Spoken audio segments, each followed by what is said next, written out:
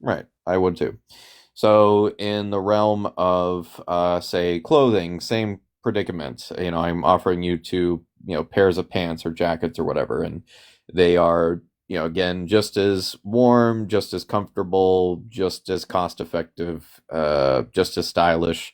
The only variance is that one, yeah, is made from the skin or hide or fur or what have you of animals, and then one is made from say like plant textiles.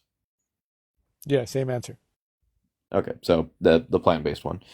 Okay, and then in the realm of like entertainment, right, where I could offer you tickets to get your dopamine fix from any variety of human-based entertainment with consenting adults, whether it's like Cirque du Soleil or it's like a book reading if you're into something more quiet, or if you want to go to a concert or a rave or whatever the heck it is that you enjoy. I could offer you tickets to any of these kinds of forms of entertainment, or I could offer you tickets to, an animal circus or SeaWorld or a horse race track or a dog fighting ring. Yeah, again, if there's no other distinction, then same answer, the one that doesn't involve animals. Right. So in the next realm is just, dietary. So in the instance where I could provide you with nutritionally adequate plant-based foods, and you can get similar or about the same, or the same or similar taste pleasure from them, would it be again paramount to choose the option that is plant-based? I mean, again, if there's no like distinction in practice, like if I'm eating something that's like a synthetic meat versus actual meat, then I don't see what the difference would be. So I'd probably go with the non with the vegan option as well. But generally, that's going to be the concern, right? Like if we do have these distinctions present, which I think in actuality we do at current times, we can't really mimic or replicate some of these food products as well as we might like or maybe might do in the future, then there is going to be that difference. So if I do enjoy, let's say, consuming animal products because it gives me a certain type of experience that I like, and then relative to the value of that experience, juxtaposed to the value that I ascribe to animals, given that they don't meet this like rationality threshold, then I'm not going to find like much of an issue with like continuing to consume animal products in that case. So if someone gets right, so like a certain level of enjoyment, so they're using that same kind of rationale of I'm getting a taste pleasure or what have you from consuming human-based animal products. So not non-human animals, but human animals. They're consuming, Jeffrey Dahmer style. So is this person now going to be justified in their actions because of a taste pleasure, or would we now start maybe breaking down a certain question, and that question would be what is the morally relevant difference between human animals and non-human animals, which if you were to remove that trait from the human animal, it would now make it justified and okay to exploit that human animal for a taste pleasure. Yeah, that would be wrong because it would violate both those thresholds that I mentioned, the aesthetic threshold and the rationality threshold. Yeah. All right, so the aesthetics, the looks of someone makes it okay to exploit them. Uh, in combination, right? If they violate either one of those thresholds, I then know, but we have there'd to be break different. these. Like when we're analyzing something in say like a court of law, and the judge is trying to analyze like, okay, here's my reasons for doing this, Your Honor, and we would break each reason apart one by one and go, okay, yeah, that's a valid reason, that's a valid reason, that reason isn't valid, but this one's valid, blah blah blah. So like we would go through each one and figure it out.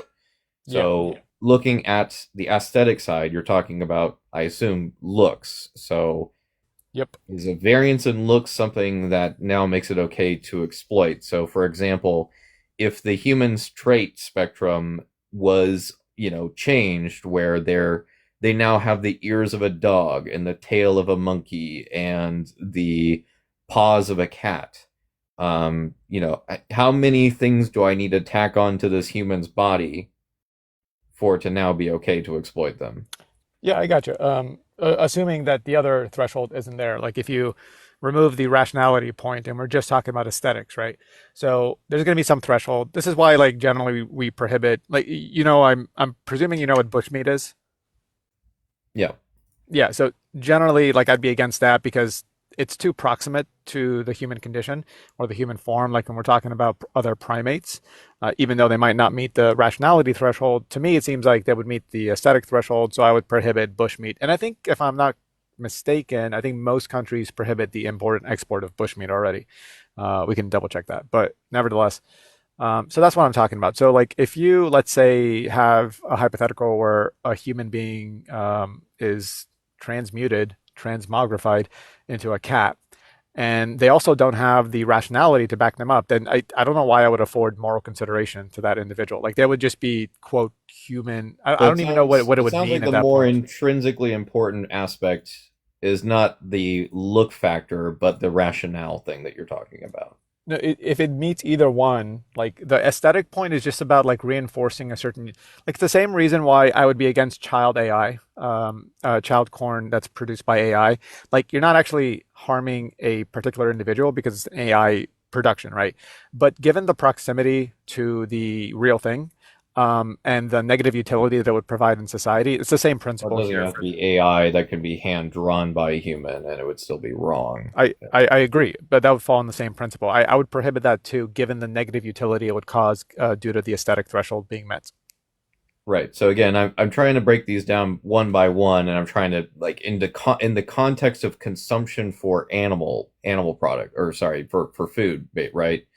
That's why I'm trying to break them down one by one to figure out where this like exact threshold is. So on the food spectrum, like, are we really saying that if like a human was like still maybe met the rationale factor, but this is why I'm trying to like basically impart why that part isn't important. So if they still have the rationale part, and then they have the looks of say I don't know, a rodent or whatever, that wouldn't make it okay to exploit them because you would be like, oh, they still have the rationale of a human or whatever. And then, Yeah, it's two sufficient conditions. Like either one would be sufficient to grant moral consideration as far as when I say moral consideration, I mean as far as like not consuming them in the same way that I would consider a cow or maybe a chicken. It's not that I don't grant moral consideration to cows and chickens. I still would be against animal cruelty, right?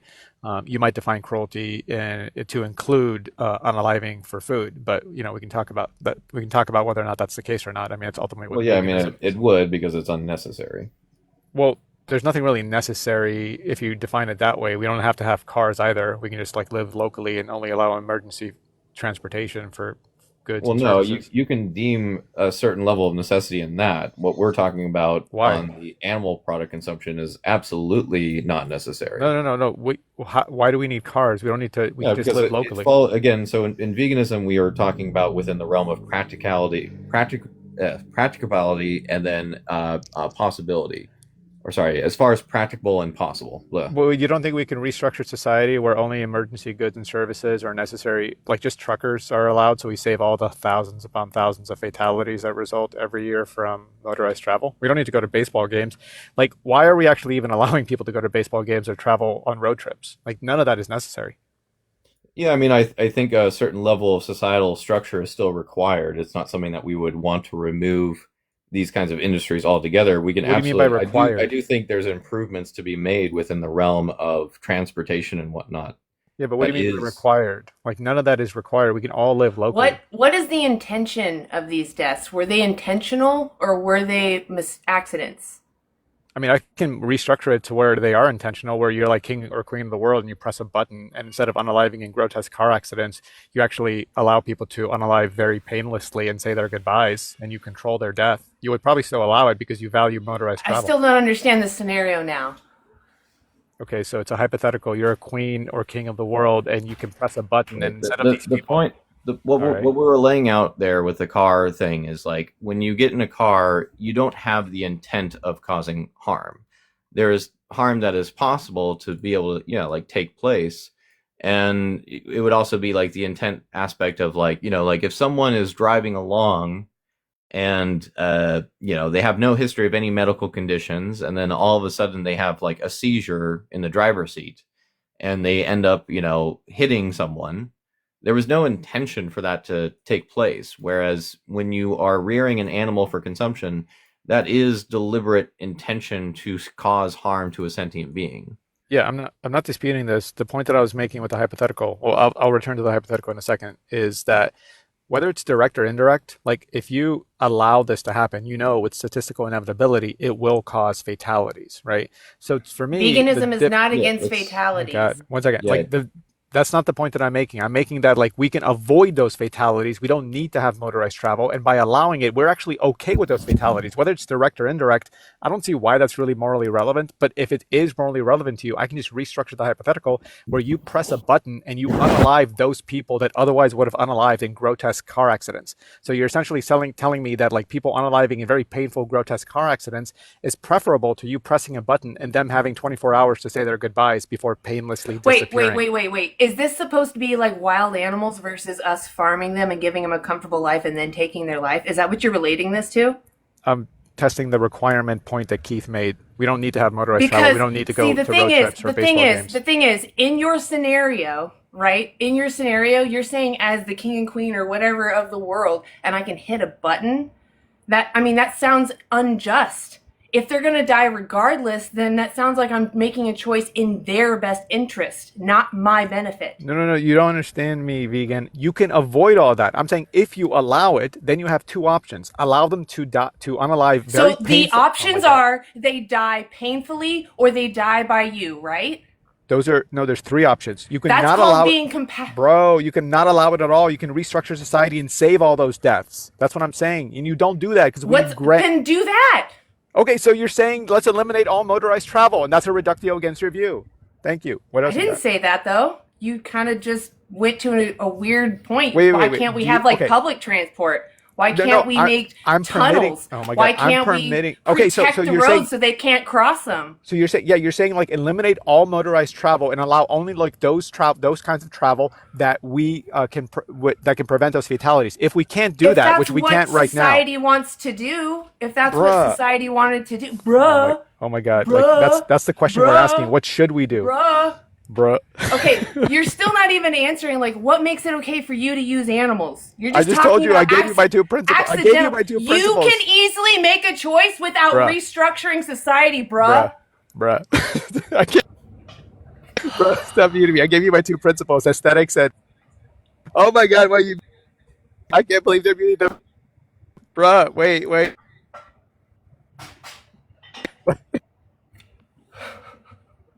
Over it. Sorry. It's just like, what's the point? Are you trying? We're not saying, you already said practical and possible. You're Yeah, taking something that is something we need to do to survive in this world, and you're relating it to something you don't need to survive in this I world. mean, Do you see how you're. transportation is like completely vital for like like any kind of forms of efficiency and like safe mobility, especially in certain circumstances. Like, yeah, you could draw like I would agree that more public transportation that can be more safely done should be something that we're considering and doing in the world. Like, there's no argument against that. It's just kind of like something that we weren't even saying in the process of it. Like, obviously, like routes in which we can make driving safer is great, and we should be doing that. But there's no route to make animal agriculture safer for these animals. It's always Exactly. a non-essential action for our survival or for any of our convenience or anything like that. Like, your taste pleasure is not something that is going to be on the same scale of like needing to be able to get somewhere quickly for some dire need. Like, those are things that can pop up for any number of people, especially in modern society. Versus like a taste pleasure is nowhere even remotely close to that. So Yeah. yeah, I'm sorry that I jumped in there. I was just getting tired of him making. He was oh like yeah, he drawing was out just this pointless hypothetical of driving, and it's like, yes, we need driving though. You don't need animal flesh. You don't need animal anything. We have everything. So I don't know why he's trying to make this. That's the only way I can think of is like he's thinking we farm animals and we treat them so well, so they actually have a better life. It's like, well, actually, we don't even need to bring them into existence. Yeah. Anyway, and I'm baseball sorry. Games, but baseball games aren't unnecessary because like we don't have all like we have routes for entertainment. Like, and entertainment is still a good thing to have. It's beneficial to society to have There's entertainment. not a victim. So yeah, there's no victim to play a baseball game. Like we can improve transportation to the baseball game, but as far as I understand, there's no like real victims at a baseball game. At least not inherently. Like you're talking about the system in these particular areas could use some improvement, and like no one would disagree with that. But there's no way to improve animal agriculture, especially not for the animals that are involved. They are always going to be exploited unnecessarily just for a taste pleasure. Yeah. If you want to continue, I'm sorry. I didn't mean to interrupt. I was just getting No, so no. annoyed hearing him. Yeah.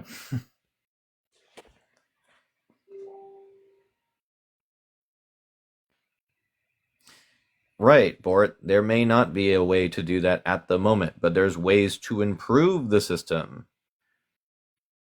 Go get some better arguments yourself, bro. Bruh.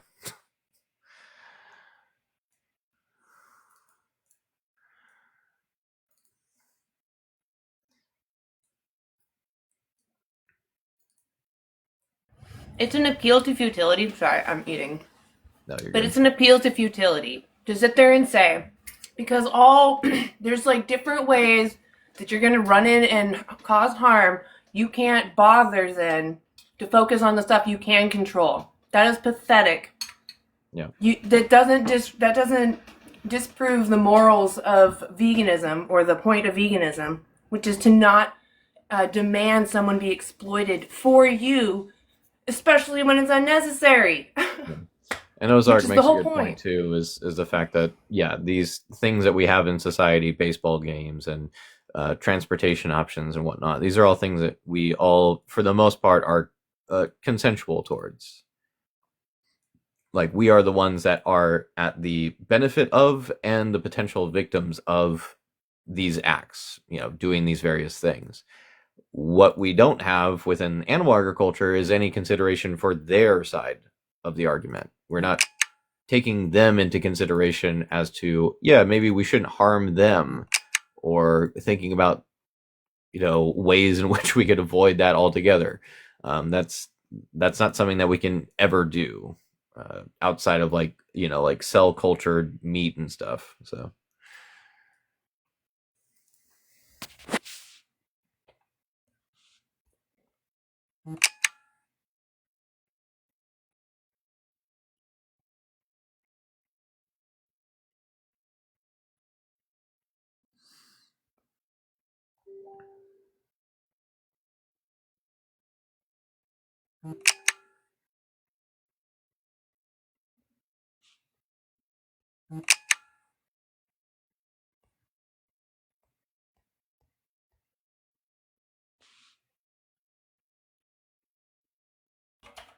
I'm going to turn my camera on, but you're still welcome to be driving and pulling people up if you want. yeah, just no one at the moment. Yeah, okay. Tap the screen, share out the live, request the box. Come discuss veganism.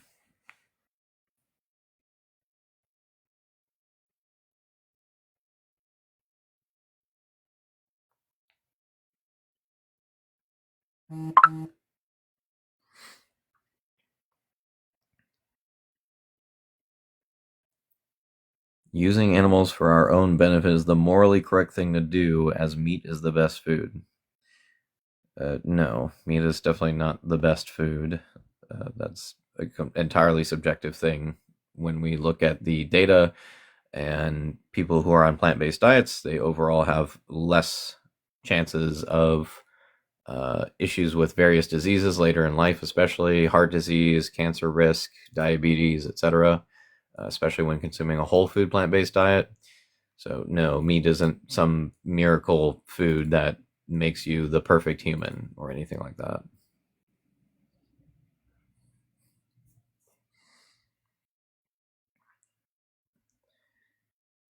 Yeah, of course, morality is subjective.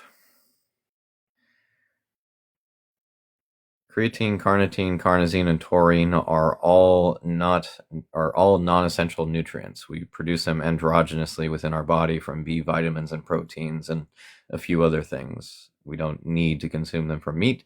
And if you were so, partial to these things that you wanted to consume them, you can get them produced uh, synthetically, essentially. So creatine, a lot of athletes will use creatine. The recommended amount is about 5 grams per day. If you wanted to get the recommended amount for like athletic performance, basically, to get those 5 grams of creatine from, say, steak, you'd have to, I think it's close to like 8 pounds of steak per day you would have to consume to get the recommended 5 grams of creatine. So just supplement creatine if you're that worried about it. Which most athletes do that anyways. Go look on any Gym Bros page. He's supplementing creatine. Almost none of them don't. See a lot of them supplementing carnitine now too. So Yeah, the vegans are definitely not the ones supporting the supplement industry. It's a pretty big industry. We're only 1% here. absolutely not. And 90% of all B12 supplements, for example, are fed to livestock, all the non-ruminant animals. The ruminant animals are supplemented with cobalt because for them to androgynously produce B12, they need cobalt in their diet. And for many of them, it's depleted within the grasses and grains and silage and just the ground in which they walk on overall. And many of them don't even get the chance to really walk on any real ground to even forage if there was cobalt in the soil. So they end up supplementing it anyway. So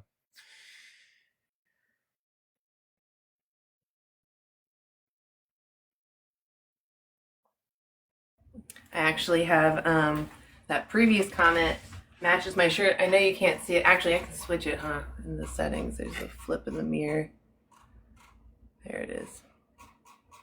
There, now you can read it. Oh, this way.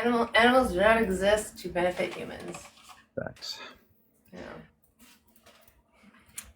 Now on the back, I'm trying to get people to actually engage with me out in the real world. In the world, yeah. And there's a little QR code to actually go to Dominion. So if I'm out getting groceries or something, they can. I have a sweatshirt with a little QR on it now too. All right.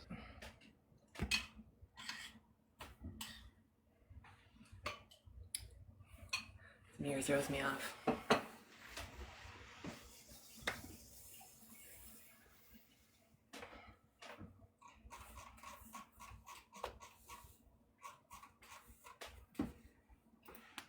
302, I don't know why you're still hiding in the comments. If you want to come up and debate, come on up.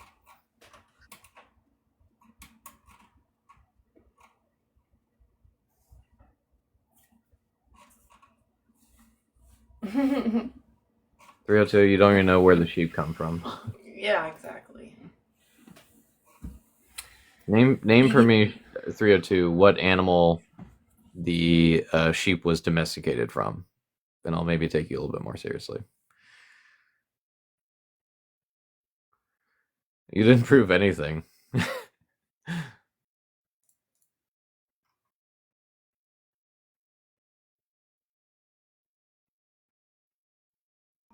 If you come up, I'll stay muted.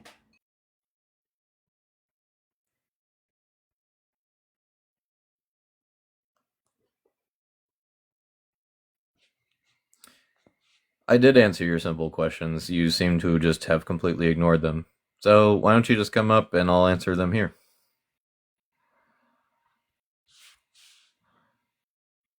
Unless you're scared.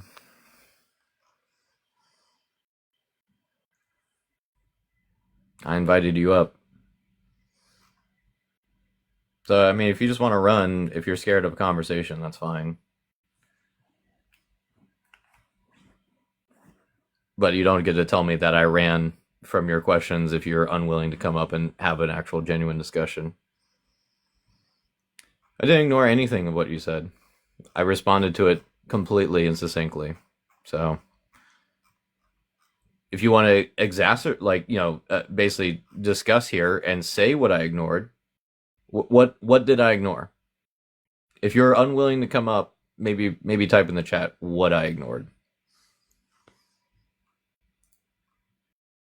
Because right now you're just being a child.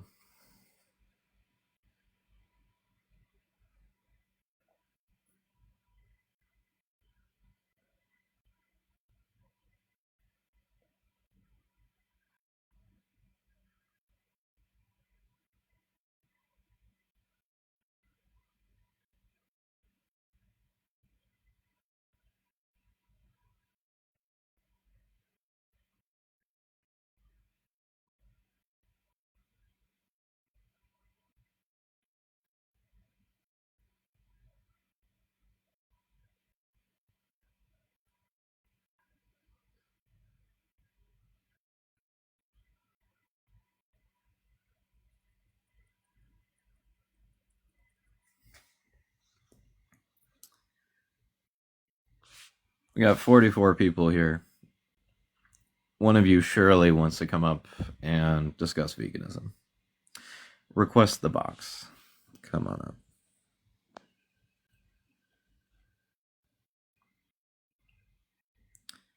Brody, other humans are eventually going to pass. Does that make it okay to exploit and harm other humans simply because you or they are eventually going to pass? Doesn't matter whether that they're going to have a certain amount of life or you're going to have a certain amount of life. That doesn't make it okay to exploit someone.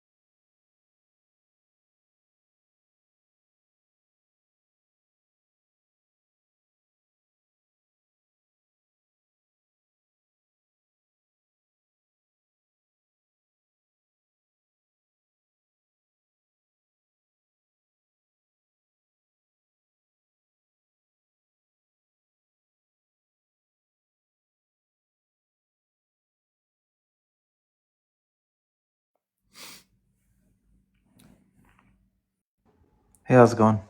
Hey, Bid, how old are you? 32. Cool. What's your understanding of veganism? Could you provide a definition? Uh, the not basically you don't use animal products or consume animals or engage in anything that you believe harms animals in any capacity. Sure, and maybe like a reasoning for why that is. Multiple reasons.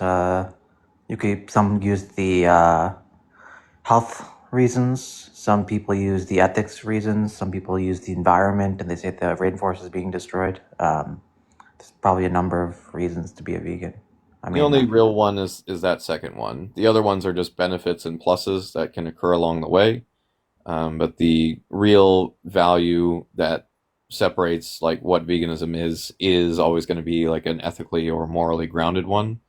So it's essentially the moral understanding that animals are sentient beings worthy of moral consideration, and as far as practicable and possible, very key words, where we can avoid the exploitation of these animals, we should be doing so.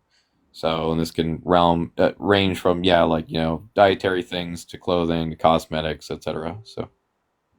so my question comes from a bit of a science background. I work in medical research, and a lot of work involving cancer research, etc., cannot be done without animal testing, specifically mice. Now, these mice are bred without immunity. If I release them into the outside world, they would not be viable enough to survive. And I view these animals as living with purpose because they are going towards the help of humanity. So I don't see how it's ethically wrong to use these animals for this set purpose if they are not viable outside the realm of these scientific research purposes. So I mean, we have other routes towards testing, and like animal testing comes with its own issues because we get false positives and false negatives. out of that research. We can test a drug and it can show as working very well in the models with the rat or the mice or whatever. And then when we take it to the human models, oh, it's not working, or it's actually having severe adverse effects within the human.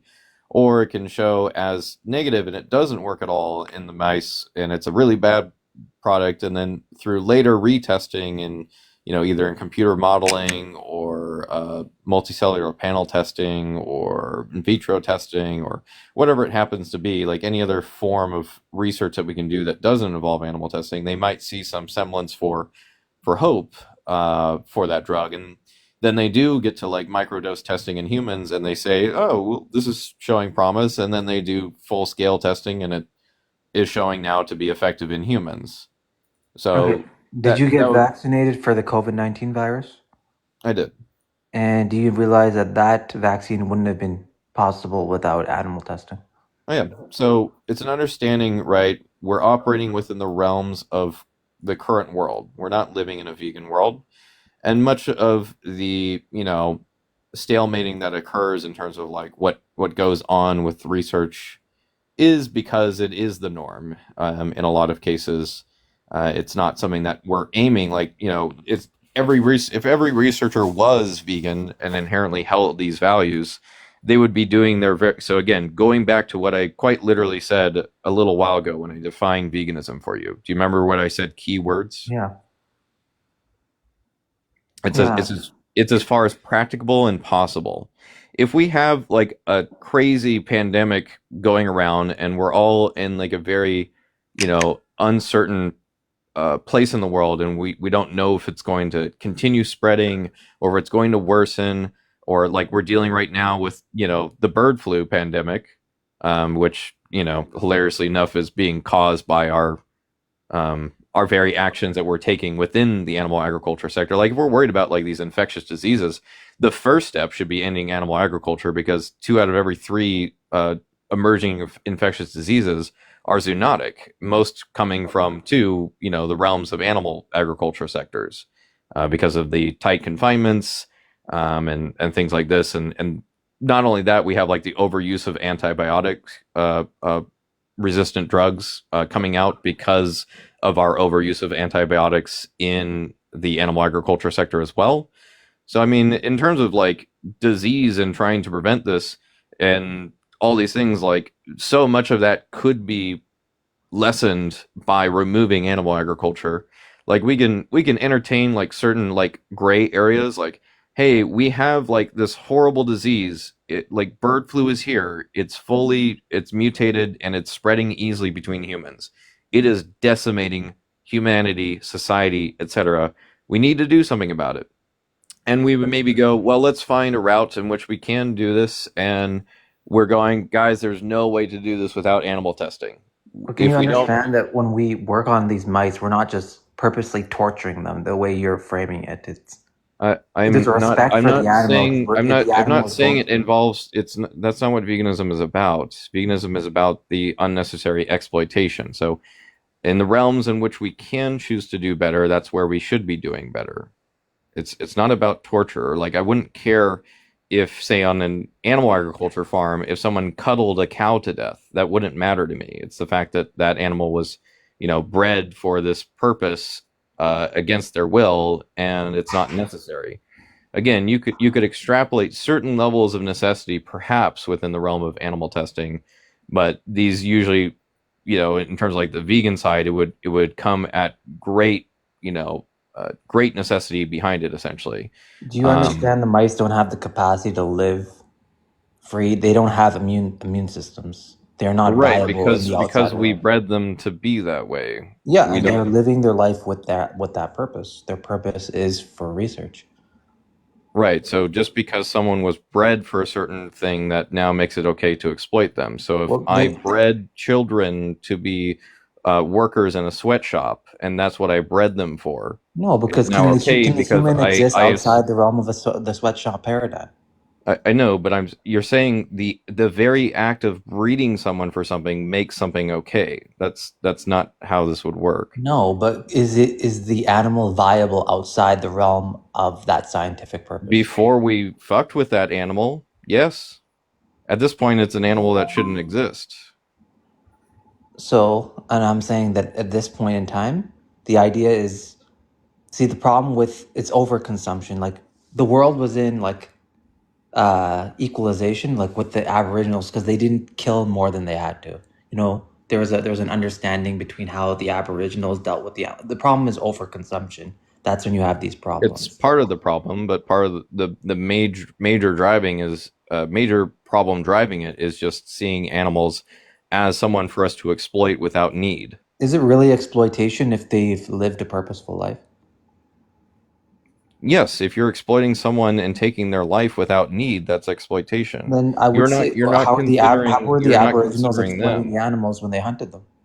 because you're not considering them. You're only considering your own personal perspective. It's not No, about the your animal. life was going towards the purpose of sustenance for the said people. That's not what's ascribed on their like amygdala or their like frontal cortex. It doesn't say like, please use me for food, thanks. Yeah, I Like mean, what? it'd be the same reason objectively. Like, if my child were to be eaten by a crocodile, I wouldn't hold that to the same extent that I would him being murdered by another person, Right, because because one is a the moral animal doesn't patient have the and consciousness. one is a moral agent and one's a moral patient. I wouldn't hold what a wild tiger did to the same level as a human, obviously. Because a tiger, I can't say the words, "Hey, it's wrong to cause unnecessary harm towards another sentient being where there's no need to do so." I can't say these words to a tiger and have the tiger go, "Got it. Thanks." I can say these words to you and have you understand them and impart those kinds of words into your life and utilize them. But I can never do that with a moral patient. I can only do that with moral agents. And I'm saying those animals are going towards that are being used in these research, or they're going towards a greater purpose. And I think their life is used in a way that otherwise wouldn't be. So I'd say it's a net positive. There's a Well, respect there again, between I us already and went them. over where we have like issues with doing that because it isn't like a perfect system that has uh, like the utility that we even think it has. Like we can get all kinds of positive or negative readings on various drugs that we might test on mice or other animals, but these animals don't have like the same physiology as us. So when we ultimately test it in humans, it can prove detrimental and it can also prove to be completely ineffective, or it can be a drug that showed again to be completely ineffective in the mice modeling, but when we actually retested with like organ on a chip testing or something else along these lines, and we go, hey, this actually works really well in humans. And we're very close to the point where we're going to have the capacity with like bio 3D printed hearts and lungs and all these other human organs that we can essentially like print out and then be able to do like near perfect restructurings of the human body in ways that don't exploit sentient beings.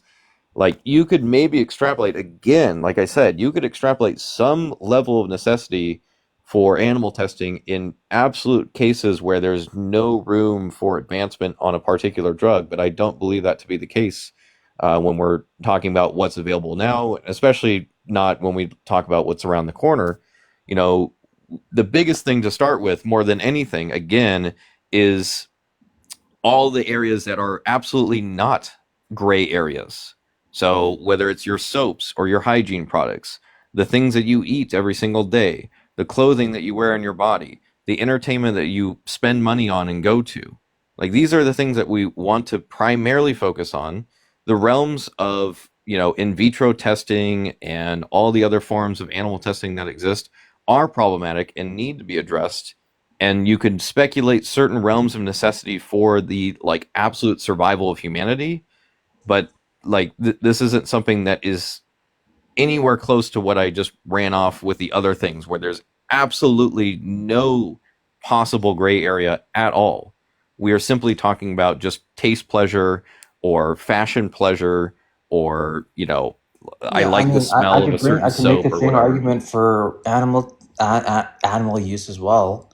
A lot of chickens are bred with their breasts being too large, and so they realistically couldn't function outside the realm of that farm paradigm in the wild. Right, chickens should not exist at all. that's the goal of veganism, is we Yeah, want to so I see. think at the end of the day, the animal's living with purpose because it's being consumed. No, so maybe like history lesson on this would be helpful too. So like what animal does the chicken come from? What animal? I think it's evolved from a previous type of bird, a Right. fowl. It comes from the red jungle fowl. Yeah, The fowl. the, Yeah. the, the cow comes from the auroch. The sheep Okay. comes from the mufflon. These animals, other than in a few examples, so like we can look at the mufflon. There actually are still wild mufflon in the wild that we can find, and they don't have the issue of overproduction of wool. They perfectly and naturally produce and shed the appropriate amount of wool and don't need human intervention ever because they haven't been fucked with by humans yet. With chickens, yeah, the red jungle fowl laid about 10 to 15 eggs in the spring months. The current uh, uh, white leghorn chicken lays about 300 eggs per year. And all of these birds also have like high propensities for bone breaks.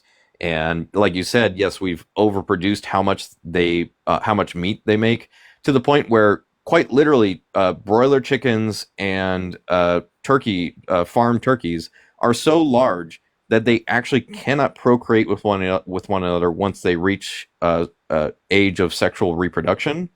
They have to be artificially inseminated. So yes, we have Frankenstein the ever living shit out of these animals. If we're talking about like where they should be, like they should be still the red jungle fowl. They should still be the auroch. They should still be the mufflon only. But half of these farmed animals, their original ancestors are completely extinct. We don't have the ability to go back to the red jungle fowl or the auroch. The mufflon, we have examples of them in the wild. We have wild turkeys that exist in the wild, but we have no way of correcting what we have Frankensteined. And the most humane thing we could do would be to stop producing them into existence for the sole purpose of being turned into a taste pleasure. Okay. Do you support clone meat?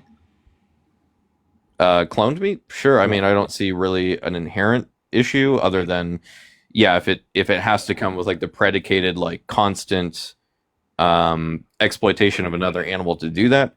I would say it's more of like a utilitarian argument, I suppose, more than anything. Like you could extrapolate like one, if they take a feather that fell on the ground from a chicken, and then they took cells from like within the marrow of that feather, and then use that to cellularly reproduce more chicken. I don't really have an issue with that. If they have to like constantly keep taking biopsies out of the side of a cow to just keep making more uh, cellular meat, I mean, I wouldn't be that wouldn't be something that I would willingly participate or consume. I would say that there's a certain level of utility that it would cause a large reduction in the amount of cows being harmed directly. So, like, yeah, there are certain benefits, but ultimately, yeah, I don't starkly stand against it, especially depending on what the technology exactly is. But that's something that's still evolving. And do you also acknowledge would you classify protein as a necessity? Yeah, of course, protein is a necessity, but we get all 9 essential amino acids from plant-based foods. But do you also recognize that the quality of, let's say, omega-3 protein or omega-3 fatty acids, the best source of that is fish, for instance? Oh no, the So, best source of it would be algae oil or algal-based oil. You can get directly. That's like where the fish get it. That's why you see it in higher quantities in like salmon and things like this. It's because they are consuming algae. So you can just take like an algae-based supplement if you were concerned about getting more omega-3. Like if you felt like flax seeds and chia seeds and things like this, you didn't want the chance of like, oh, I don't know about my ALA conversion rate, even though in most people it's totally fine. But if you were concerned about that, yeah, you could just take an algae-based supplement, and that's far more sustainable and far less cruel. no, I'm saying that there's the best quality proteins are animal based. I mean, that's But you said a fat. Omega-3 is a fat, not a no, protein. but I'm saying in general proteins, but I'm talking about even quality of omega-3s. Well, Like, have you ever looked at the PDCAS score of proteins? yeah, go ahead. Yeah, so like the PDS score of various foods is ranked somewhere between like 0.1 basically all the way up to 1.0. So soy protein has a score of 1.0. It has a perfect score. Beef has a score of 0.91. Whey protein, protein produced from caseins whey protein in dairy milk, yeah, it does have a score of 1.0. Pea protein has a score of 0.89. Rice protein has a lower score of like 0.4. All these things are things that, especially when you combine them, why a certain protein will have a lesser score is usually to do with the fact that, oh, well, this particular plant food or animal food or whatever doesn't have a perfect 1-to-1 ratio of all the different 9 essential amino acids. It has, usually one or more of them being far less, so it's not as desirable. So, but you correct that by going, oh, so if I take in pea protein and maybe it's giving me less of this particular protein amino acid, I could take in this and then I would be able to correct that amino acid. So like we can see this in studies. There's a specific meta-analysis and systematic review that was done. The name of it is Animal Protein versus Plant Protein and Supporting Lean Mass and Muscle Strength, a systematic review and meta-analysis of randomized control trials. It was an analysis of 16 randomized control trials, and the outcome was that absolute lean mass, percentage of lean mass, and muscular strength, there was no statistical difference between the participants across all 16 studies. So no, there's no like, oh, you're not going to be able to utilize protein and turn to muscle. You're going to be weak. We had at the year, anecdotally this year at the Mr. America competition, which is a bodybuilding and powerlifting competition, the vegan strong team walked away with 48 gold medals. I believe there's about 70 or 80 altogether in total. So there's definitely no issue with getting protein or utilizing it. Yeah, but I'm talking about the quality of the protein. That's literally what those things are assessing. That's what the PDCAS score is for, and that's what that study is analyzing. So quality of protein would be, what does the end result of that protein do for you? Are you effectively cleaving these proteins and breaking down the amino acids and utilizing them within your body? If that was not the case, because again, within the study, maybe I didn't break down that part, I'm realizing. So they would do protein matching. So the plant-based control groups within all these studies would be, say, given 140 or 50 whatever grams of protein per day. And then the animal-based group would also get the exact same amount of protein per day. So the end results being the same across all 16 randomized control trials is a clear indication that there's no difference in protein synthesis. So are you feeding like at your pet animals vegan proteins as well? It would depend on the animal. Dogs? I've seen people do that. Yeah, you can feed dogs a plant-based diet. That's not healthy, and you know that Sure dogs would need animal-based protein. Yeah, so we can look at studies on that.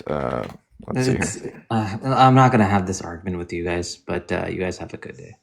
Oh, so I mean, you just want to make an argument and claim it's wrong and then just run. I got other things to do, man. I was talking. Okay, about, I mean, why bring it up then? I came here to talk about rats because I deal with the rats or the mice, but I'm not here to talk about the other stuff. Honestly, Okay, the only that's argument fair. I heard you say is that these animals that we've bred into existence can't survive in the wild. They're not And viable Keith, now. and Keith often or every time said, well, we don't need to breed them into existence at all. You do need to breed them into business because For the most part, no. For the most part, no, we do not. So, and you can make choices outside of the mice. You can choose to not consume animals because that's one area of your life. I refer to you getting vaccinated with testing that was done on But animals. see, you're just pointing to hypocrisy and other, like you're appealing to the nirvana fallacy. Like, because I can't 100% in every aspect achieve this, it's not worth attempting anything at all. And that's kind of pathetic because it's a rights movement. You know, they do have inherent rights. They feel pain. They don't want to. And that should be morally considered. And if it's not necessary to cause someone I'm letting the animal any get the unnecessary purpose. And that purpose is to be See, used but for that's the breeding. same thing as slavery. You know, they did make slaves breed. Yeah, So you're using the you're same animals. arguments. You could say that those people Humans aren't then are animals in the meant sense to of be. that You could say those people then are actually bred to be used. Do you we're hear not. how that's disgusting? I think you're dehumanizing people by comparing them to mice with No, the I'm saying that we're all morally the same because No, we we're want to not. live They're and we all mice. feel pain. No, they're They mice. are. They don't even have an Well, immune I think system. you tell yourself that because it makes you feel better about what you have to do to them. Because if you actually were to absorb that you're doing this to a sentient being, you would have issue with it. You That haven't animal is going recognized. towards a greater purpose, and that purpose is helping humanity. So, That's what I'll if Yeah, say. so I mean, someone wanted to again, this use is you, would that be okay Well, without that's your consent? we're not a human. But the so thing so is, Abid, she yeah, literally laid out for you. She said, in every other context of your life, you could be making these kinds of choices. And when we got into the context of breaking down, like, because you brought up protein and these other things, and I'm happy to debunk those things all day where it's completely not necessary. I even extended to you where you could have potential necessity in these forms of animal testing in dire situations, especially when there's like a crazy pandemic outbreak and things like this. What I'm talking about, or what she was just talking about, is you have all these other areas in your life where, like, I could offer you 2 bars of soap. One was vegan and cruelty free, and the other wasn't.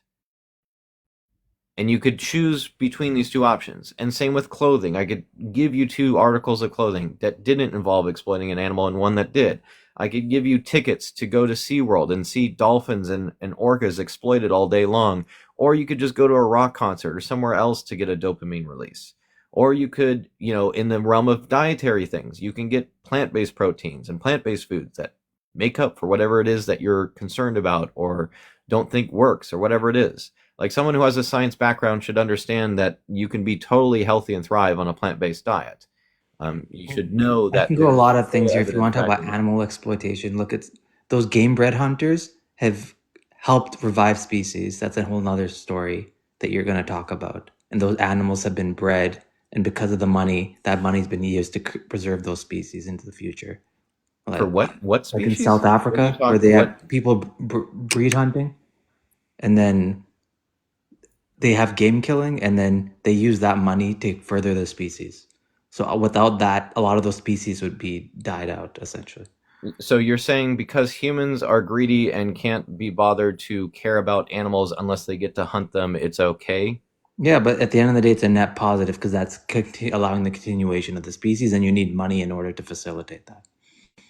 Right. So again, this is like an entailed, like maybe gray area, perhaps. I haven't like looked into what you're talking about, but basically it's talking about, like, we're trying to preserve this species, but it's absolutely like not a necessity in like the intrinsic level of it. And again, this is like a deflection from the things I just brought up to you. You brought in another gray area rather than everything that you do in your everyday life. Like, we're talking about the meals that you consume 3 times a day, 365 days a year, the cosmetic products that you buy like every other month.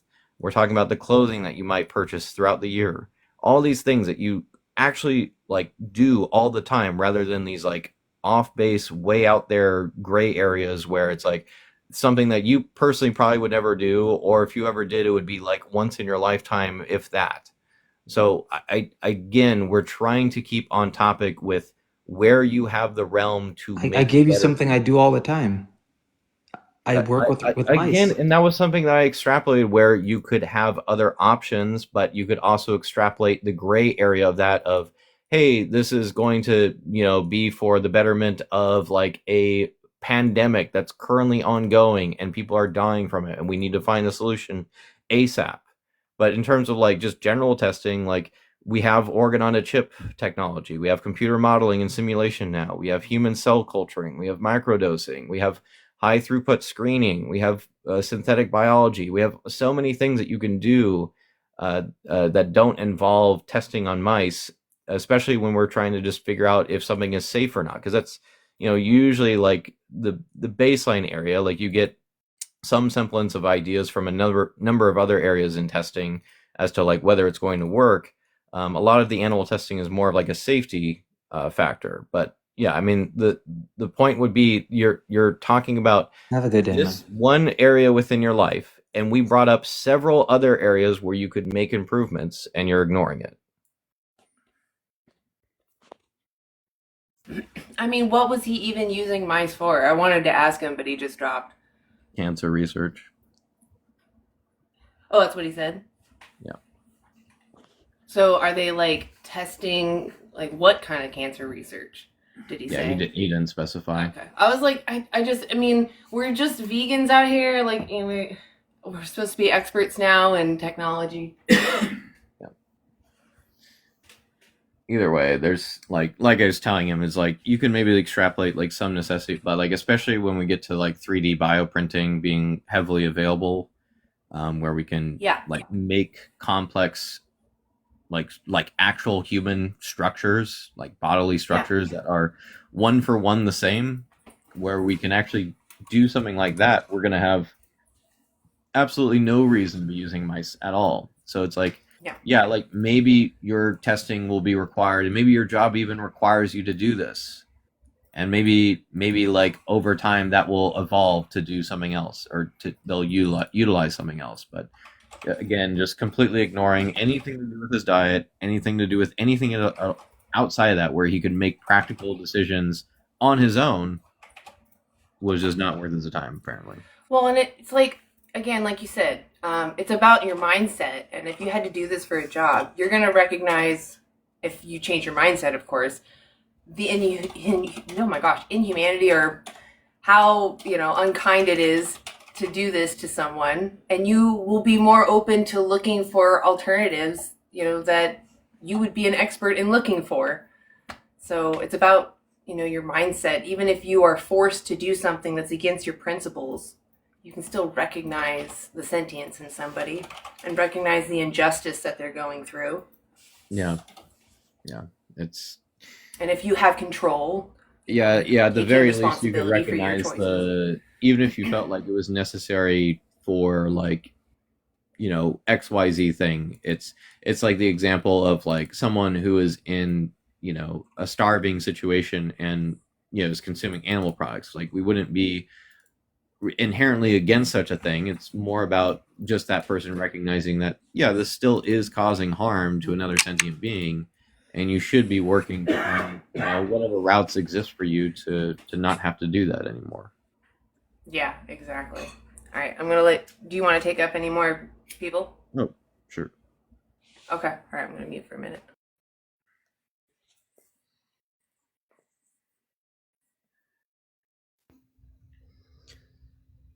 Hello? Hello, Cyber. How old are you? I'm 28 years old. Okay. What's your understanding of veganism? Could you provide a definition? So, I have no moral quandary with someone choosing veganism for moral, ethical, or dietary reasons. I have a pretty specific point of view coming in on this. I'm from the Deep South, in a part of it where we hunt alligator sustainably. And I'm a firm believer that the sustainable harvest of those animals is both necessary for the ecosystem and for the health of their own population. Okay. I mean, so again, this is kind of going back to like the last guy. If you were actually genuinely working with true conservationists on an effort to resolve this issue, in the true conservation sense, you would be looking for routes that are non-lethal, non-harmful to begin with. Well, we would explore and extrapolate on all of those ideas first in true conservation. And then if nothing is working, these animals are running rampant, it's destroying the world, whatever, you could then entail some amount of like justified harm. It would still be harm, like it's still, morally bad harm that's still occurring at that point.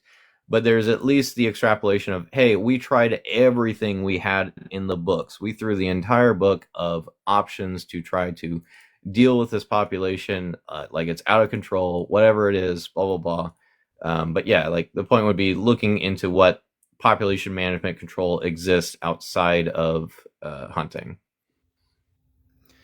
Well, the problem with the American alligator population is they are so vastly and insanely overpopulated at this point that they don't have a natural predator once they reach adult size.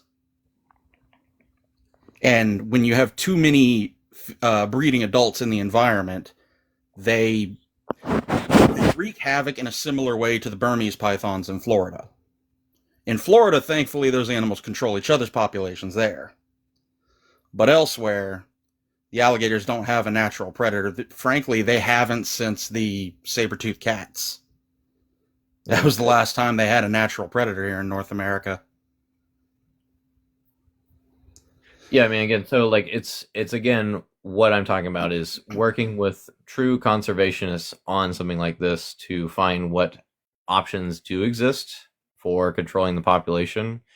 Like I understand that, yeah, they're essentially apex predators, but yeah, there is like a certain threshold in ecology there where, like, yeah, if there's no food sources for them, then they eventually, I don't know if they do consume one another. I guess they might, but eventually, yeah, they would die of starvation and their population inevitably would be reduced. But yeah, I mean, we can look at like what options are possible in terms of contraceptives. We could look at what alternatives exist for, I guess land management or like ecosystem management, whatever it happens to be. But yeah, that like you're kind of coming on here, and I don't have an exacting answer for you on specifically alligators because it's not something I've looked into directly.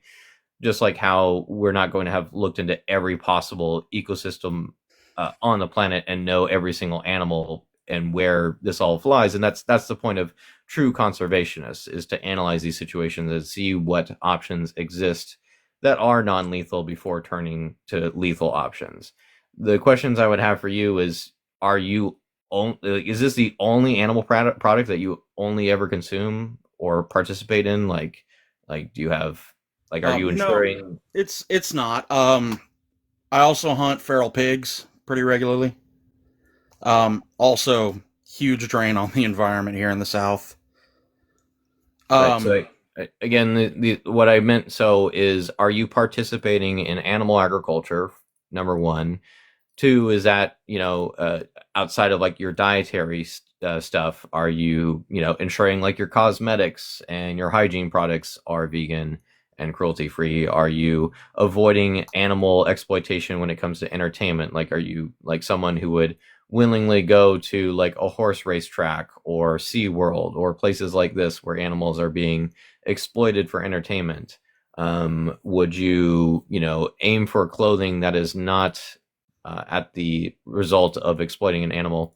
And furthermore, I would say, like, more than anything, because like in the realm of, say, like alligators, I would say probably the best thing, if you were like ultimately at this point where even ecologists were like, yes, the only route to resolve this is through violence, blah blah blah, the best thing for that ecosystem would still be returning nutrients to that ecosystem rather than you consuming that alligator. So in that same context, I would probably be working on routes to be able to, help feed those other native species within that ecosystem so that they can thrive off of the result of this or something, rather than you being the one who takes the benefit out of it.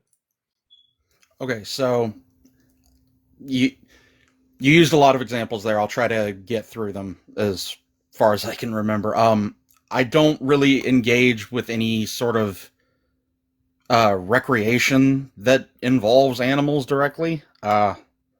Occasionally go to a zoo, but horse racetrack, SeaWorld, nah. Ever since I saw Blackfish, the thought of SeaWorld left a bad taste in my mouth. Yeah. I don't really use any sort of cosmetics. I did switch to like plant-based shampoos several years ago. Right, And same. my clothing, as far as I know, is all cotton and polyester. Okay. So yeah, I mean, like, if these are like inherently things that you're following, it sounds like in many aspects of your life, at least so far, you are following, vegan ideals. You might have this like, more niche area where it comes to certain invasive or overpopulated species, where again, I would like, guide you towards what options do exist in the realm of nonviolence as being the optimal thing to do there. And then if like there's a overall abundant consensus that this is the only way, like, yeah, you can make some extrapolated justification, but it would have to come with great merit at that point, basically. But Yes, I'm sure in the past they've tried other methods with the alligators, and I know they have with the feral pigs, but um, I believe both animals are at a point where culling is, well, unfortunately, culling for the feral pigs is, I think it's always going to be a necessity as long as they're present in environments where they're not supposed to be. yeah, so I'm just looking around online here because yeah, alligators is something I've never looked into. So routes for controlling American alligator population without resorting to hunting would involve a variety of non-lethal strategies, basically aimed at maintaining ecological balance and minimizing human wildlife conflicts. So number one would be improving and managing habitats. Can help ensure the alligator population remains in balance within their ecosystem. So that would include wetland restoration, restoring degraded wetlands and swamps. Can improve alligator habitats, ensuring that populations are healthier and more stable. Monitoring water levels alongside of that, so that they have proper, I guess, land to roam, where they're not being like, I guess, like impinged into a single area and having like high rates of breeding. Education is obvious, just telling people more about those things. Let's see, relocation programs, so professional trapping and relocation of alligators in problematic areas and relocating them to more suitable habitats where they would not be as much of a problem or not a problem at all. Fencing and barriers, constructing physical barriers that can help prevent alligators from accessing populated areas. So alligator-proof fencing, vegetative barriers, whatever that might entail. That's referring to like the levees here in Louisiana. Yeah, I think, well, yes, buffer zones with dense vegetation can discourage alligators from approaching human habitats. It says non-lethal deterrence, noise and light devices, natural deterrence, planting certain types of vegetation that alligators tend to avoid can create natural barriers, yeah, etc. So there's definitely routes or areas to make improvements here. Again, not my expertise, so it's hard to like lay out a full like front to back basis for you on how to reduce. I don't even know like how overpopulated they really are. I mean, There are about 4 million just here in Louisiana, which is I mean that can far sound more big, but I don't apex know if predators that's than the environment can sustain. I mean, in a plant-based world, we could rewild land, and then there would be space for them to do whatever, right? And balance out on their own. So we could take away our destruction of their habitat and not be encroaching on their land anymore. I would agree with that. So the revenue that the state obtains from the hunting tags for the alligator season is actually one of the largest monetary contributors to wetlands restoration here in Louisiana. So I think of the term as I hate the term, but necessary evil, because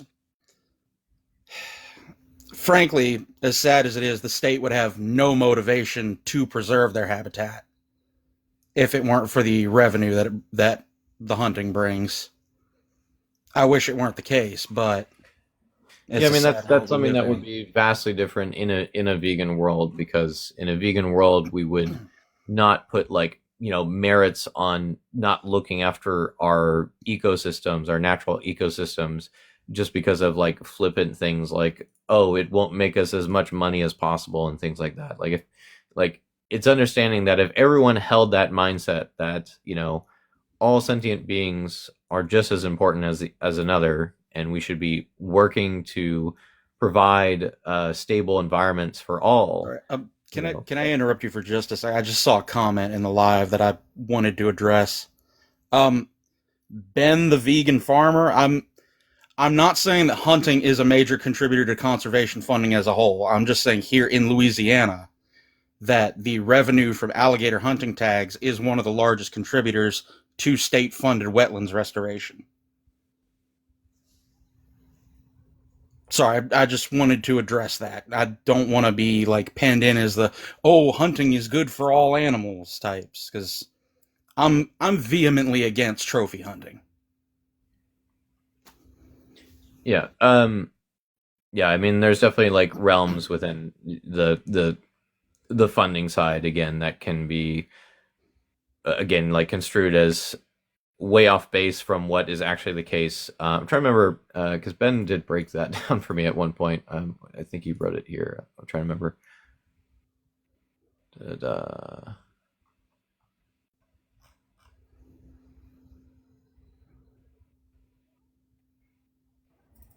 Are you talking about the wildlife conservation management funding? Yeah, I was just trying to find the exact info he sent, but I'm realizing it was probably in a video, so I don't have it written down. Yeah. Either way, the point I was making ultimately was just the fact that if we lived in a fully vegan world, these kinds of things wouldn't be an inherent problem in terms of like, oh, should we like, it's going to cost us like effort and time and money to address fixing this ecosystem. We wouldn't look at that and be like, doesn't sound like it's worth it because we won't make money off of that. We'd be like, oh, that's for the betterment of the world. Let's do that. So that would be the difference. So, yeah, you could extrapolate like within certain contexts, like some people doing the best that they can with what factors exist right now. But the ultimate factor would be things like this wouldn't be something that we're just like leaving to the general public to figure out and things like that. We would actually have, incentives and programs and things like this that actually go around trying to address various ecological issues. There would be far more basically jobs within the realms of conservation that would exist in a vegan world, because we're not, I guess, putting so many emphasized jobs on animal agriculture and other, essential wastes of time and effort and energy and money and resources and all these things. So, yeah, I get what you're saying. I guess I'm one of those people that's looking at it as, well, may as well do what I can right now with what resources are available. I don't. Sorry, not very good with words. What you're describing in my mind is like, oh, in a perfect world, but sadly we don't have that. well, no, We of live in course. a world. We live in a world controlled by people who are never going to let us have any good fucking things. No, of course, but the idea would be to, get more people to be on board and understand the concept of veganism, right? And it is those very words of, as far, avoiding the exploitation of animals as far as practicable and possible. Like I can understand like certain realms within what you're talking, especially without me not having like a full understanding of the specific topic of alligators. But yeah, I mean, to Stoner Lady's like point earlier, like so much of the damage and problems within ecologies or ecoregions rather is to do with animal agriculture. Like it's the leading driver of land use change. So it's also the leading driver of deforestation and loss of wild lands. So we have displacement of animals. This interferes with ecosystems and natural balances that were in place because we wanted to make room for more, meat, more cows. This, and the very act of us domesticating animals is also kind of what led to a number of the issues that we have with, say, like feral hogs. Like feral hogs is something that if we had never really gone through this whole process of domesticating, pigs and whatnot, which, pigs are really crazy. They will re-wild themselves or like re-feral themselves. Oh yeah, in it like takes a matter of weeks. Yeah. So the fact that, a few pigs can get loose from like a farm where we were farming pigs, and then now it creates this huge ecological issue and whatnot. That's a problem that we need to address, and that starts at us seeing domesticated animals as someone for us to continue to exploit and use without any repercussion or care in the world. So yeah, like, enough merit to you on, again, the other things within your life. So if you're, again, avoiding, I don't know if you clarified the dietary side yet, but So with most of the animal protein I consume is self-harvested, of course, sustainably, legally, um, and of course, I always to limit suffering as much as possible. Of course, um, I personally believe that lab-grown cell culture meat is the future because I frankly don't see a world where every human being will willingly go vegan, but I would like to think that lab-grown meat will be a happy medium between those two ideals.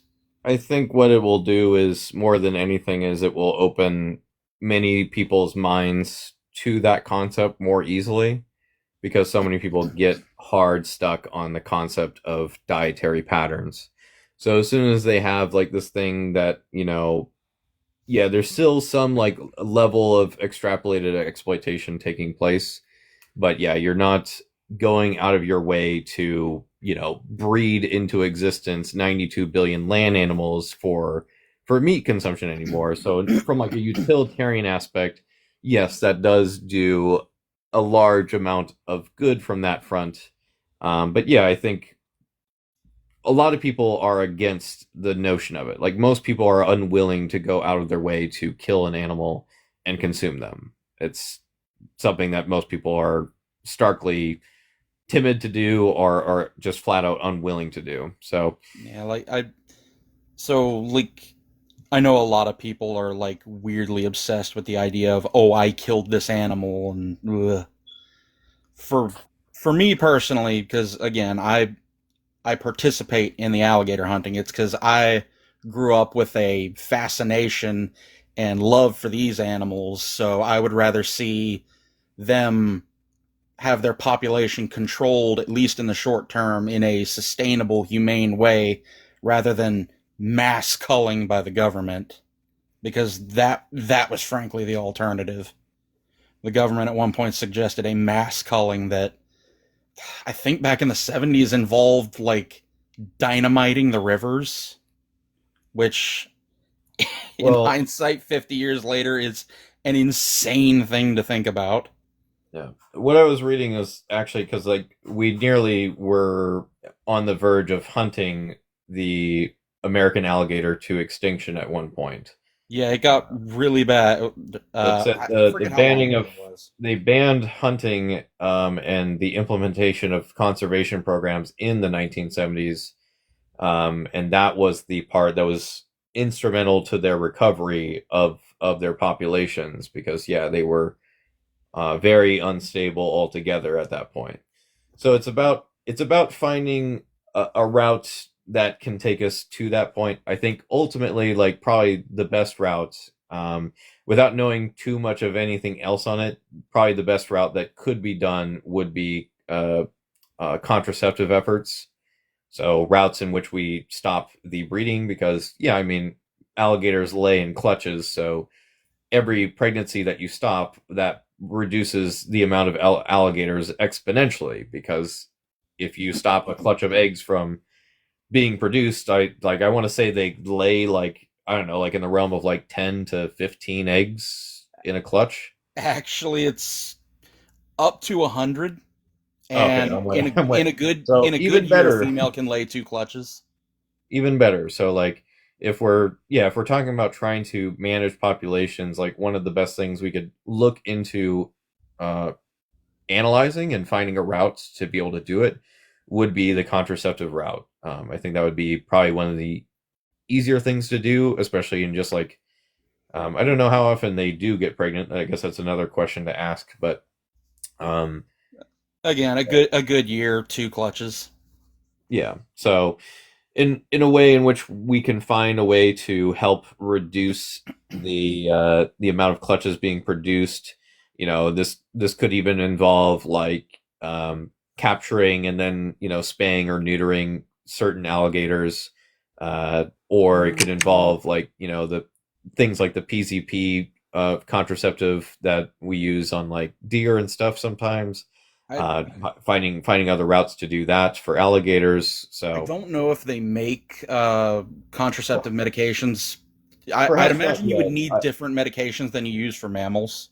No, absolutely, and I would entail that there perhaps isn't something for this yet. Probably because while there's perhaps overpopulation of American alligators in certain areas, maybe your area in particular, I don't think overall they have a high overpopulation in every single location in which they exist. Yeah, no, So in some parts of the range they're still pretty rare, but again, Louisiana and Mississippi, they are sure, yeah, but heinously overpopulated. that would be where like yeah this involves a certain level of incentive and people working to find routes to address that overpopulation and doing it again in routes where we can avoid the harm and violence towards them where we can. So yeah, it's it's not an easy thing to answer. This is like again, like with the prior guy, it's a potential like gray area depending on the circumstances, and we would do the best that we can with what we have, and the best that you could do in your life outside of whatever is going on here with these wild animals that are maybe overpopulated or genuinely invasive or whatever it happens to be. Um, the best thing that you could do there would be to just work on the areas that you do have absolute control on avoiding the exploitation of animals. So again, like the other realms, whether it's like clothing or cosmetics or entertainment or even on the dietary scale, again, I would still extrapolate that if it came down and conservations were like, this has to happen, we must do this. These animals, there's no way of dealing with this population other than through the route of violence and taking their lives. I still don't think you should be consuming them. Ultimately, if that came to something like that, I think their bodies should be returned to the area in which they came from. So you're returning nutrients into that ecosystem rather than taking it for your own self gratification. So those are I've looked at it as more if I utilize the animals that I've harvested, then I have no reason to go to the store and buy beef from well, some mass don't buy slaughter beef, farm. buy lentils and beans and other things. Like that would be the point. Mhm. I see your point. I've I've struggled in the past with some vegan foods for allergy reasons. Like I found out I have a near lethal allergy to mushrooms, which is unfortunately one of the best vegan substitutes for meat.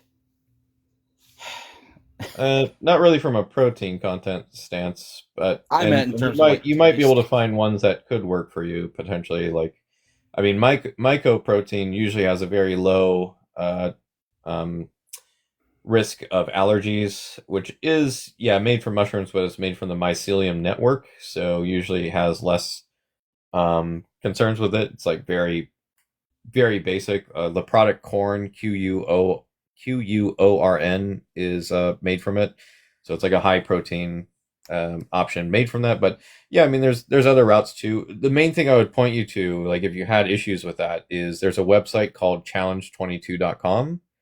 It's on the screen there if you want to take a screenshot Okay. somewhere in the middle. You got it. So if you take a screenshot of that and you go sign up, what that website is, it's a free resource for people to, just your name and your email. That's all they want from you. And then they would put you in touch with basically a group where the goal is to, help people with consuming plant-based, obviously like basic things like meal plan, recipe ideas, other things along these lines. With the big thing that they offer that you won't really find anywhere else is that they will actually put you in touch with a registered dietitian.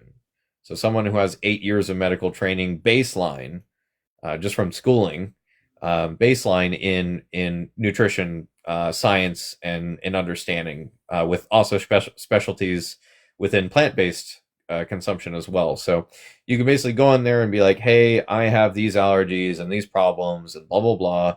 I really want to try this out more and see what options I have. Can I, maybe do some consultations here with the, one of the dietitians on deck, and maybe they can help me find solutions to XYZ problems. So if you really want to explore that and care about it a bit more, that's your best route for doing that. Okay, I'll look into that. I Cool. wasn't aware of this. Yeah. Yeah, and another great resource too on the screen is ChatGPT, just AI, chatgpt.com, or Google's Gemini is another one that you can use. Basically, these AIs will kind of help you with, like I could go on ChatGPT right now and be like, hey, I have allergies, like mild allergies to mushrooms. Like how likely is it that mycoprotein would be really bad or really good, or whatever it is. I also have allergies to this, that, and the other thing. Could you help me like design a plant-based meal that kind of or plant-based dietary plan or what have you, that avoids these kind of products, or help me find replacements for these things that are plant-based. So you use AI, use challenge22.com there, and between those two things, I think you'll be able to kind of find a resolution to whatever that problem might be. Well, I think in the broad strokes we actually agree in most things, which I gotta say is refreshing for one of these lives. Usually, the instant I say, hello, I'm a hunter, I'm like booted immediately. Yeah, I mean, it's not. I don't inherently think you're a bad person or anything. The one thing I'd say hunters often overlook is just the capacity for the realm of nonviolence to resolve conservation, and also so many hunters, unfortunately, their reason for hunting has nothing to do with conservation. They just they think it's And fun. They most think of them it's just get cool. off on killing something. Right. So that's the I, thing. If you have like a conservationist mindset and that's like your one and true guiding principle for why you're doing it, I understand why you would have that mindset, but the main thing I would just implore you to look into further is just, what things could I add, basically could I support? Like who could I maybe support that is looking for more non-lethal efforts to resolve this? Maybe I should go like find some local conservationist groups or what have you that aren't like predicated on hunting, and seeing what their thoughts are about the American alligator and what routes they can take. Ben the vegan farmer, um, he is a very knowledgeable guy on the topic of hunting, and he could actually probably point you in a number of really great resources. So I would recommend him as someone to maybe hit up in a message at some point, just to have him maybe help you and see what options could exist in the realm of finding non-lethal options to like tackle these kinds of ecological problems. Like there's merit in them, but I think there's more merit in finding routes to do so without harm and violence. And yeah, Ben said right there he's happy to discuss it with you. So anytime you want to message him, feel free to do so. all right. Yeah, like I said, I was coming into this with like a very specific point of view, which I know does Right. not apply to the broad strokes. I I came to the live and I saw the what justifies you, and I was like, well, I'll request and maybe give my 2 cents on this extremely niche and specific problem that I try to deal with. I want to answer Dana's question there. Alligator sanctuaries, sadly, are not really a thing. Most problem alligators that don't get euthanized are sent to farms, which I was never fond of the farms. The only one I could think of that would qualify as like a sanctuary is places like Gatorland. Yeah, Those some of those them folks like there, fall more in the realm of entertainment, I would say, which now is like a more morally questionable area. questionable is So, definitely what I would use because I know they commercialize it, but I've spoken with the folks there. They do deeply and truly care about the animals, and their heart's in the right place. Yeah. A lot of those animals are surrendered exotic pets that, without a place like Gatorland, would have been euthanized. Yeah, absolutely. Yeah, I mean, it's something to review and think on. But yeah, there was some additional info here.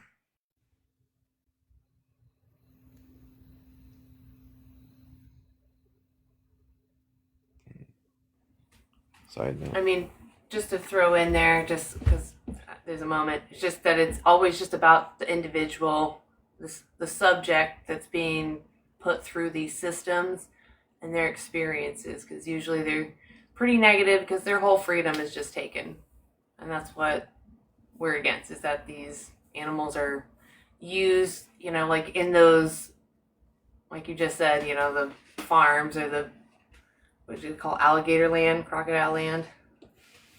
Gatorland. Gatorland, yeah, like there's still, like you said, it's still just sad because it's an individual. If we had a more vegan mindset, there would be more funding towards, actually having some rehab for these animals. But that's why those people are thriving. Yeah. True, but it's just about, because we see them as a resource. We're not looking at them as an individual, and that starts with everyday people. And once we change, then we can change how we do things in the world. yes, Dan, I'm aware Gatorland is not a sanctuary. I would just say it's unfortunately the closest thing to it. Right. I'm saying that because normal, compassionate people like you don't make more compassionate choices other places in their life, we don't have more people becoming vegan fast enough. These animals are still in those places to suffer because they haven't talked to somebody who's understood, oh, this is a sentient being. So the people that are actually doing the conservation towards these animals don't have a vegan mindset. And it's just because they either haven't encountered it or they haven't encountered it enough to, or we need legislation in place. But that starts with the people having a change in their mindset. And that starts with you making choices in your everyday life. Yeah, thank you. Every time we get a candidate here in Louisiana that even so much as mentions, hey, we should do something to help the animals, this backwards ass state laughs them off the podium. Right, and that's what I mean. It's like we need more people.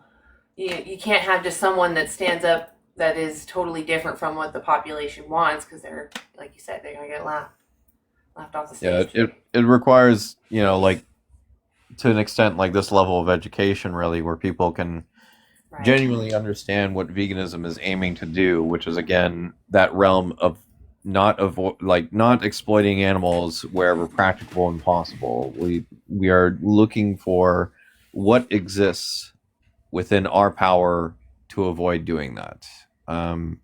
There's all kinds of gray areas that we can encounter along the way, but we have so many direct places in which we know, this is just straight up wrong and we don't need to be doing this. So, I mean, talking to your friends, educating them on these topics, you don't have to really dive deep on the alligator stuff, but talking about factory farming and the exploitation of animals that's occurring in mass just on farms in general.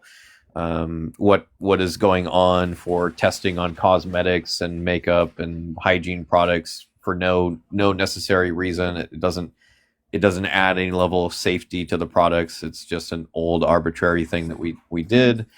Talking to people about Alligator County or whatever that place is called, where they're exploiting Gatorland, to exploit these gators for amusement and things like that.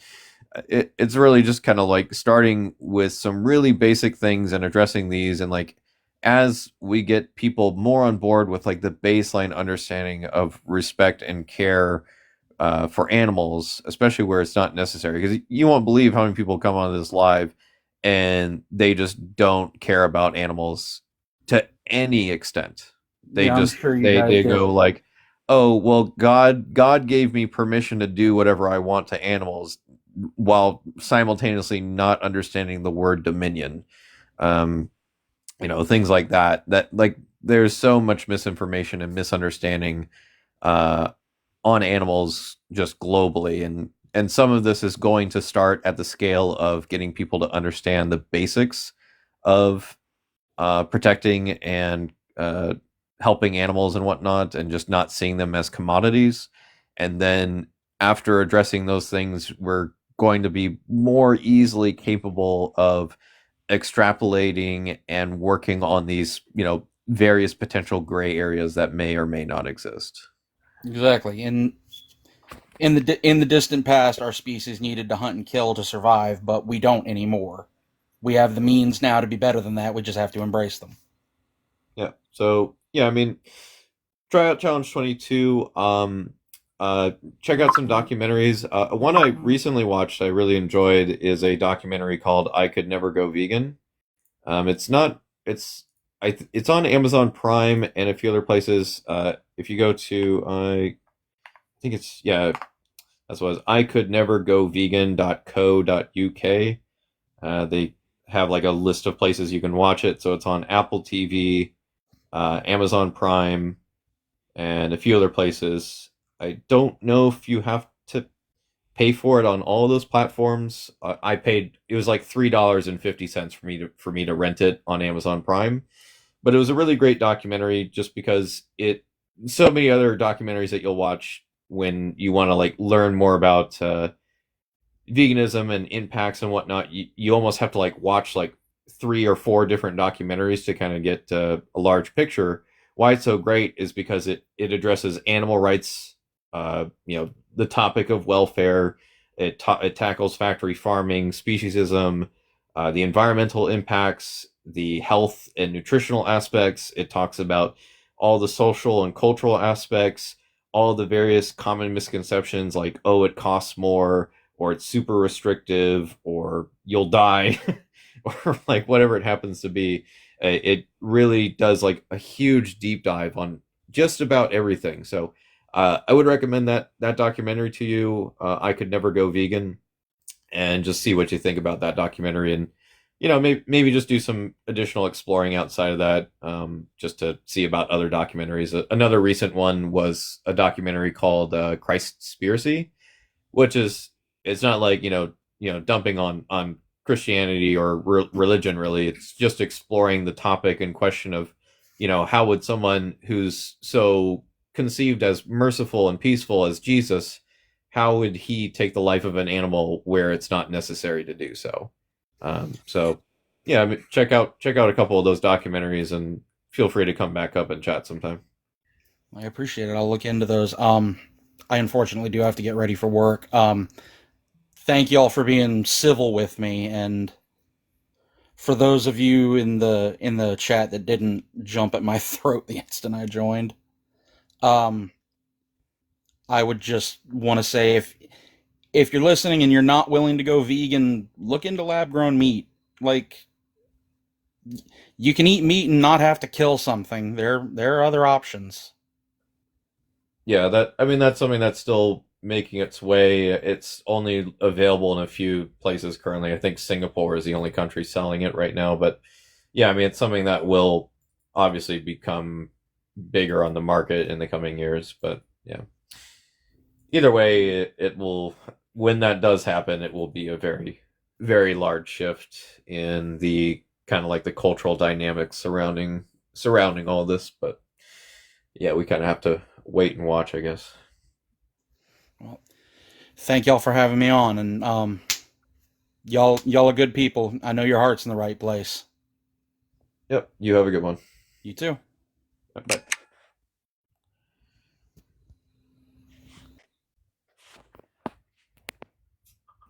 How you feeling? Pretty good. How are you? I'm doing well. I'm doing well. Surviving. I need to take my companion out for a little walk. I don't know if you want to continue or if you want to call it. Yeah, I mean, I can, if you want to send him around the block, that's cool. I mean, I don't project anything to catch on fire in the meantime. So I don't I do know have to. if I understood that. Did you want? I just mean you're proud. I don't expect anything to combust into flames here. So if you want to go take them on a walk, that should be totally fine. Well, I meant like, should I leave the live up or no? Yeah, no, you can do that. Okay, cool. That's what I was just making sure. Okay, Yeah. cool. All right, then I will mute away. All right.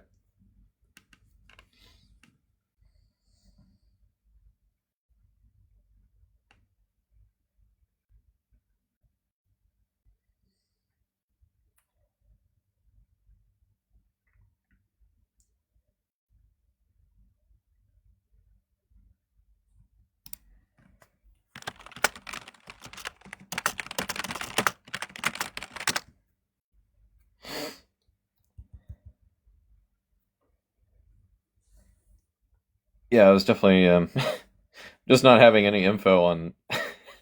That was like maybe where I needed to call the Ben bat signal to have him come up here to chat a little bit, but yeah, not knowing anything really much about. 'Cause that was a new one. Definitely haven't really talked to an alligator hunter before specifically. So yeah, I saw some of those. I could see where he would contend with those because I think the studies I was looking at that you sent there were more like overhunting or like unregulated poaching and things like that. It sounded like he was talking about where he's like licensed and doing it that way. So he might refute those. I don't know.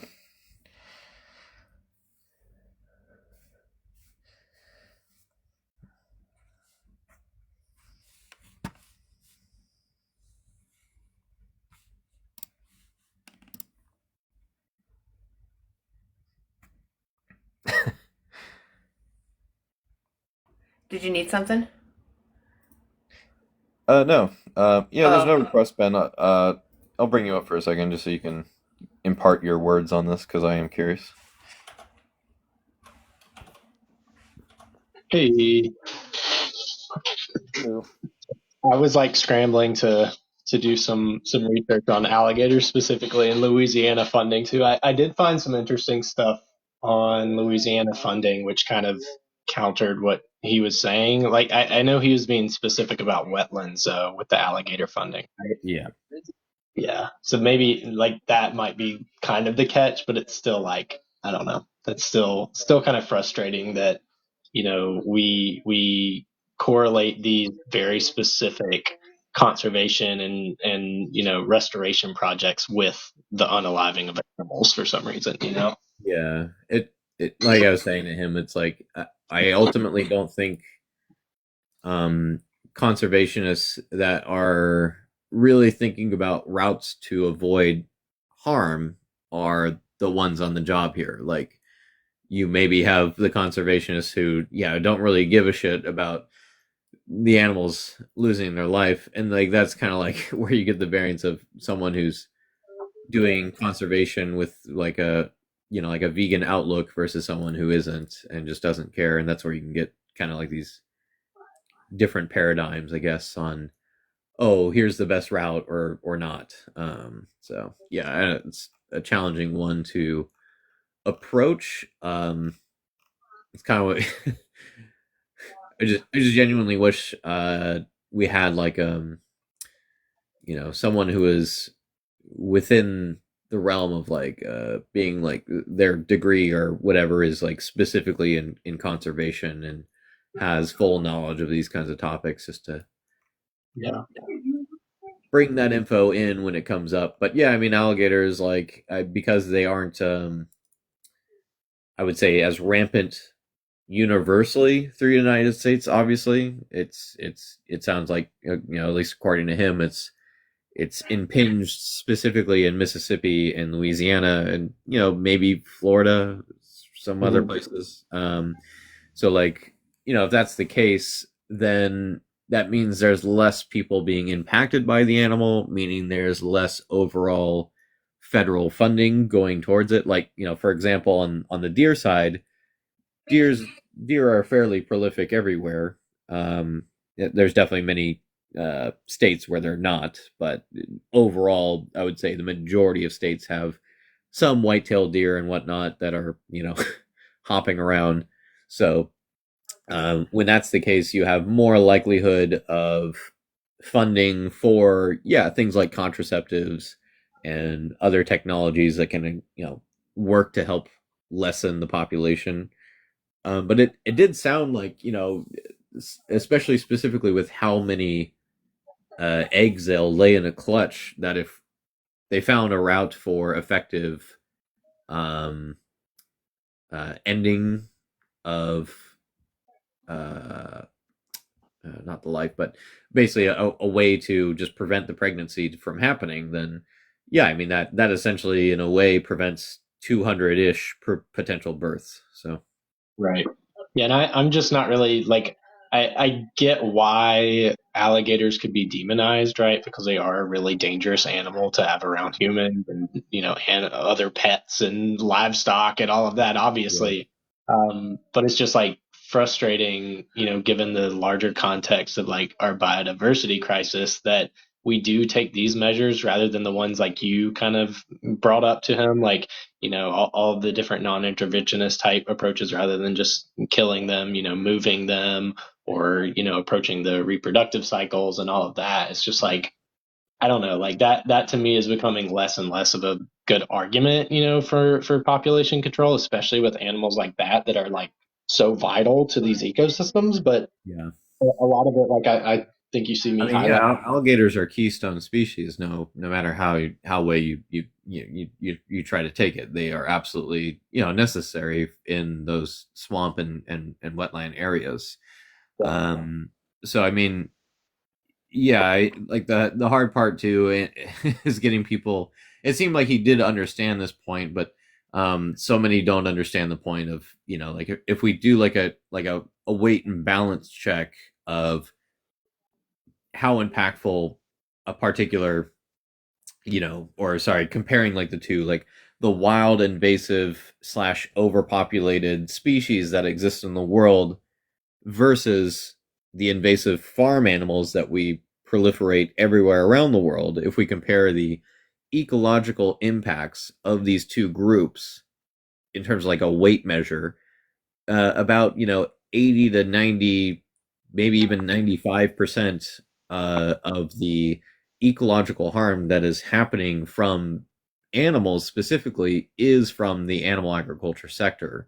Right. The wild animals that are overpopulated or are invasive in certain respects, the amount of harm that they're causing is certainly tangible, but it's nowhere even remotely close to the animal agriculture sector. And you can make absolute merits and conditions where if animal agriculture was removed and we were able to after doing that we would be able to rewild about 75% of land, probably a number of these issues would be resolved from that one action alone.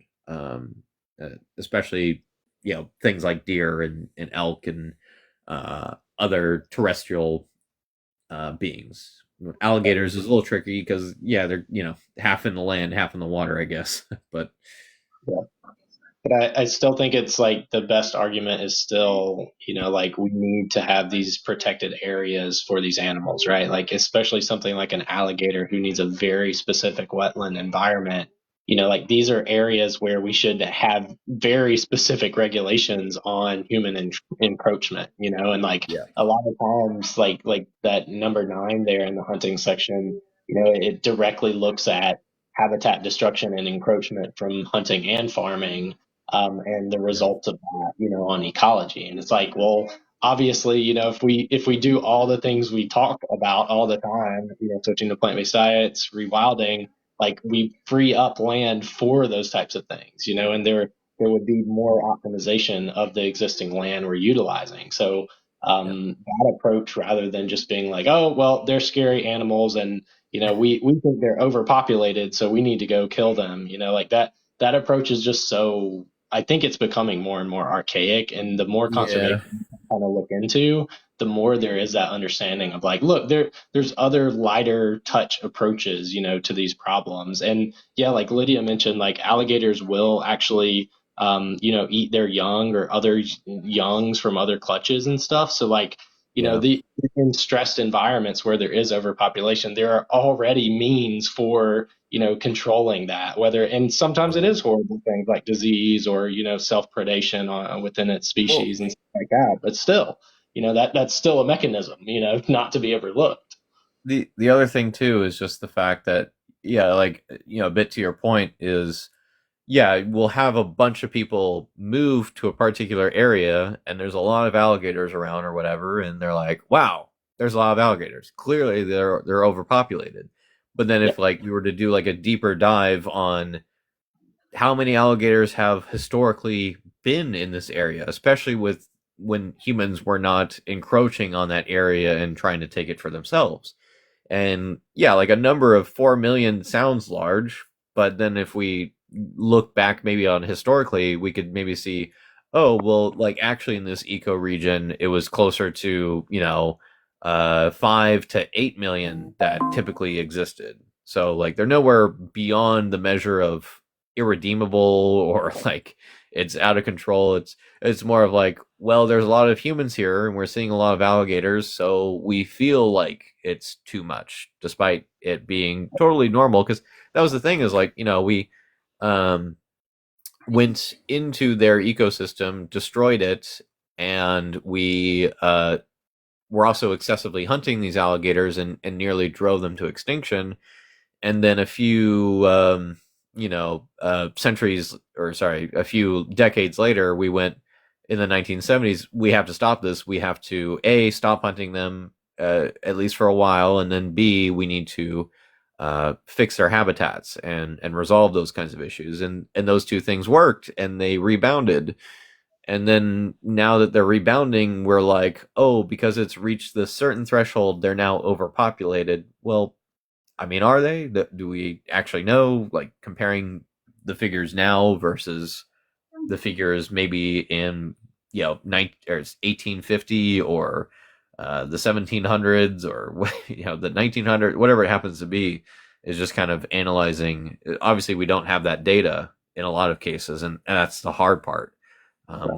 We're trying to do the best we can with what we have to know if a particular species is actually overpopulated, but sometimes we don't have the historical records or data to really analyze that and say if they actually are or not.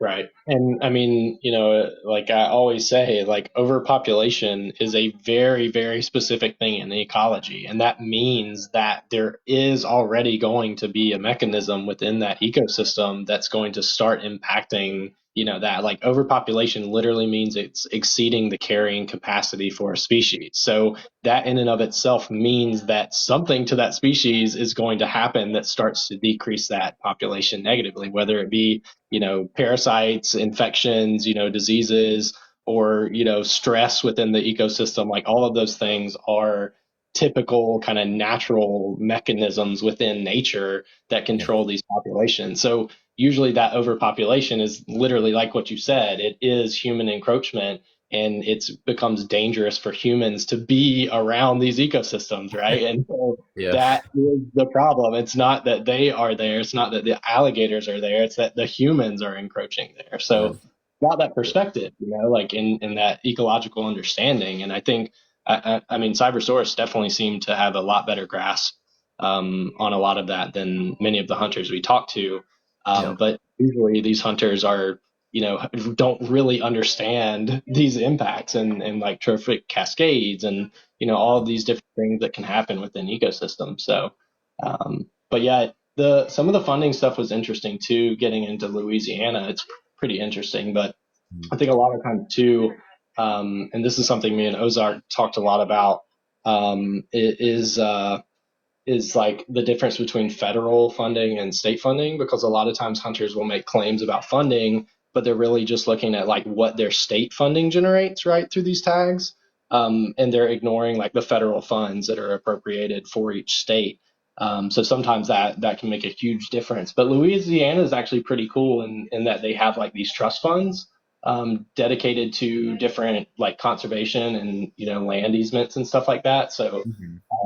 it's actually pretty interesting looking into that right now.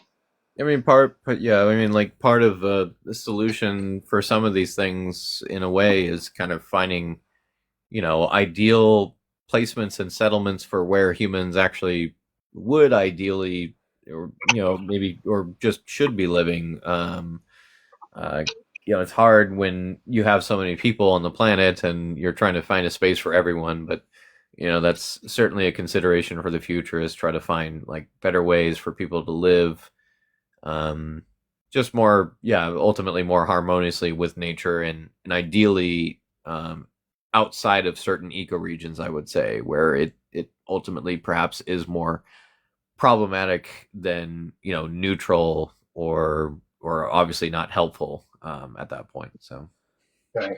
Sorry, I just realized I've had YouTube running in the background the whole time. I don't know if y'all can hear that. no, I can't. But how dare you? Good. But yeah, I think the like cannibalism too, Cybersaurus says is pretty rare. When I look into it, I mean, yes, it's rare, but that actually lends itself to our argument of like it's not actually overpopulation, because the when cannibalism happens within most species populations of predators is Mm, under the stress, like we mentioned. So under right. the stress of overpopulation and the scarcity of food, right? So a population gets to an overpopulated level, right, and starts to eat all of the prey in that area, then all they have is their young or the eggs, right? And so, like, in those stress situations is Yeah. when those mechanisms come into place. So, I mean, that's just another kind of natural thing that, these species are forced into in these, I situations. I could see opportunistic consumption of eggs from other alligators, like just Yeah. because it's so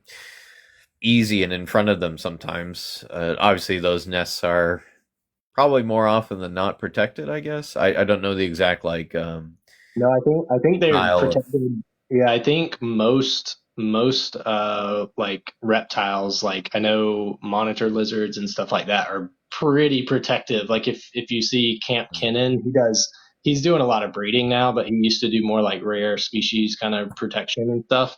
But he was trying to get eggs from, to breed this special monitor lizard, and he was like getting attacked and stuff by it. So I think female, yeah, gators are pretty, yeah, I think, yeah, like Cybersource says, like they will guard their nests. But it's interesting too. I would like to see studies on that, like in these areas where we say it's overpopulated, right? And maybe there's a legitimate case for it.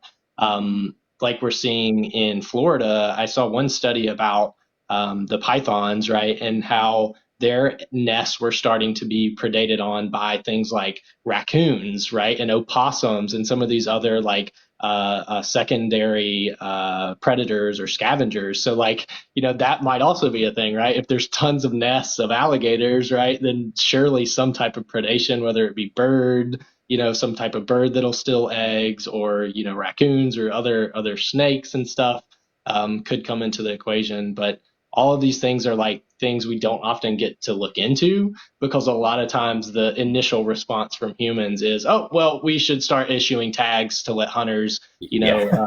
on this, right? And rather than like look into these studies. So, and sometimes, that could fund the studies, which might be a good thing, but still, it's like kind of, I feel like we often jump to that a lot quicker, because there is a demand for people to, trophy hunt, especially things like alligators, because, like I don't know if you've ever seen, is it Swamp People? I used to love that show. Uh, I forget the name of it. Like, scoot 'em, Jacob, scoot 'em. Like no, I that. don't think I've seen it, but Oh man, yeah, it's good stuff. Well, not really, but obviously there's a lot of violence against wildlife. But as a young hunter, that was really enthralling to me. But yeah, I mean, there's a lot of people like that do it. I mean, that are making a living, right? And like are living in the bayou, and that's their lifestyle. And like how do you approach it with those people? But obviously, there's a lot of different ways that even in the bayou that you could make money, not necessarily off the exploitation of sentient wildlife, per se. So yeah, it's just it's a big mix, and and that is the hard part, is um trying to find like these balanced approaches where someone can accept the overall idea of veganism while making like, areas where they still feel this particular topic, like they might be like, I agree with you. Kind of like how he was saying, right? He was like, I agree with you about this, that, the other thing when it comes to veganism. It's just this one niche area right now is a problem for me because of XYZ reason. And it's like understandable, but yeah, like let's focus collectively as everyone to focus on all of the very direct non-gray area, like the deliberate harm and exploitation is clearly unnecessary, clearly harmful, and also just destructive, not only to the animals but the environment and things like this. So where we have clear examples of that, we should be making strides to remove that and remove the mentalities that led to that to begin with. And then as more people start to understand that these gray areas where, maybe part of this issue is just the fact that he doesn't have, a community, like he said, like in Louisiana, you talk about protecting animals and they laugh you off the stage if you're running for a candidacy. Like that's insane. It should be the exact opposite where, hey, as part of my plan as this representative of this county, whatever, I plan on working to, end this level of problem, and I want to do it in the most, direct conservative route possible, that is helpful for the animals. Blah blah blah. Like that should be the thing that ultimately gets into place, but it has to start with people first caring about animals. So, um, And I think a lot of times, like removing that fear factor around wildlife, right? Like in my area, so many people are scared of coyotes, right? Because they just open their door, let their dogs run outside into the country, and all right, we'll see you this evening, come back for dinner. Or all the cats are just living outside, and so everybody has this like friction against wildlife because they don't respect and understand the responsibility they have for their own pets and their children, going outside. And it's like, yes, like there is wildlife out here in the country, like there's wildlife in the bayou, don't let your dog run down the road, unattended. Like, obviously that's irresponsible. And if you're using that as an excuse to be scared of wildlife, like that's irrational, like you can take that responsibility and make decisions and, put things in place like fencing or walk your dog on a leash like Anna did, like so many different things, right? Like there's so many different ways about going to go about, taking care of our companion animals that doesn't involve, unaliving these wildlife, and whether that be gators, or coyotes, like it's all the same. And teaching children or even just people, in general to fear animals rather than respect them is a huge issue, rurally and in cities as well. And I think that's a very important place to start, is like actually teaching people about ecology and about ecosystems, and like finding that love and appreciation for nature, and a lot of people are scared of nature. They're scared to go in the woods by themselves because they think they're going to get attacked. And maybe in some areas you would. And you can take proper precautions, and like bring bear spray, bring, a noise, a air gun. Like there are precautions you can take to protect yourself with non-lethal force, yourself and your companion animals. So it's like, that's just not in fact more so, because I mean bear mace works more effectively in most circumstances than like a firearm even. It's like that is like the silly thing is. So yeah, I completely agree. Like that's always like something people will bring up is like, oh, without zoos people won't experience time with animals and nature and care about nature. Is like, me going to the zoo as a kid was like a very small percentage of me like entailing some amount of like care and enjoyment for nature and wanting to see protection. The biggest things was like nature books and videos, like things like on the Discovery Channel, learning about what animals are like and what they do, and then actually going out into the woods, whether it was for school field trips, things where we would like actually go out into like nature walk type things, or whatever is along those lines, or just being involved with like things like Boy Scouts or whatever, where you're going out and you're learning how different aspects of uh, your local ecosystem work, whether it's the animals or the plants or the fungi or anything in between. So yeah, I mean, like that's the stuff that we need more of. Like a zoo can like add like maybe a tinge of something for some people, but I don't think it's a necessary factor by any stretch. And whatever a zoo would bring, you could get an infinitely better thing out of it by a sanctuary or wildlife rescue And I instead. think there's a huge difference between a for-profit zoo and a nonprofit, like quote unquote zoo that is actually taking, nonprofit money and putting it into like helping endangered species and protecting, wetlands and protecting land, rather than just extracting and participating in wildlife trades, and that's huge. But I was going to mention, like, I absolutely blew some hunters' minds on Instagram because I mentioned like how birding and hiking contributed to conservation as well. And they were like, what do you mean? I've never seen a birder, contribute to conservation. And I'm like, so you've never been to a national park, you've never been to a state park where you have to have a fee. There's all sorts of wildlife refuges, funded nationally that you have to pay to get into, where you cannot hunt, right? And like hunt or backpacking, right? Like there are some trails where you have to pay a fee to go backpacking, and like he was just silent. It's just like these hunters don't think about anything outside of hunting, right? Yeah. And like they only think of that as a contributor to conservation. They don't think about the Nature Conservancy or the Audubon Society or all of these different nonprofits that are directly opposite of hunting, right? Like they are actually protecting wildlife. But all they know growing up, and same for me, like all you think about is hunting because that's your culture. That's what you grow up around. Right. And introducing that to people is sometimes just like they can't even comprehend it. They can't think how somebody with binoculars just out looking at birds could contribute, to the Yeah. benefits of conservation.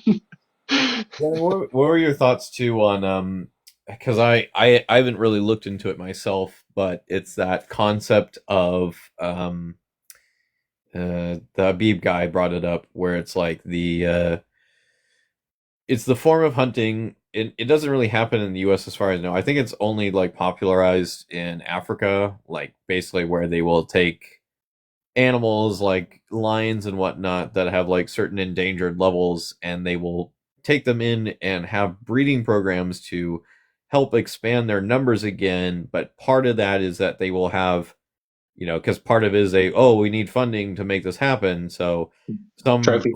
rich hunter will come in and pay, some exuberant amount of money to go in and then take the life of this one animal so that they can now continue their breeding program and produce X number of more um uh you know lions or whatever. Yeah, it's essentially like trophy hunting under the guise of like, species preservation, right? And like that actually does happen here in the U.S. So in Texas, I know for sure, but there's other states as well. They have like Yeah. these 1,000-acre ranches where it's fully fenced off, and they will bring in these endangered animals, and even breed hybrid animals that hunters will pay thousands of dollars to, go out and hunt. And they literally drive around in trucks with a deer, like a tree stand mounted on the truck. And they drive up to these areas where they've been feeding the animals over and over. And they just, you write your check and you take the animal's life, and Yeah. I actually was in Argentina 6 years ago for a hunting trip. And it was quite similar. And there's an endangered wild bird there that is literally like endangered, and the government says, oh, you can't hunt that, but there's these local groups that pay off the police and pay off the local people so that you can go, and the locals are allowed to hunt them, but the ecotourism isn't. But they do that loophole where it's like, oh well, my family's not going to hunt them this week so that these people can come in, and these foreigners can come in and pay to hunt them. So like that happens all over the world in so many different species. Like it's not just super rare animals in Africa. Like it is literally every country probably in the world that has significant Yeah. ecotourism for hunting is doing something like that. And it's pretty wild. But Yeah. personally, like it's the same as like the arguments about, oh, well, what you want the cows to go extinct? Well, yeah, like, I don't want a whole industry to revolve around some rare animal hunt, like that's absolutely insane. Like, that's ridiculous. Yeah. And yeah, I just feel like it's kind of like the practicality thing. It's like, oh, well, they're doing this now because there's no practical route to get people to pay for the conservation of these animals otherwise. And like, I don't know, that's just such a bad cop out, ultimately. Like, Yeah, and I think the other argument against that too is like there's a declining hunting population, right? Like there are less and less hunters essentially every year. Like it ebbs and yeah, flows, obviously, but over time, over the last few decades, there are less hunters than there were 10 years ago. So if we're trying to rely on tags for deer and turkey and all of these animals here, as they call the North American model for conservation, sooner or later there's not going to be enough hunters to pay to go and kill these animals. So what are we going to do then? Obviously we have to rethink these efforts, and that's why now we see like 70, 60, 80, 90% sometimes of federal funds for conservation come directly from taxpayers, not from hunters, from yeah, taxpayers, and so like that is, we are already seeing a change in the funding for conservation, and that is happening in real time. The North American model for conservation is changing right now, but they do not want to recognize that. They will do everything possible to obfuscate that reality and talk about all these different things that hunters contribute to and obfuscate these numbers. But the reality is very obvious, like it is right yeah, there. Like most funding is from non-hunting organizations, whether that be like Ducks Unlimited, right, versus the Nature Conservancy. Like there are far more people who want to save wildlife than actually kill wildlife. Like that's just obviously, like most people don't want to kill animals. That's just the reality of it, and I think there's going to be less and less hunters, and I think we do need to consider that is going to be an issue for conservation. And if we try to rely on, killing of animals funding conservation, like that just doesn't make sense. It's literally the antithesis. Like conservation exists because of exploitation of wildlife and wild resources, right? Like that's literally the history of the conservation movement. And hunters will tell you that. Hunters will acknowledge that, but then they won't acknowledge that their current, exploitation of wildlife has a negative impact, right? Because, oh, well, we're being taxed. We're being taxed. It's like, well, you're being taxed I'm because sorry, I need you're to take a phone doing call real quick. something. We're being taxed because you're pulling something from the ecosystem, right? And there is a cost to that, both on the ecosystem, as well as just the economy around that. So, it's frustrating arguing with with these hunters, but yeah, my comments are going crazy on Instagram the last 2 days, and I reposted that video. Not quite as bad as on TikTok, but there's still a few of the, oh, I know who you voted for.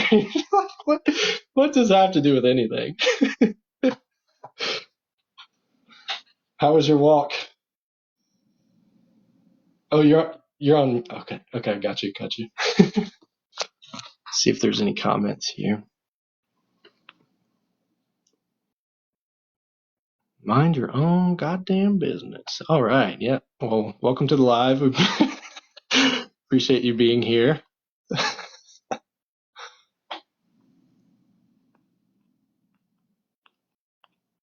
Conservation. I don't know if that sounds weird. Population control. Yeah, luckily there's natural means of population control like carrying capacity, predation, disease, all sorts of things.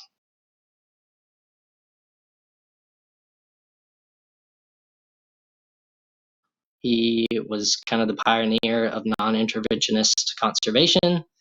He was originally a hunter, but as he saw the killing of wolves happening, he reassessed his position on the killing specifically of predators in the ecosystem. So,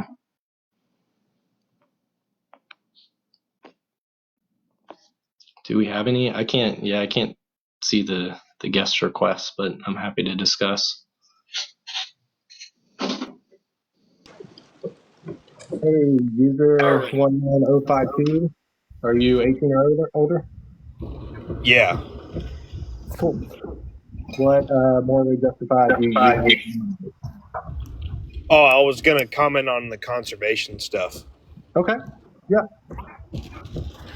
I mean, I think hunting, especially when it comes to fishing as well, fishermen contribute to population control, especially when it comes to reef fish in the saltwater. I mean, that's good. You know, you can say natural causes. I guess, you know, we had a pretty big freeze here in South Texas recently that killed off a lot of fish, but those don't really affect the reef fish that are out there. So, yeah, we contribute to population control and letting other fish species thrive on reefs rather than a total takeover of some species that would be way out of population if it wasn't for fishermen. So are some of these fish that you're taking potentially the prey animals for other fish in the area? Yes, and they're not only the prey animal of the fish that we're helping, right? You could say, quote unquote, helping, which inherently you are. It's not. But you also have to think about the aspect of the amount of food sources that are available to these reef fish, that if you have one type of fish that's pretty much taken over the whole reef, they're eating up all the food and taken away from the other species that are struggling. Like, let's say, you know, grouper, for example, Goliath grouper, which was renamed after, you know, it used to be called the Jewfish. There's not that many out there. The population is increased in Florida, but not in South Texas. You know, that's just an example, or stuff like that. So yeah, I mean, there you go. I could point to an example here. I'm in the eastern United States, and there's a lot of like fly fishing in the mountain streams. But there's so much demand for rainbow trout that there are essentially no kind of living, existing native trout at the end of the year. They just stock them all. Right, exactly. So hunters or fishermen are, you know, taking so many of the fish out of the rivers that we have to artificially add them back into the rivers. So I don't really think that's conservation, you know, like we're I was talking looking at about these the reef systems. fish in the Yeah, saltwater. I'm just providing you an example here that I'm familiar with. Like, I'm not really familiar with coastal ecosystems, but I would still, you know, argue that taking from wild, you know, systems, like taking any amount of animal out of a system has an impact, right? If you're familiar with like the butterfly effect, there can be trophic cascades where if too many of certain like prey or predator animals are taken out, it can impact the rest of the ecosystem. And that's why regulations, you know, are so important within hunting and fishing,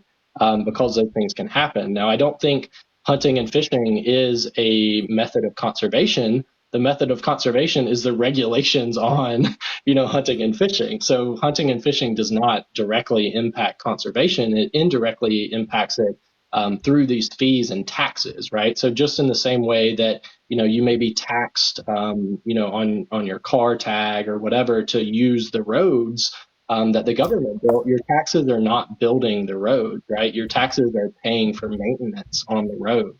In that same way, your fees and your licenses for hunting and fishing are not paying for conservation.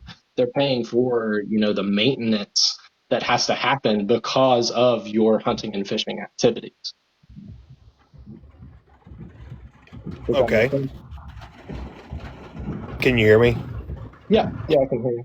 Did you say, did that make sense? Yeah. Yeah, it makes sense to me.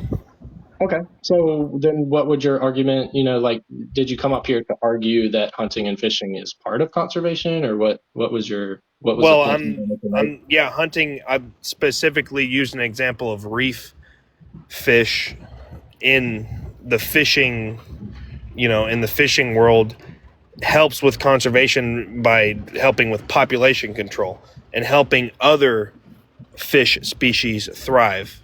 That's what my argument was, that that fishermen contribute, when it comes to reef fish, contribute to population control to help other species thrive and grow.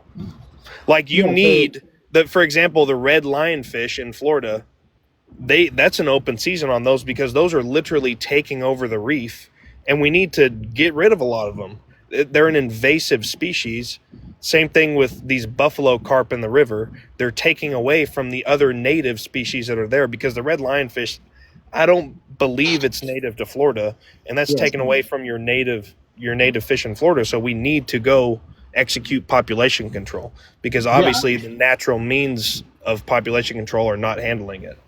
I actually love talking about invasive species because I actually am a former hunter. I hunted for the first like 27 years of my life.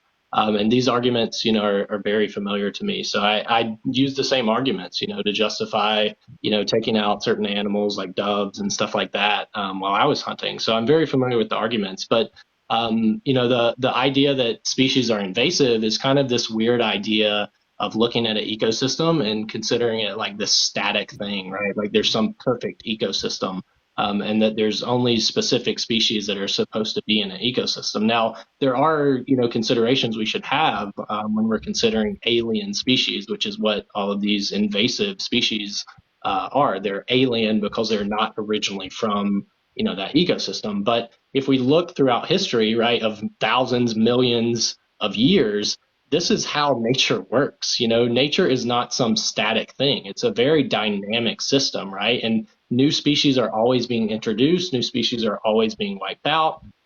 Populations ebbs and flows, and that has different impacts on ecosystems. Now we can talk about, like the lionfish have a direct impact on this certain fish that we really care about. Like maybe there's It's ecotourism. not, yeah, it's a lot of fish and a lot of coral and all that stuff. I don't think it's just one certain type of fish. But go Yeah, ahead. but the problem is that when we look at it from this perspective, we're looking at it from a very anthropocentric perspective, and we're also looking at it in a very short term, right? Like most humans' lives, are less than 100 years. So we're looking at this over a human lifespan. We're not looking at it over 1,000 years. Now, a really good book, if you're interested in invasive species, is called The New Wild. And it actually looks specifically at invasive species, both plants and animals. And it proposes the idea that us labeling species as invasive is actually detrimental to the biodiversity crisis as well as the climate crisis, because a lot of these species that are introduced are often reactions to human disturbance, right? So, But they don't promote biodiversity, invasive species. yeah, so here's the problem though, is like if they are reaction to human disturbance, right? So let's say there's a lot of pollution in the area. So maybe the pollution, I'm not sure if this is true for lionfish, but I'll use it as an example. If pollution is happening in an area and a lionfish is best suited to live in that pollution, well, all of a sudden, you've eliminated the possibility of other animals or other species to live in that ecosystem. So when we are selecting for these species, a lot of times we're looking at it from, oh, well, what historically has been this way? Well, if we're looking at it with the current state of ecosystems, well, maybe the lionfish is actually going to have a huge impact on biodiversity on the long term for the benefit, right? Because it is able to be a keystone species. And a lot of these species we label as invasive are actually, in fact, keystone species that are able to fill roles of a species that is no longer there for some reason. And most of the time, those species are not there because of human disturbance. But we know that these invasive species are having direct impacts on the biodiversity of these reefs. Like we know, I'm a big snapper fisherman. Been snapper fishing my whole life, right? The red snapper population, because of conservation, a lot of that has to do with the CCA. I don't know if you've heard of the CCA. It's a Coastal Conservation Association, and everybody's a part of it. Let's save, the fish and all that stuff. But the CCA lobbies with Texas Parks and Wildlife, and let's forget the fact that they're all oil tycoon owners that started the CCA. I'm not going to go down the rabbit hole. But they lobby with Texas Parks and Wildlife to make these rules and regulations to quote unquote protect the species, but really they're affecting the rest of the biodiversity of the reef, because the red snapper population, they won't admit it, has skyrocketed. I mean, if you look at some research, it's probably tripled the population in the Gulf. And they're directly affecting these other fish that you can't even go out and catch. It's it used to be where you had to get through a wall of triggerfish, which is, I don't know if you know what a triggerfish is. It's fish. But now it's like you can't catch any triggerfish. All you catch is snapper the whole time. So I know I see it directly have an effect on the species. Yeah, but on all these other fish. I would just go back to my point. Like you're speaking from a very, anthropocentric view, right? Like you're looking at it and saying, well, we benefit from this specific species and this specific species is being hurt, and it's changed over time. Well, that is how nature works, man. Like nature changes over time, and our involvement in these ecosystems typically is very disruptive. And hunting and fishing have direct impacts on biodiversity. And we can talk about regulation, and we can talk about how we should, go after lionfish and these different species. But if we actually step back and look at it over the long term, the balance I understand what you're saying. Yeah. So I get what you're saying. So let me ask you this: y'all are vegan on the panel, right? Yeah. Can you hear me? Yes, we are all vegan on the panel. All right. Okay. So what? And I know there's invasive. I'm going to use an example that I know that's these invasive ivy species, right? Mm-hmm. They kill a lot of trees, and let's say, I'm not really well versed on herbology, or I don't even know if I use the term properly. That's how much I don't know about it. But let's say there's an invasive species on these plants, and they're just wiping out all the plants, right? All of our trees, our pecan trees, all that stuff. Do you think that we should take measures to stop those invasive species from hurting the plants that we utilize and that help make oxygen and all that stuff, or should we let it happen? Well, that's so the definition of invasive species typically has implications for human economic impact, right? So what you're talking about would definitely be something that would be considered an invasive species, right? It is hurting the economy, right? It maybe has an impact on timber production or nut production for pecans, what have you. And obviously, yes, right? Like in the same way that we're going to sit up here and people are going to come at us and say, oh, well, crop deaths, right? Well, we would argue that we have the right to protect our crop. In the same way, we would have the right to protect our timber or whatever industry we're talking about that we determine that we need. So yes, and that was kind of my point with the lionfish or whatever else. Like we can have these discussions about the economic impact, and what species are important to us as humans. But all of this does not matter in the long term, right? Like the species is going to ebb and flow over time. Like, and there are natural means. Like the comments are blowing up about invasive species and about population control and hunting being necessary, but nature does not care. Nature has these mechanisms of control already inherently in it. And again, human involvement has been shown through scientific evidence to be more disruptive. We can sit here and talk about how we respond to certain invasive species, but at the end of the day, ecosystems are very dynamic and they're changing all of the time. And if we do not take that perspective, on ecology, it's going to hurt us in the long run. Okay, so you're saying, I heard everything you said. So you're saying that if there is, and there is, right, but like I said, I'm not educated. If there is, for an example, an ivy that's killing off a lot of trees and a lot of things that, like we have a nature park, we like to go enjoy nature. There's an ivy out there that's just wiping everything out. Yep. Should we get rid of that ivy? Yes or no? So is your question completely eradicate and wipe the ivy off the face of the earth or face of this ecosystem? No, remove it from, let's use a park, for example. Let's use a simple park, for example. I could give you an example here on my farm. Kudzu. Yeah, right? Do that. The vine that ate the South, right? Are you familiar with that? So it is a vine. Yeah, so kudzu. So it kind of looks like a bean plant, but it has really, really long vines, and it will literally I see them all the time. I know exactly what you're talking about. Oh, yeah, it's everywhere, especially in the Southeast. So the U.S. government actually brought that plant here specifically to help with erosion and farmers for fodder for animals. Yeah. So originally it was brought here and it was managed, right? Like farmers knew how to work with this plant. Farmers would plant it intentionally. They would graze animals in it. They would use it as feed. There's also medicinal benefits to humans and livestock. Or animals, I should say. I don't like using the livestock term because that's kind of derogatory, but yeah, there are benefits to kudzu, right? But now it has become invasive. Farmers forgot how to use this plant. So it kind of went rampant. It took over, right? As plants will do.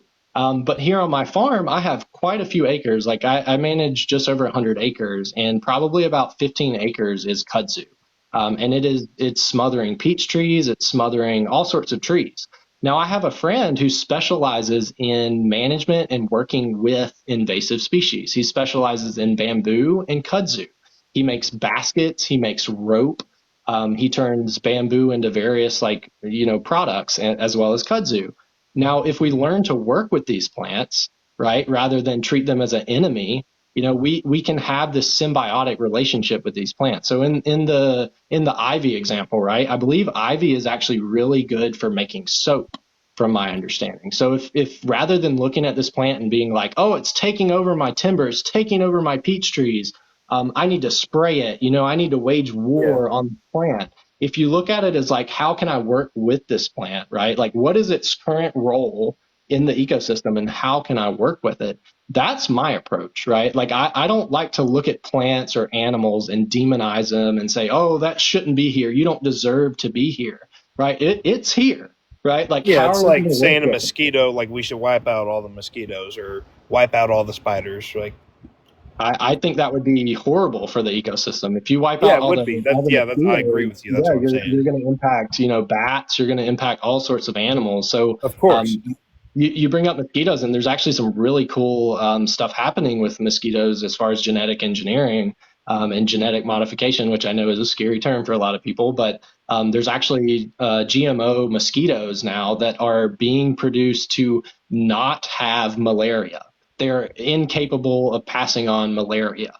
Right. So there are ways of working with these species rather than just being like, oh, well, we need to spray and eradicate, mosquitoes. If we look at it and say, okay, well, what's the problem with mosquitoes, right? And how can we work with mosquitoes to address that problem, right? That's a much better way of approaching that issue than saying, oh, like completely demonize this plant or animal, right? Yeah. So let's say, and those are pretty. I like that story you told me about all that. That's pretty cool. Um. So let's say that you have a reef, and I'm going to use the example I used earlier. There's like I'm going to use with like you used with your backyard. Yep. There's a reef here, and it used to be a really biodiverse reef, and now the red snapper population has come out of control.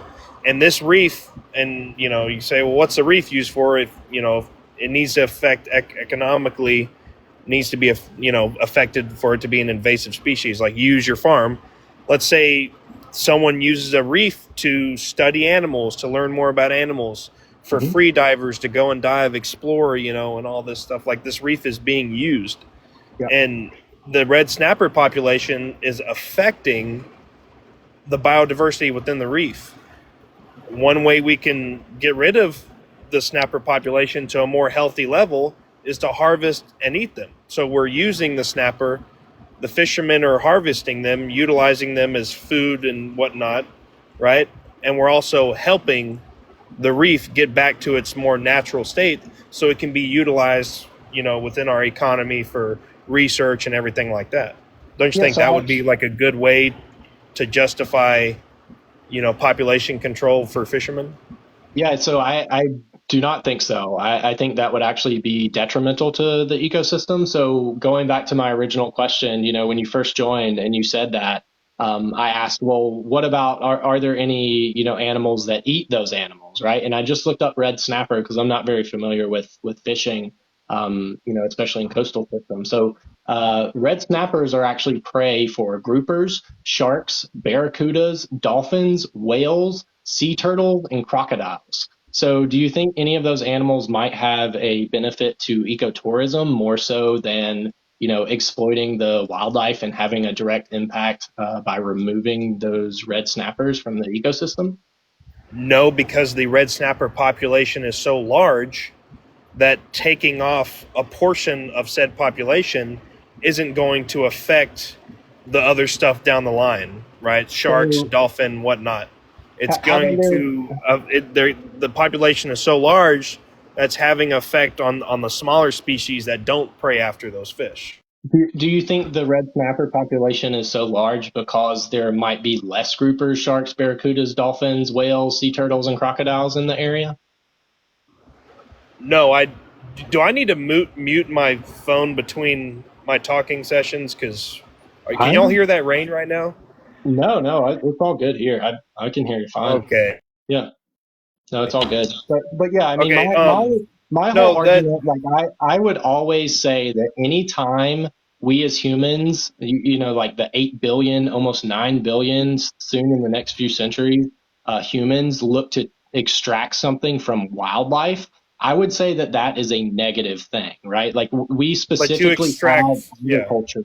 We specifically have agriculture so that we do not have to exploit wildlife anymore, right? Like most people are not foraging. Like I do foraging for mushrooms and plants and stuff, but most people, and if everybody in the world was foraging, we would absolutely decimate the planet. If everybody was out hunting, we would absolutely decimate the, game, quote unquote, game populations. If everybody was out fishing every day, we would absolutely be overfishing all the time, right? And so I do not think that exploiting wild systems, whether that be in the ocean, whether that be in the forest, whether that be wherever, is going to be a sustainable and effective method for feeding people. So your argument, to me of, well, we should just eat the red snapper, I don't think that's Well, that's a not. That valuable. wasn't my argument. My argument was fishermen. I wasn't talking at all about a sustainable world. People only hunt. That's not at all. I was talking back to our topic here about fishermen helping with population control. So But, let's get back to that. And it I seems think like my you're point was proven, and we can come to a middle ground of agreement, right? Because you used your example of your farm and all that stuff, and how, yeah, you're going to get rid of this plant to help out with your farm because that's how you make money or that's how you get food and stuff.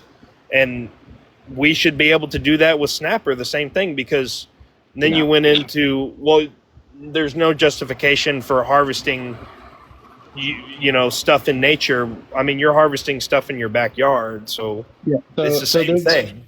There's a big moral difference, for vegans between harvesting a plant that is going to regrow and unaliving fish or animals, that are capable of suffering. So that's the vegan position, right? Is like, we don't want to inflict I know, unnecessary but suffering and okay, I hear you on exploitation that. of animals, But right?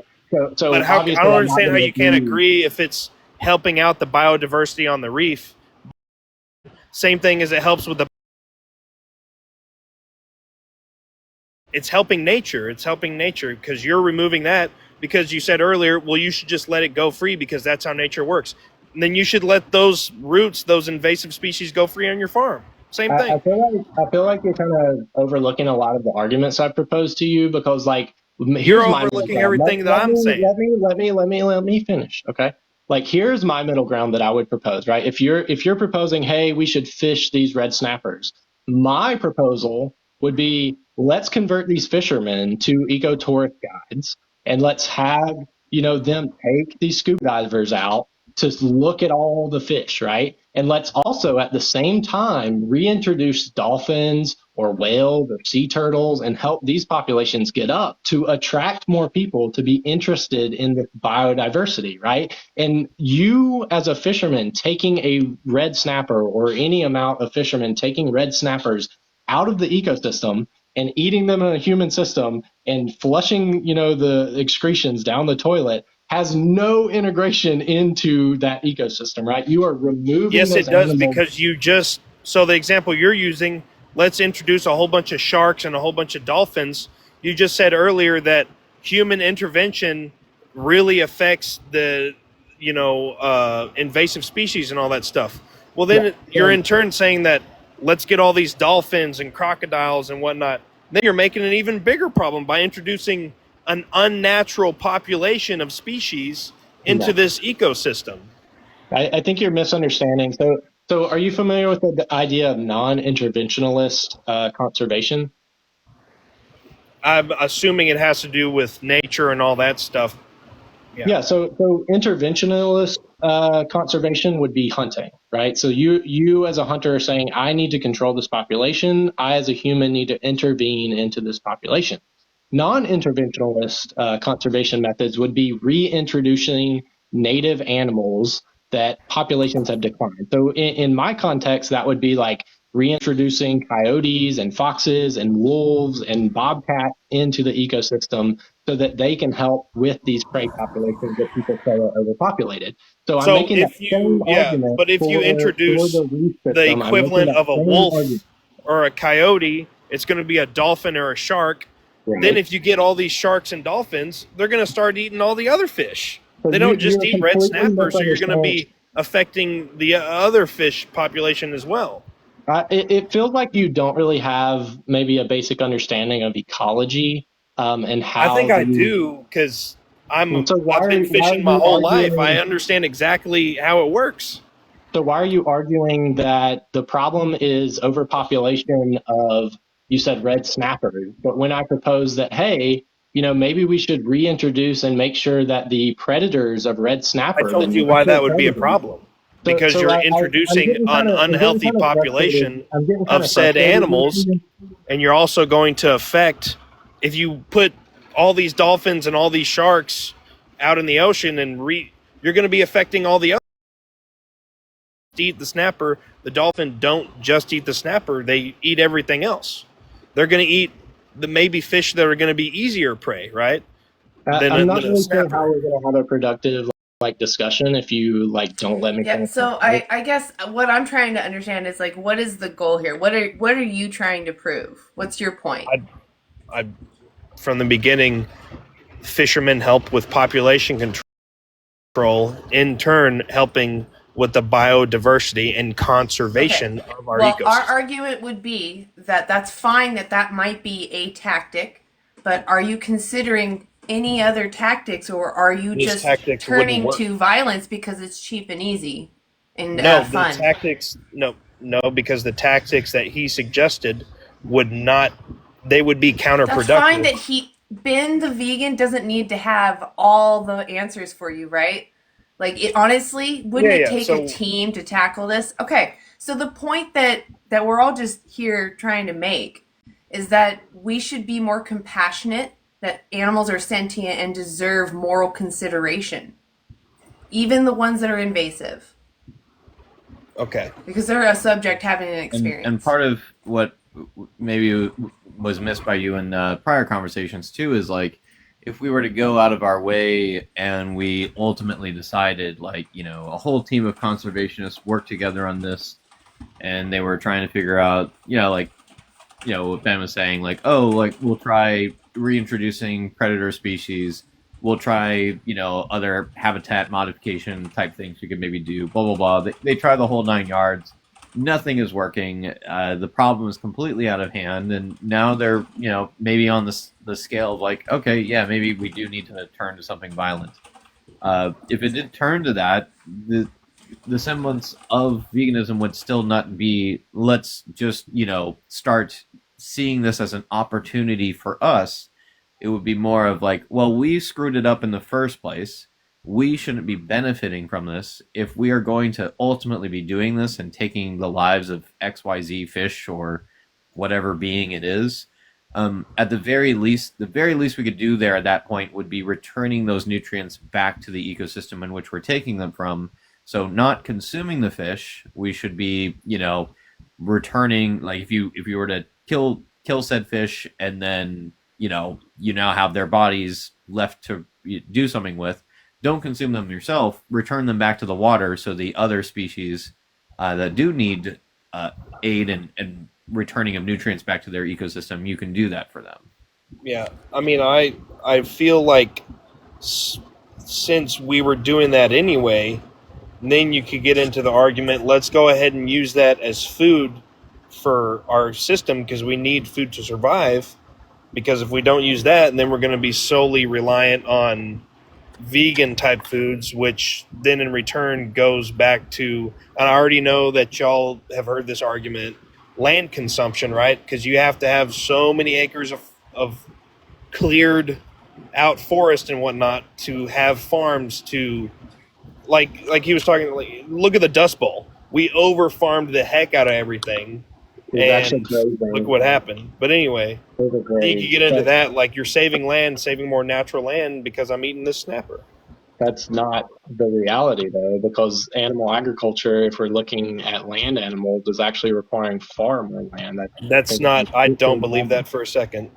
Okay, let's think about it. How many farmed animals do you think are raised every year in the world?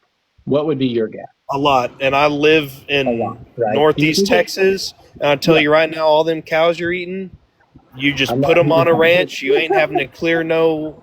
Bro. You just put them on a ranch. They eat the grass. We don't eat cows, and okay, would you agree that there are more cows in the world than humans? I wouldn't know the answer to that question. Well, obviously, right? Like there are obviously more cows in the world than humans, and I'm also in a very rural area, so I see these cows all the time as well. And these cows have to eat something. Typically, in my area, they're eating grass, but that's still a land use issue. And in the fall and winter, they're eating hay that was harvested off of more pasture land, right? And most animals that we consume, most land animals that you consume, are being fed in factory farms, and those factory farmed animals are receiving crops that we grow, right? And if there are more animals being grown to feed all of the people who want to eat animal flesh, that is more crops that we have to grow for animals. And if you're familiar with like trophic systems, like there is a trophic level energy loss. If you just eat that grass, right, like corn or sorghum or something like that, which is a grass, if you just eat that, there's one level of trophic energy level loss. But if you feed that corn or millet or whatever sorghum to a cow, and then you eat the cow, that's 2 levels of energy loss. So we're talking about these things like this is very, very basic like things, and you're sitting here making claims like we've never heard this argument before, man. Like it's kind of frustrating, and to think like you're a fisherman. No, like, I said you have heard the argument before about land usage and stuff like that. Yeah. So why do you think that your argument right now makes like sense? Like you population. I'm going back to my base argument of population control. That makes perfect sense. Of population control, but our argument again is that there are other ways besides you exploiting these animals and consuming them, right? And there's not any other way that's been discovered.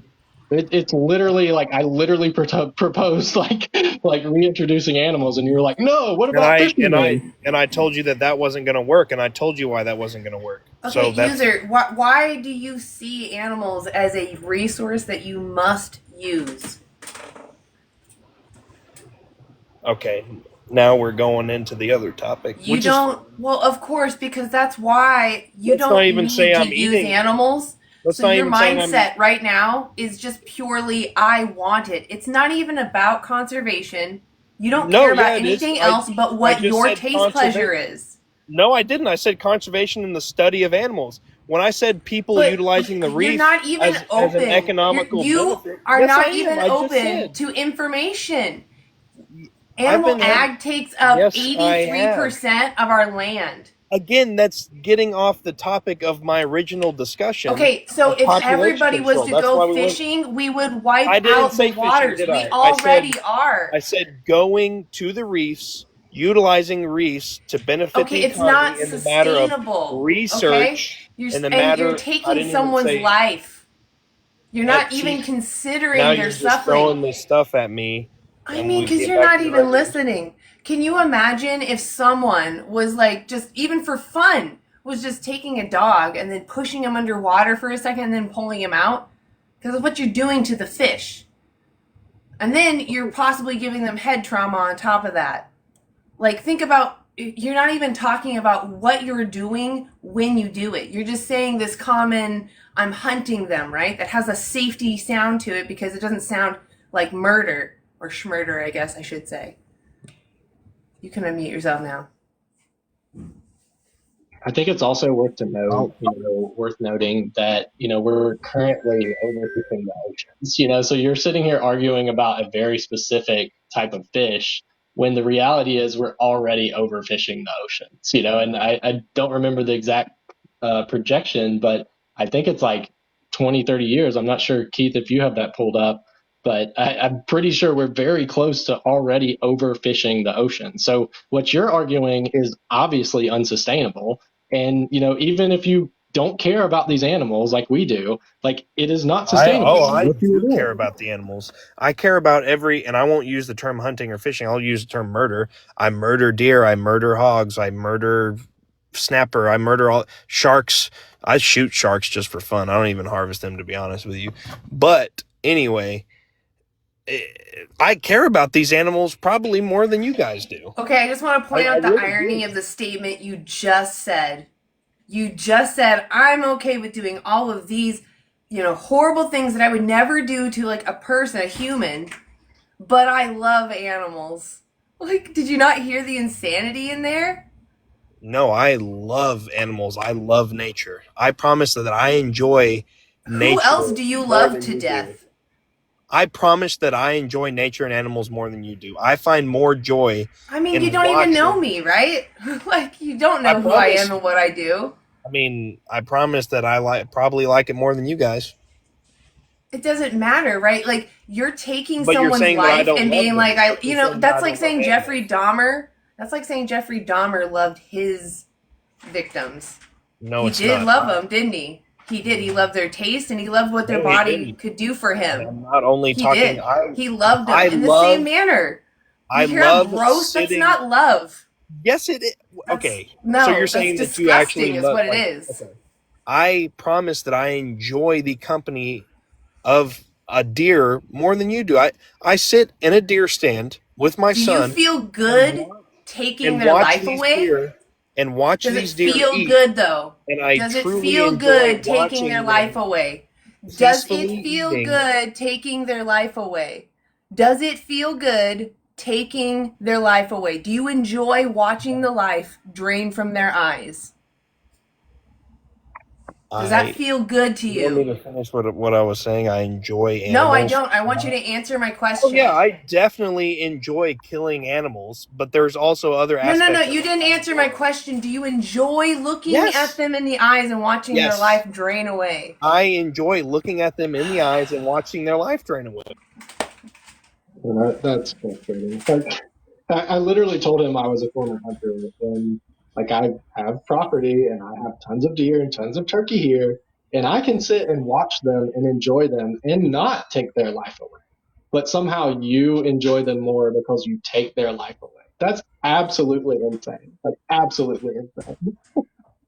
I mean, that's usually a sign to other tendencies, like that's not a good sign.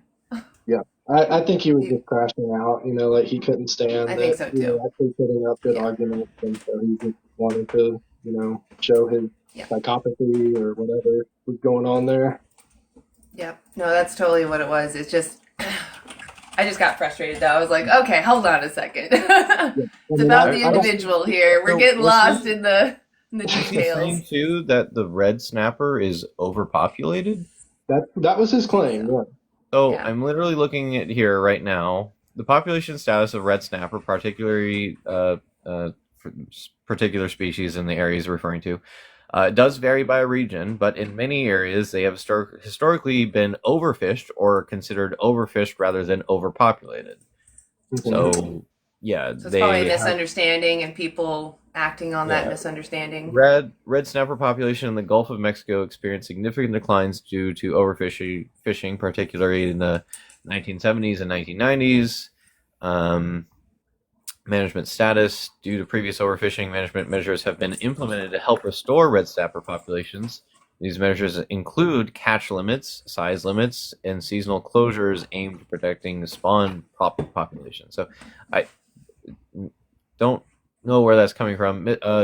While some might argue that red snappers are overpopulated due to recent increases in catch rates or sightings, this is often a misunderstanding. The population may be recovering, but still be below historic levels or not sustainable enough to support heavy fishing pressure. He's just. This is like where it becomes problematic, where someone just visually sees something and just goes, "Yeah, they're overpopulated now," not knowing like the alligator situation. Like, you could say, "Yeah, there's a lot of alligators here. They're overpopulated." It's like, well, are you doing that based on like just looking at it with your eyeballs and going, "Looks like there's a lot of them," or are you like actually looking at the data and being like, "Yeah, there's actually a statistically massive amount of these animals living here than ever naturally should have occurred," or something like that. It's weird to me too. Like, he brought up the idea of ecotourism on those reefs, and like I used that against him, and I was like, well, look, like, you could reintroduce dolphins. Make sure the dolphin populations get good. People love to dive and look at sea turtles. Like, maybe the sharks and crocodiles would be scary for divers, but hey, like, this wildlife, like, if you want to promote ecotourism, like, that's a valid approach. But he just, like, absolutely rejected it and got infuriated by that. Like, It was pretty. The arguments were pretty. They were slapped down pretty hard. He still kept repeating them though. Like, it seemed like he started to go back to old arguments. Yeah, and if we were trying to like manage the ocean on this front of like, hey, we had let's say it was the case, and like, oh, red snappers are super overpopulated, and then we're like, well, we need to resolve this because of XYZ reason. It's affecting the biodiversity, and we actually want to address this quickly and effectively. Like, yeah, your idea of reintroducing native predator species makes sense, because they would also probably be looking at that stat and be like, yeah, there's been a massive increase in the prey, the red snapper, but the predators have massively declined. These two things are obviously correlated. So if we wanted to affect red snapper populations and bring them back down, let's look at native, dolphins or sharks or whatever species it might be. And it doesn't have to necessarily involve, bringing that species in, like, just picking them up from somewhere else and dropping them in the ocean. That can mean habitat restoration and allowing that particular species to thrive again. And doing a number of other things you could do to help them thrive. It doesn't really make sense to me.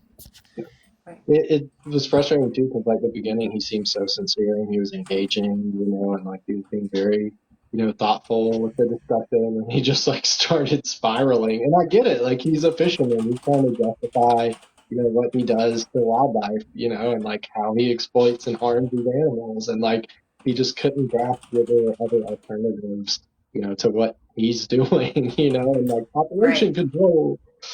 Yep, that's what he kept going back to, is population control, which again, it wouldn't be. It's like, even if you had this little niche, it's like, it's not sustainable for everybody to do that. It's still and also the argument for veganism is the individual, which I feel like I get so pulled away from sometimes myself. Because it's like, it doesn't even matter. It's like just having the compassion to consider their moral experience or their subjective experience, because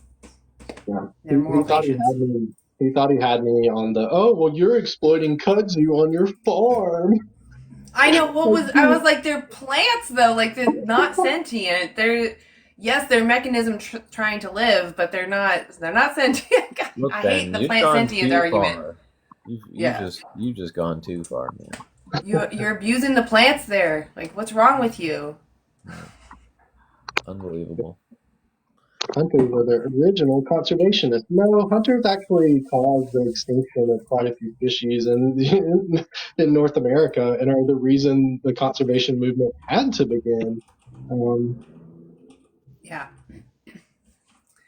Let's see. Do we have anybody requesting? No. Okay. Let's just make sure. Well, how are you guys feeling? Do you want to keep going, or we've been up for 3 hours? So, whew. I've got to make some dinner, so probably got to drop. All right, sounds good. It's up to you, Keith. I might end the live, but it's up to you if you want to keep going. Yeah, if you want to roll it, I'm fine. I don't have too many.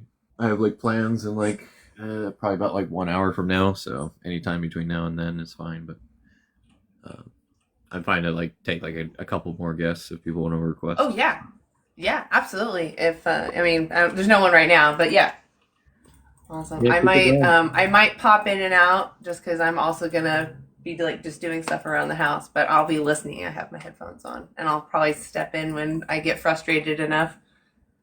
Yep. I'll hang out in the comments while I make some dinner. Appreciate you having me up, though. Yeah, Yep. yeah.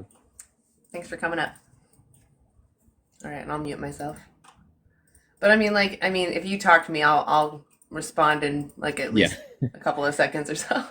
Yeah, we'll just see what happens in terms of requests. Yeah, request the box, share out the live, tap the screen, do the stuff.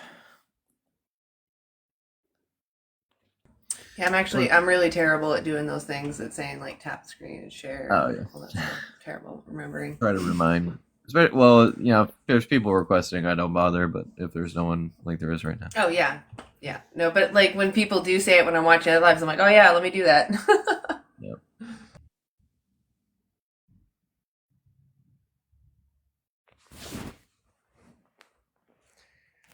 Let's see.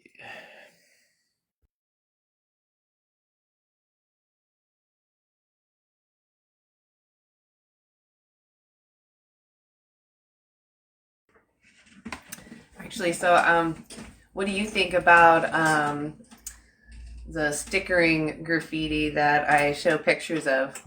Have you ever seen that like out in the wild? You ever come across the sticker yet? Oh, just like a vegan sticker kind of thing? Mm-hmm.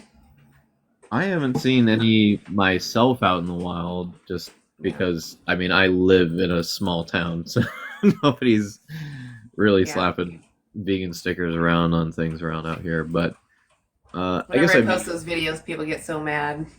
Yeah, I've maybe seen like a couple in Seattle, maybe. But oh yeah, I could see that. Yeah, in Seattle. It's a good idea. I like the idea of like putting it on certain products inside grocery stores and things like that too. Yeah, I do feel like I've hit a couple places too many times, and I feel like they watch me now when I go to the store. But I don't care. I actually went there the other day with my shirt, like proudly being like, yeah. Yeah. Come and get me. Oh, we got somebody. Hello. Hello, Donald. How old are you? I'm 19. Cool. What's your understanding of veganism? Could you define it? I could not know. Okay. So veganism is the moral understanding that animals are sentient beings, worthy of moral consideration, and as far as practical and possible, we should be aiming to avoid their exploitation. To the same extent, we would grant that to humans. I've got one quick question. You asked me what chickens do for society.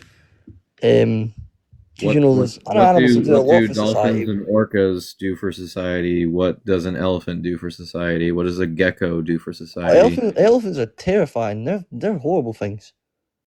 Right. So what does a gecko or a monitor lizard do for society? Nothing. Right. So it's okay to just go take the lives of every animal that we come across for funsies? Suppose we're at the top of the food chain. That's what they do to each other. So why is it immoral for us to do it to them? If they would do it to us, and they would do it to each other, so why is it immoral for us to do it? If I'm stronger than you, I'm allowed to beat you up because I'm stronger than you. Might makes right. I don't think you are stronger than me, so I see your profile picture. Probably am. You can try if you want. Probably am, but regardless you of that. You probably am, okay. What height are you? I'm about 6 foot. Yeah, I'm 6'1". How heavy are you? About 195. Yeah, I'm heavier. Okay, so no. But anyway, back to that. So, how is it immoral when our animals kill each other? Should we start imprisoning animals for killing other animals? Sorry, what? Is it not immoral for animals to eat each other then? No, animals are moral patients. They're not moral agents. They don't have a concept. I can't go up to a bear and be like, hey, by the way, it's a wrong thing for you to exploit and cause harm to another sentient being when it's not necessary. It would look at me. It would look at me and go, huh? I can say those words to you and you understand the words coming out of my mouth, which is why you're a moral agent, not a patient. Yes, right, but we're animals, correct? Yes, we are animals. Okay, so if other animals can kill us, why can't we kill them back? I literally just laid it out for you and you just completely ignored it. So yeah, but that's not a good reason because, some animals can. It's a very valid reason. They can't speak, but that's the reason we got tops of the food chain. Okay. We can understand things. Define moral agent and patient for me then. Because you seem to have not heard what I just said or ignored it. Don't know what I can define that for you. All I can tell you is you're not paying attention. You're not paying attention. I literally laid it out. The difference between a moral patient and a moral agent is I can have a conversation with you about what is right and wrong. We can have a converse discussion and figure out, okay, yeah, it's wrong to exploit other people. It's wrong to do these things. We shouldn't do it just because we feel like it. I cannot animals have can that communicate between each other actually, but we can't communicate with animals. Each animal has their own language with each other. Right? Am I right in saying that? They have very basic languages with one another. They cannot discuss rights and wrongs with one another. Some animals actually know what's right, know what's wrong. Some, I couldn't bring up things, but I could. Maybe on a very basic level. They also understand ecosystems. Maybe on a very basic level, but they are not. They also understand ecosystems. They're not going to have the same. Do you not know the line between Asia and Oceania? The animals don't cross it. They're not going to have the same level. They're not going to have the same level of sapience as us. Not even remotely. But no, they're not, because we're top of the food chain. That's why we've evolved. So again, might we're makes the perfect right. hunters. So again, might makes right. So because you can beat someone up or take their life, that automatically makes it okay. I wouldn't do it. That's a matter of opinion. Sorry, I wouldn't do it, but some others might. If you can overpower some woman, that makes it okay because you can do that. Okay, then might does not make right. Can't overpower. That's not a valid argument. We can't overpower a lot of animals. Animals can overpower us, but we, develop tools to be able to kill them. A cow would easily overpower me. It doesn't matter. You wouldn't have the argument on your side because those are moral patients, not agents. Again, you have the capacity to think about these rationally, logically, with wisdom and judgment and intelligence, to figure out with textbooks and countless logs of data and information that has been passed on for countless years to figure it the fuck out. A cow cannot do that. A bear cannot do that. That is the difference. Might does not make right. Okay, and they still hunt each other, so why can't we hunt them? I mean, if we've been hunting for years, but the perfect hunters, why can't we do it? You're just being intentionally disingenuous. Fucking get out of here. Yeah, that was like literally the third time in a row you animals kill each other, so it's okay. Like, what the my god. Just literally just again and again and again. I only know how to make one argument. I can't make another one. It's too hard. Yeah, that was entertaining for a minute. Good Lord. Yeah. And yes, Sierra, just to answer your question, we went live again. I let Keith take over though. So really Keith has been a champ this whole time. He's been going. We're keeping it 3 live. hours now. Woo! 3 hours, 17 minutes. This is nothing. Really. Knocking it out of the park. Yeah.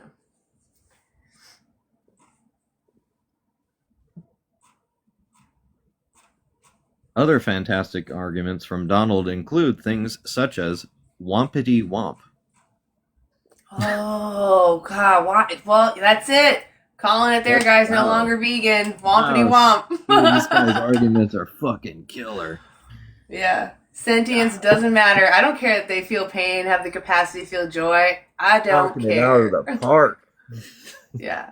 Wompity womp, guys. That's it. Wise words to live by. I guess I'm not vegan anymore, guys. He said that did it. I'm out. Did it.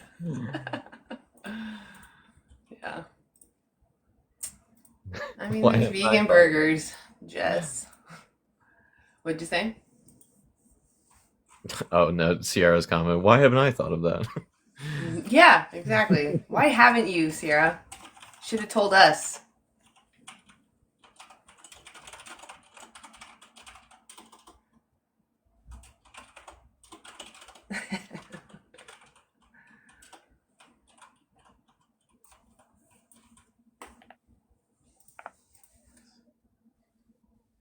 I mean, for all the people that are using their religion, no religion should justify exploiting and using someone, just to be clear. But specifically the Christian religion and anything kind of close to that, you should check out Christspiracy. Just because it will, yeah, Christianspiracy. Just because, you know, it'll give you a new reflection on your own religion. I love eating bacon. It tastes so good. Oh, Go back to school. that sounded painful. That sounded painful.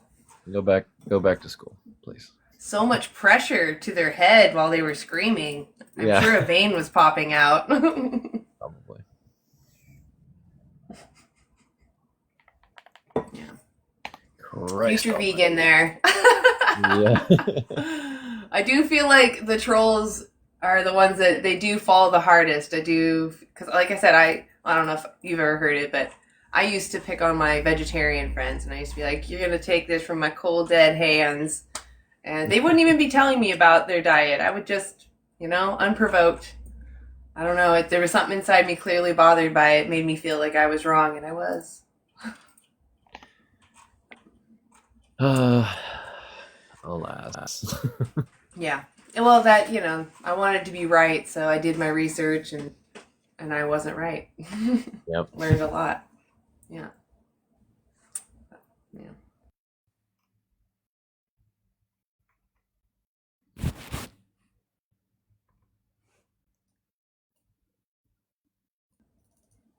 Bring someone else up. Oh, yep. Oh, I'm sorry. I didn't mean to step on your toes. I honestly just went into auto mode. Yeah, if no one's up and I don't see it, go for it. Hey, what's happening? Hello, Control, Shift, and what does it do on the keyboard? Let's find out. Incognito mode. You son of a... All right. So I just want to say that veganism is not renewable. Renewable? Yeah. So if we were all vegans, you would end up using all the resources to actually plant food. You're gonna have to clarify what you mean by that. So where do you get the nitrogen, phosphorus, and calcium from? Ooh, we're gonna bring someone up to talk to you. Ben, you got to be available for this. Come on. I'm calling in the expert card. You got it. Yeah, call them in.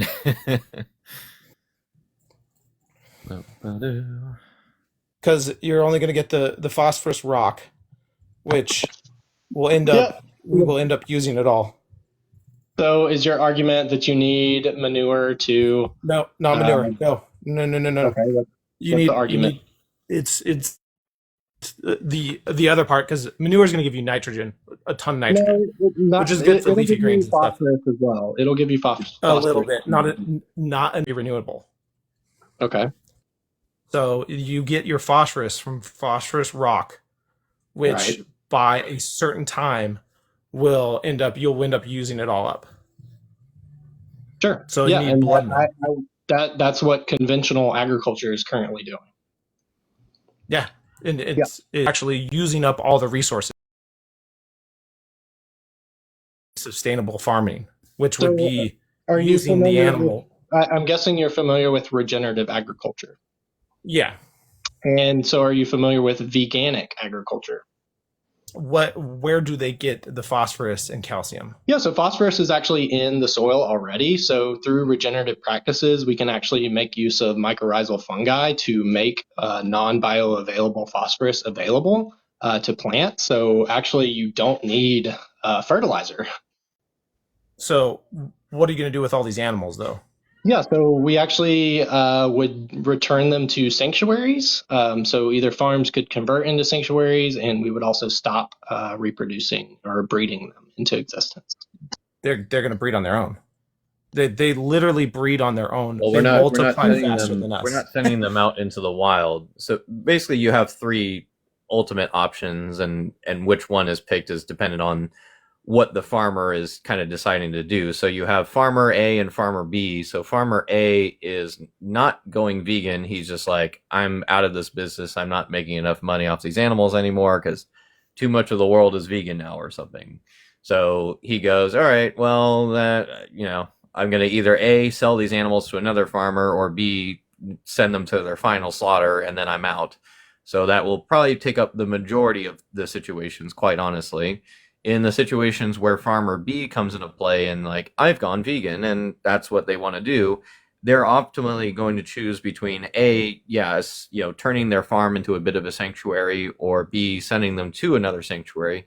Option C would come into play of, sending them to a slaughterhouse if ultimately they were like, I can't do any of these other options. I'm just, there's no way to make it happen for whatever. Yeah, So that would be a final slaughter, and the big thing would be on the scale of farm, like leaving these farm animals to live on their land.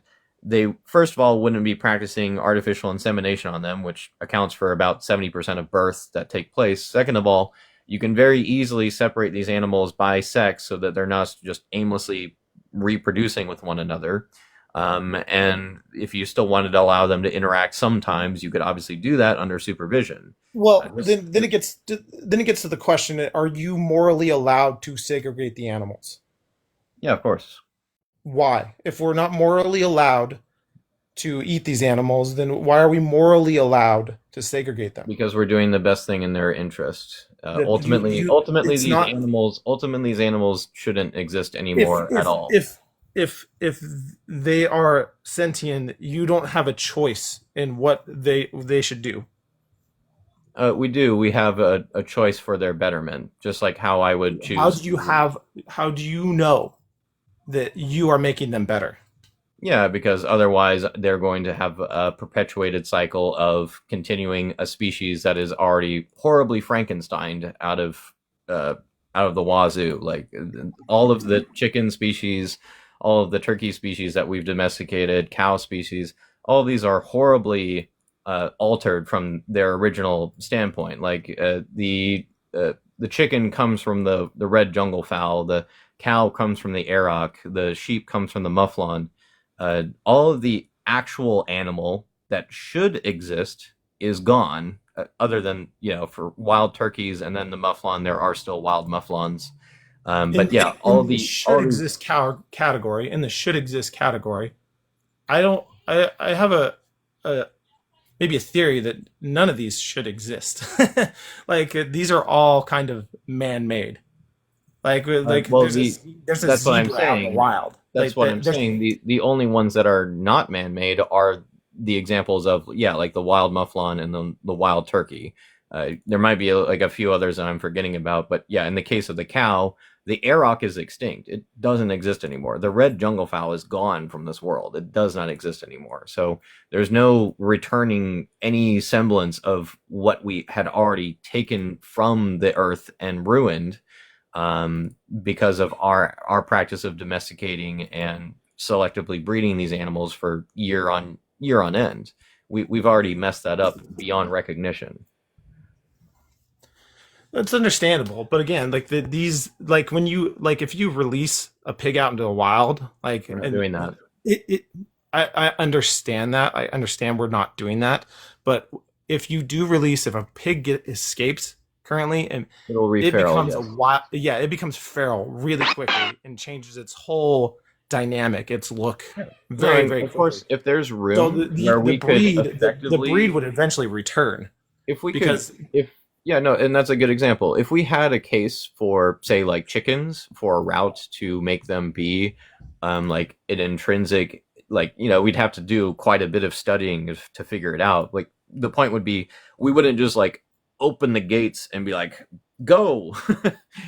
We would have to do a whole plethora of research and study to figure out, is there any room for chickens to survive on their own without us, and then also be part of a particular ecosystem, or would the very act still just not work out in the long run?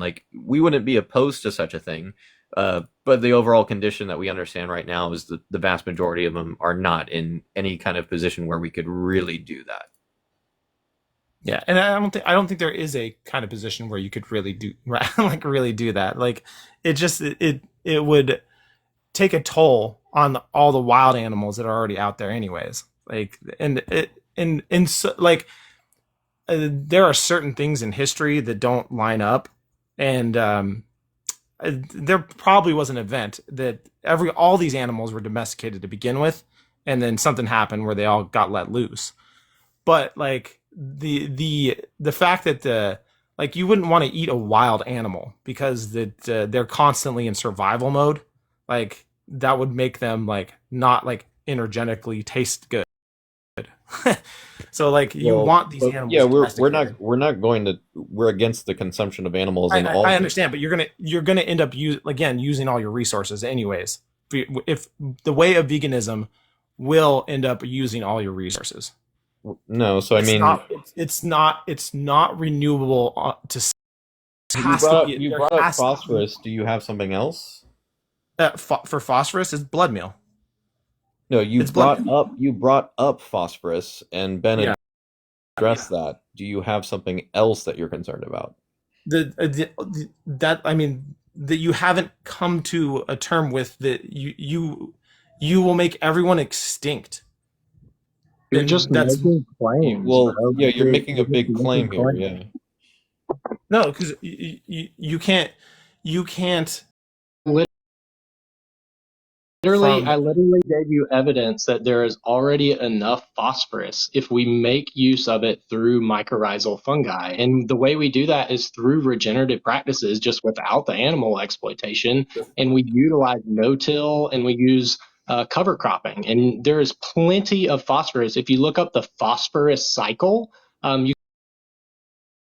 that there is plenty of phosphorus in the ground. The problem with conventional agriculture is that we are using these synthetic fertilizers, and we are over applying them, and we are destroying the actual food. So especially for animal agriculture. Absolutely. Yeah, but and again, you don't need soil. Like it's just a medium. Like you can yeah. Oh, yeah. The whole soil thing. Like that's just one particular medium that you can use. The soil is just a medium. Are you talking like hydroponics or something? Yeah, you can hydroponics everything. You could cocoa coir everything. You could peat moss everything. How do you mass scale hydroponic soy or wheat or any legumes? How would you do that in hydroponic systems? Well, what if you don't have to have soy?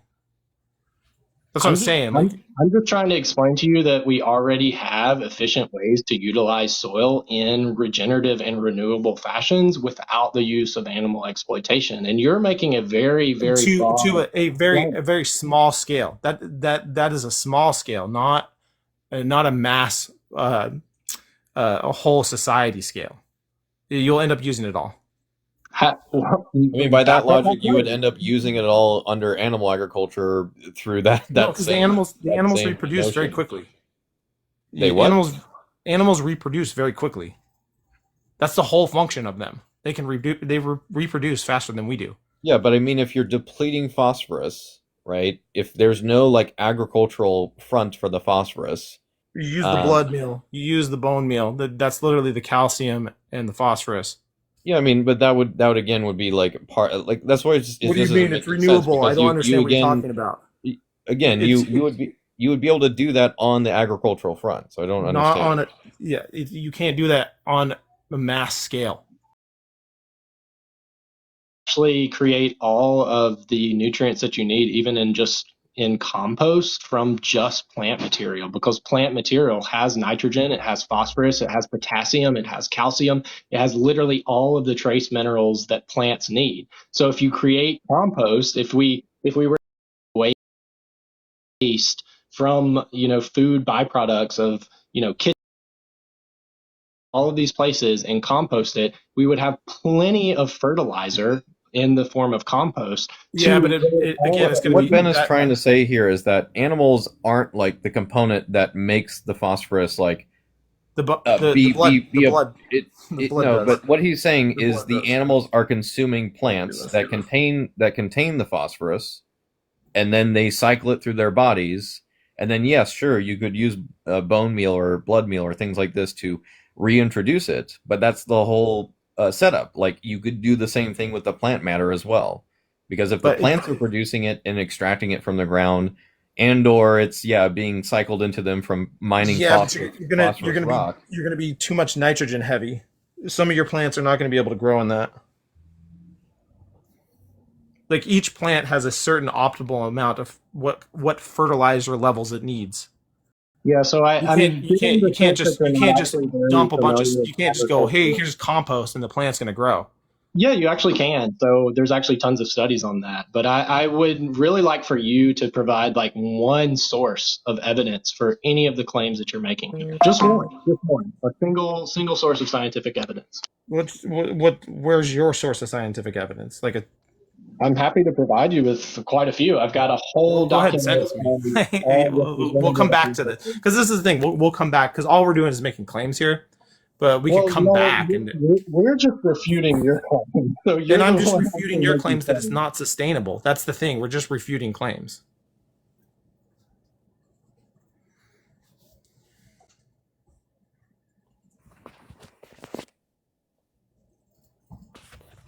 So I mean, if we have, like, you have a contention on this and we have a contention on this on phosphorus, that's one thing, and we can certainly, like, if this is the hinging point, because that's why I was asking you a moment ago, like, do you have another thing that is hinging on this, like it's not recyclable or whatever? So do you have another hinging point, or is it only that? Was my prior question to all this. I mean, other than that, like, you kind of have to have these. Like, there's a guy in Africa that was the so-called climate change, where they slaughtered a bunch of elephants, and the climate didn't return. Like, but when they had their herd animals and strategically moved them around, that they were able to.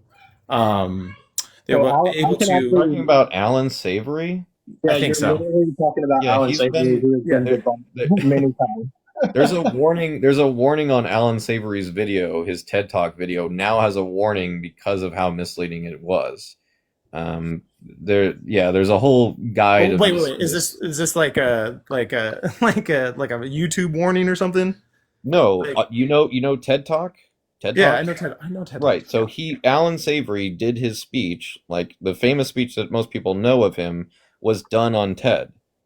TED hosts their videos on their website. There is literally a warning on the TED Talk video now on their website about the misinformation that has been touted around by Alan. What about the misinformation?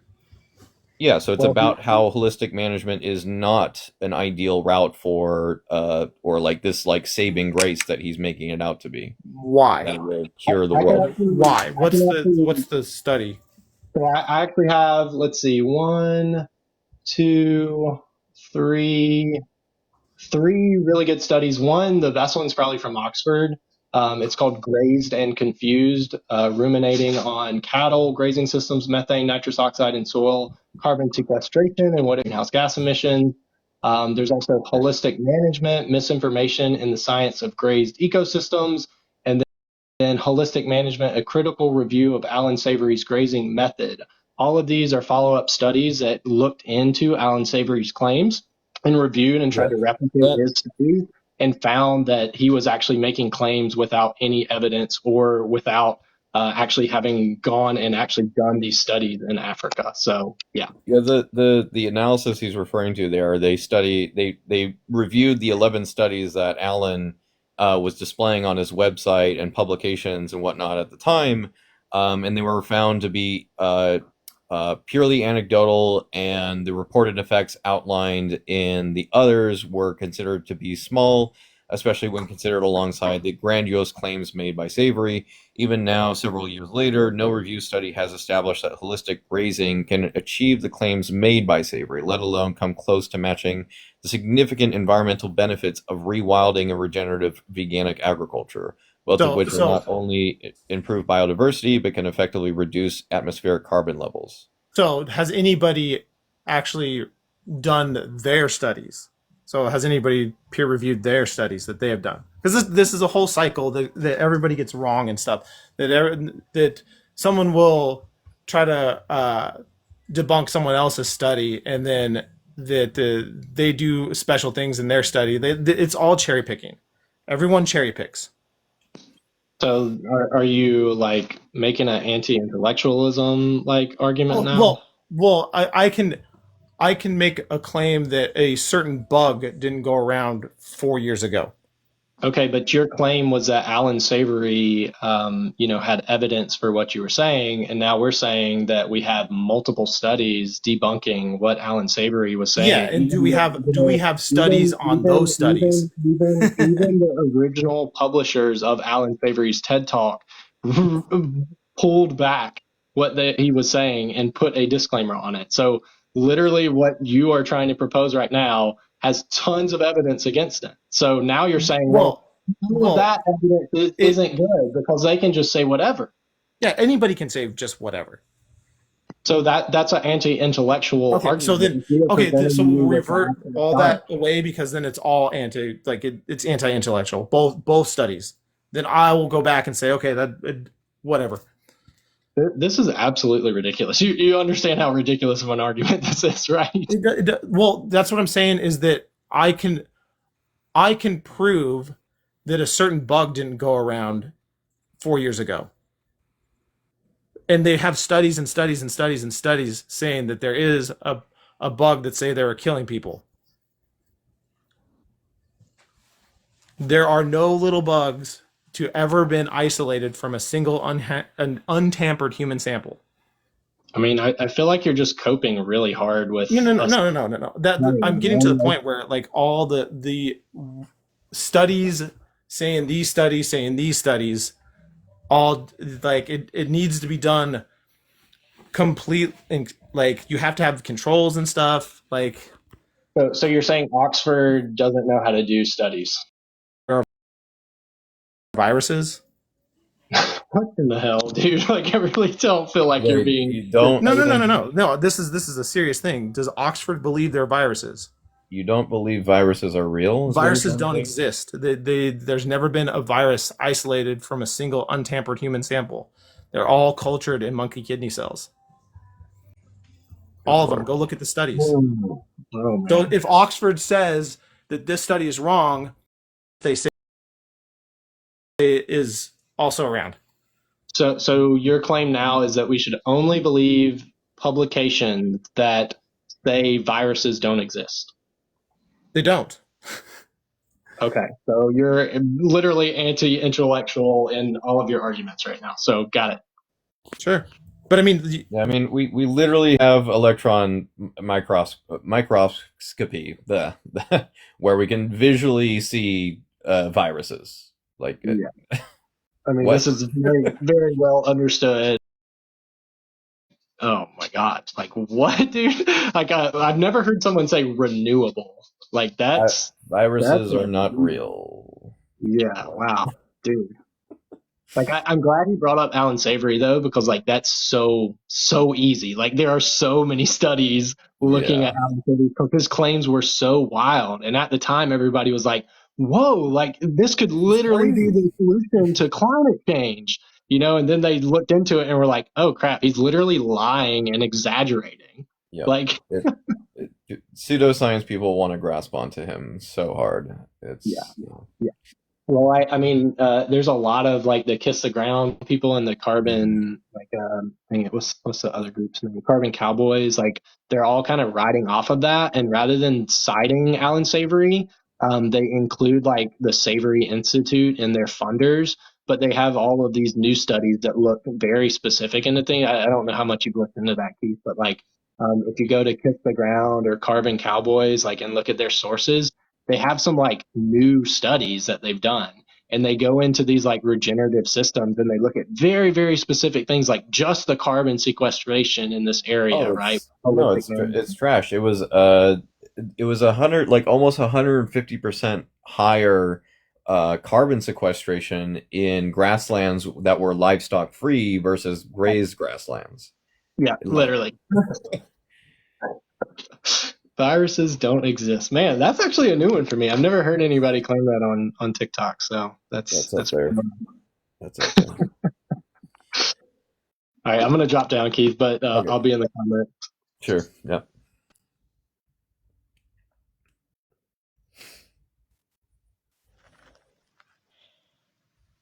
Hello, Theodore. How old are you? Hi. That's a no.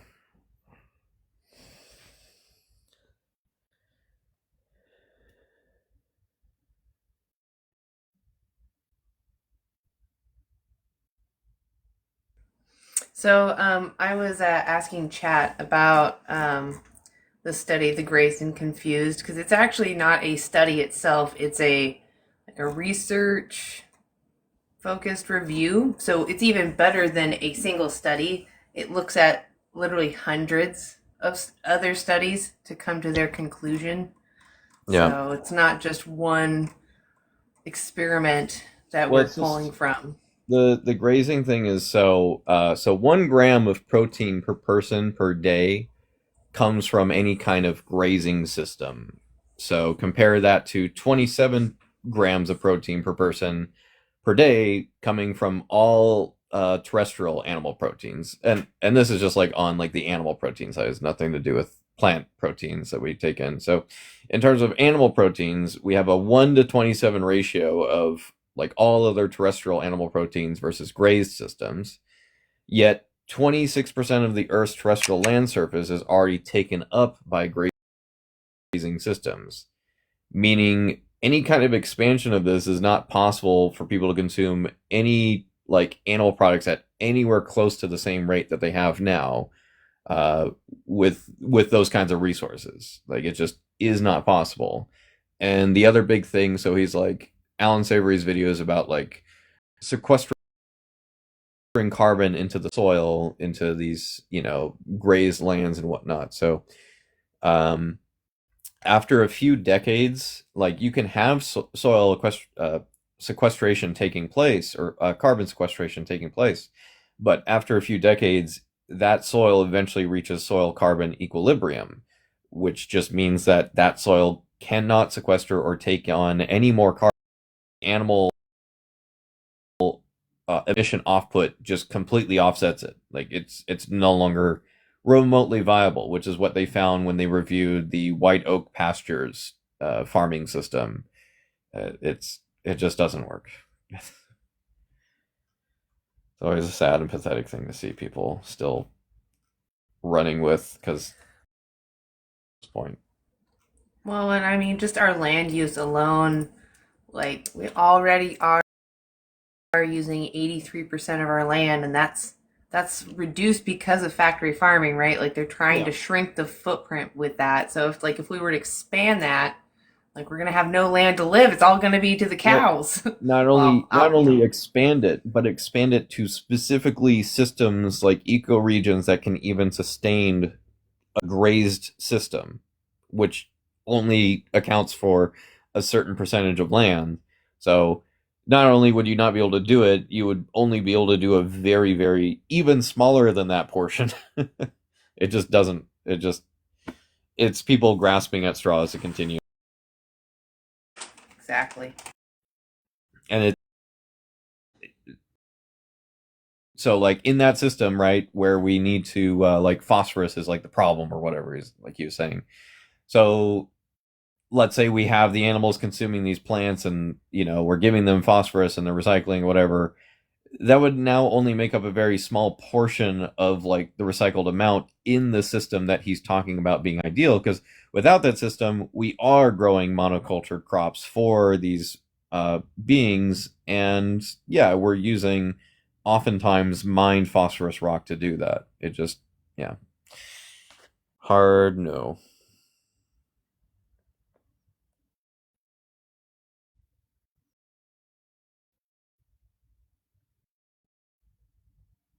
I don't know if this is the same person from earlier. Oh, I have a question. Sure. How old are you? 25. Cool. First, can you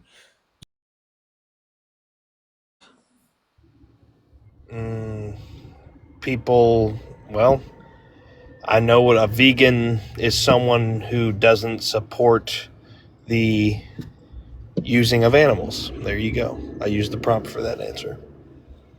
Yeah, I mean that's pretty on point. It's just the idea or understanding that animals are sentient beings worthy of moral consideration, and as far as we can practically and possibly do so, we would avoid exploiting these animals. So, yeah, that would entail, food or clothing or cosmetics or a number of other areas in which, it's both practical and possible to avoid such a thing.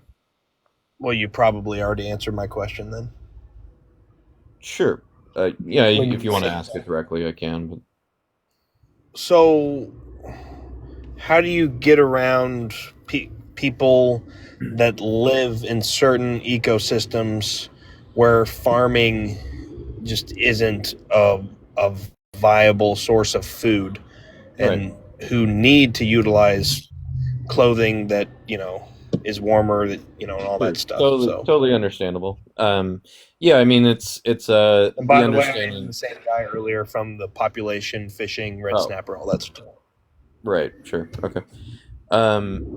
It would just be the understanding that we are operating within the best that we can do with what we have. That's like a very short way of kind of explaining veganism in a way. So, for example, if someone I don't know, God's hand picked me up from where I'm living right now and dropped me into the far Arctic north of Alaska, and I'm there with the I'm there with exactly what I'm imagining in my head right now. Yeah, I'm there with the Inuit people. I have no vehicle. No one's going to come save me. I am literally stranded there. Well, let's say you have other stuff too, though. I mean, let's say you have a community, right? I'll give you that. Well, yeah. So, but what I'm getting at is that the options that exist within this community are little to none. Wait. I'm sorry. I accidentally muted the app. What did you just say, sir?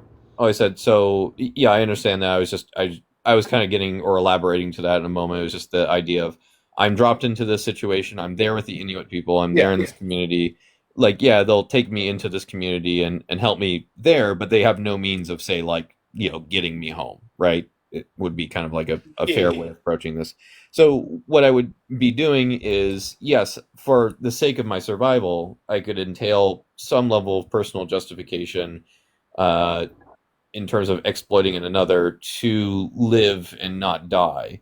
There's still an absolute negative happening there. There is still exploitation happening, that cannot be denied. It's just the personal justification and the bias for saving my own life is ultimately going to overpower that.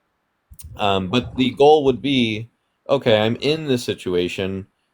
Ideally, with my vegan, morals, I want to get out of this situation. So I would be trying to work with whatever communication options I have to contact other people, try to work on whatever efforts I could, possibly to try to move somewhere, essentially further south that isn't so harsh, where I have access to grocery stores, or I could grow food or whatever it happens to be. I'm really more talking about how, because I imagine that hearing y'all's conversation and stuff, y'all's goal, if you had a genie bottle, right, whatever, and had a wish, the goal would be to make everyone a vegan and not you, correct? Am I correct?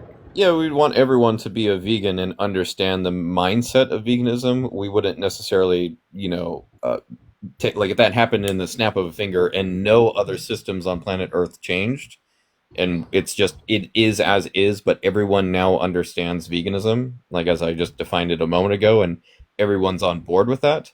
If everyone was genuinely on board with that, mentally, and understood the imperativeness of avoiding the exploitation of animals and doing our best to consume fully plant-based and things like this, then everyone would be on board as well at that point with doing essentially what I personally would have been doing at that point, which is to find routes and ways in which I can end my personal exploitation towards animals. So I'm just don't understand, like, the people who do live, because I do have a friend that is an Inuit, and he harvests animals for survival. He even harvested a whale, and he's an Inuit, he's an Eskimo. His name's Tut. He harvested a whale last year to feed his family and whatnot, you know. So I'm wondering, like, don't you think that's a good justification for and his kin to be able to harvest animals?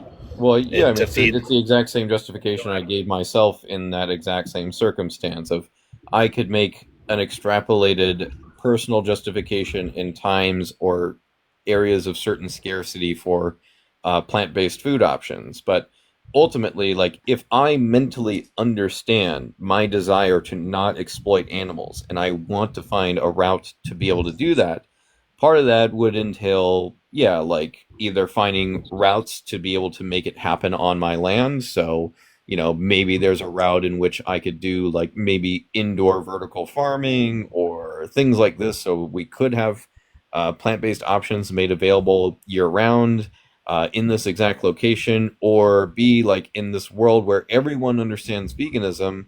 Not only would that take place, but we would also be trying to do our best to help one another in these efforts. So yeah, maybe part of it would be working on making accessible trade routes. I mean, they already do obviously have trade routes because there are still grocery stores and things like this in it's like Inuit really expensive to have those. No, of course, and that would be routes part of it. Like we spend currently, for example, $20 billion subsidizing meat, dairy, and eggs every year, whereas we put zero, not zero, but only like a couple $1 million towards subsidizing fruits and veggies and things like this. Less.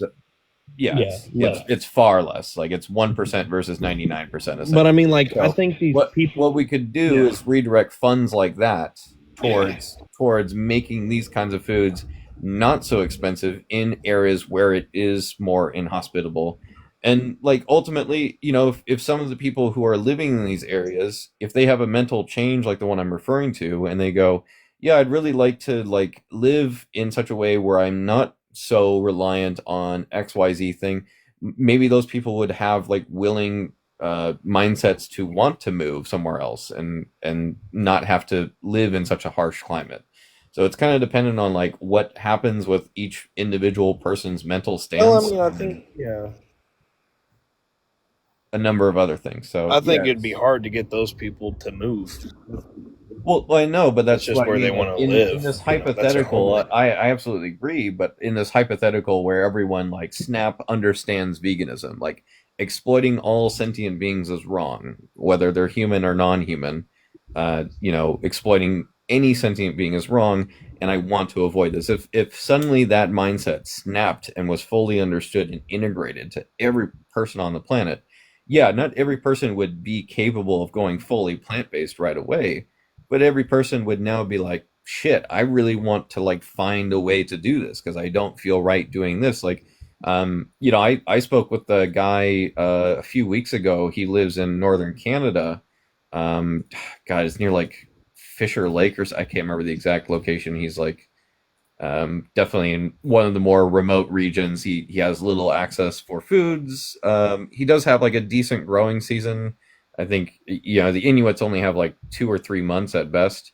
I think he has closer to like 5, maybe 6 months, so he can still grow some crops. And he was just seeking advice on how he can live either completely plant-based and vegan, or vegan and mostly plant-based. And it was giving him resources on how he could do that, whether it was like maybe looking to see what options exist on routes for like ordering large like sacks of, say, like grains or legumes and having those delivered so he could utilize that. So he was open to these things, and he was going to explore it. And that's the main thing that we want people to do, is just kind of more than anything have an open mindset to a route in which they could end their exploitation towards animals. Oh, I would definitely much rather eat more. And she kicked me earlier for saying I love seeing killing, and all that stuff. And I love animals, but I would much rather eat more food that I harvested myself rather than spending money at the grocery store and buying, if I could cut down my red meat intake, I would. But I'd rather, if I could grow vegetables, I would. But anyway, so like, I'm just curious. So your mindset is you would rather have the Native Americans abandon their home, let's say you snap their fingers, right, and they all have the vegan mindset. You would rather them lose their culture and basically sense of identity in a way and be vegan than them continuing the exploitation of animals? Yeah, I mean, they don't have to lose their sense of identity or their entire culture. Their culture revolves around food. No, not really. I mean, if that's the case, then every culture under veganism would be dead, because all cultures have cultural. So you would at least, you would at least have them lose that part of their culture, like the big portion of hunting and all that stuff. I mean, that's literally every culture on planet Earth. Like, we can point to any culture, and I could be like, see, meat's a big part of that culture. Like, I'm Scottish, and meat is huge in Scotland historically, but I wouldn't use that as like, I'm just gonna continue doing this. I could still participate in like learning about my Scottish heritage. I could, participate in learning about all the different, like, I don't know, groups and how they interacted with one another, and all these different Americans things. Most of their, everything they had was from buffalo hide, and the way they traveled was, they traveled for food, and that surrounds their culture is food. That's why they were traveling and not farming a lot of the time, and all that stuff. So I think for the native culture, the meat and hunting has more a part of their culture than we realize. Well, I mean, again, so there's like far more to a culture than foods. Like, we have obviously like arts and crafts. We have language. We have storytelling. Whatever spirituality type things that they have going on. Just the difference, like in social interactions and culture things, or just like structures, I guess. Music, dancing, just interacting with nature, which doesn't have to inherently involve like taking the life of another sentient being. Like, you can still have deep interactions with your environmental surroundings without having to do that. There's so much to culture than just food. Like, you can definitely, but that does have a big portion of it. You would be losing definitely have like a portion of their culture if you took certain cultures being guided by that. But this is why, like, when we're trying to analyze like whether something is right or wrong, and like, it's not like I only, like, the point would be I don't hold this standard only to Native Americans or the Inuit people or whatever. It's not like I only hold this standard to them. I hold this standard to everyone on planet Earth. Like, culture is not the justifier you would want to use for causing harm towards a sentient being, because that's quite literally why in debate structure we have something called appeal to culture fallacy, because that's how someone could then justify something like child marriage or female genital mutilation. It's like, oh, it's part of my culture, so screw off. Your point is moot because it's my culture. Like, that's just, I understand why people have such a hard, ingrained stance on the culture, but we can't just look at that as the overall, like, end all be all to answering whether something is right or wrong to do.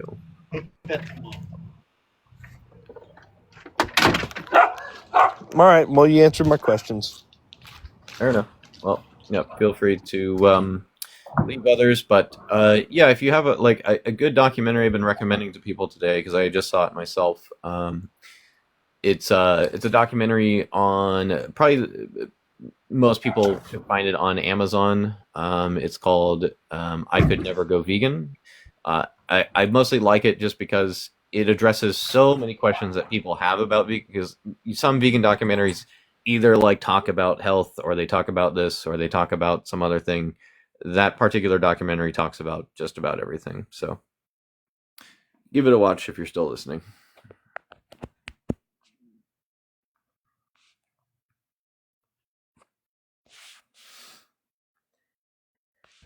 I haven't watched that documentary yet, but I do have it saved to the side. You can pay for it on YouTube. I don't know how much it is to rent, but you can buy it Yeah, for sure. it was a rental on Amazon Prime for like $3.50. It's very cheap on there. So, but yeah, I only found it because of some other suggestion. But yeah, it only came out this year, just like Christspiracy and whatnot. Really highly rated too. It's got a 9.0 on IMDb.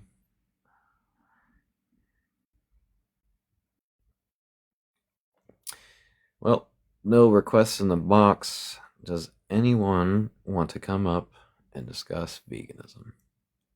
If so, request the box.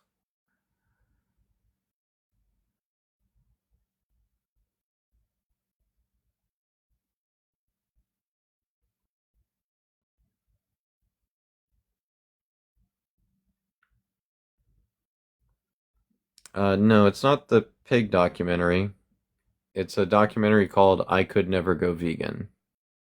It's about like virtually all the different arguments that we kind of hear about veganism day in and day out. So it's addressing obviously like yeah, animal rights and the welfareism takes and factory farming, speciesism, all the environmental topics that come into play, all the health topics that come into play, all the misconceptions, whether it costs too much or it's super restrictive or whatever. It's $3.99 on YouTube as well to rent.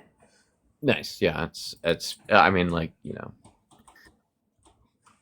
Oh, I'm just saying, like, there's if because I don't use Amazon, so I'm always trying to find other ways to watch stuff too. Yeah, that's fair. Because there's stuff that's like only on there. But anyway, yeah, yeah. But that there's a you could just Google it. You'll see all the spots it is too. But yeah.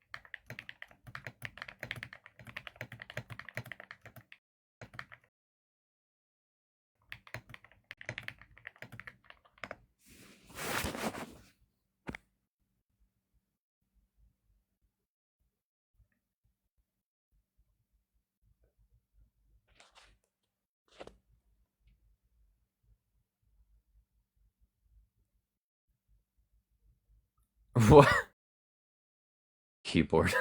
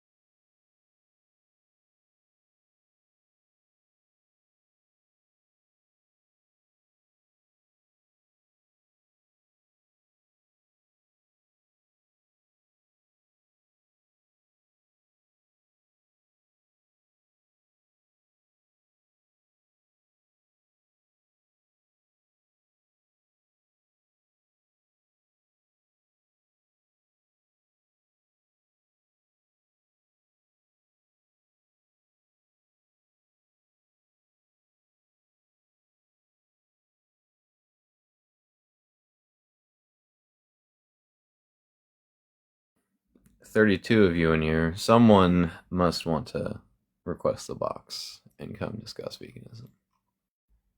I can maybe do one more. Maybe two.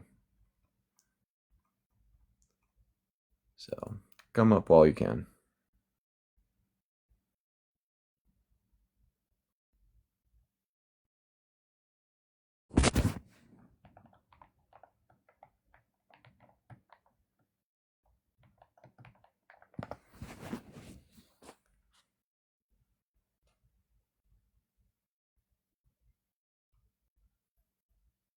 I mean, to address that, Tyler, I'd have to know what you were consuming in the day. I mean, most people have an issue because, yeah, they'll, like, with good intention be like, let me change things up and I'm going to have a bunch of, like, raw veggies and fruits and a lot of beans and pulses and things like this. The only problem with that is, like, a straight out first day transition.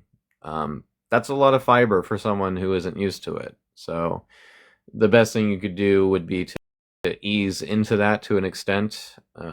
So you could start by consuming, most Americans get about like 15 grams of fiber per day. I don't know if you're in that same ballpark, but you could work your way up to, 30 grams and then maybe a little bit more beyond that. Like the biggest thing. The other thing is to avoid raw vegetables and things like that if you can, just because it makes it a little bit harder to digest. So like steam or cook or saute your veggies and whatnot, along with soaking, especially if you're going to be like cooking legumes and stuff like that. You want to soak and cook them properly. There's definitely foods that are more likely to be a bit more and result in that, especially when brassica family, so broccoli, cauliflower, etc. So onion, anything in the allium family too, like onions and garlic. So all those things you kind of want to watch out for. But I guess mostly what I'm saying more than anything is try operating on a low FODMAP, FODMAP, all one word. Try consuming a low FODMAP diet initially, and then you can kind of slowly introduce things as you see fitting and as you see it, kind of dealing with the issue altogether. There's definitely like digestive enzyme things that you can take that can help as well. I think it's like called like Beano or something that helps for people that don't yet have fully acclimated gut enzymes for fully plant-based diets yet, just because they've been eating a certain way for a long time, and those particular bacteria in their gut are currently underfed. So doing peppermint are helpful for as well.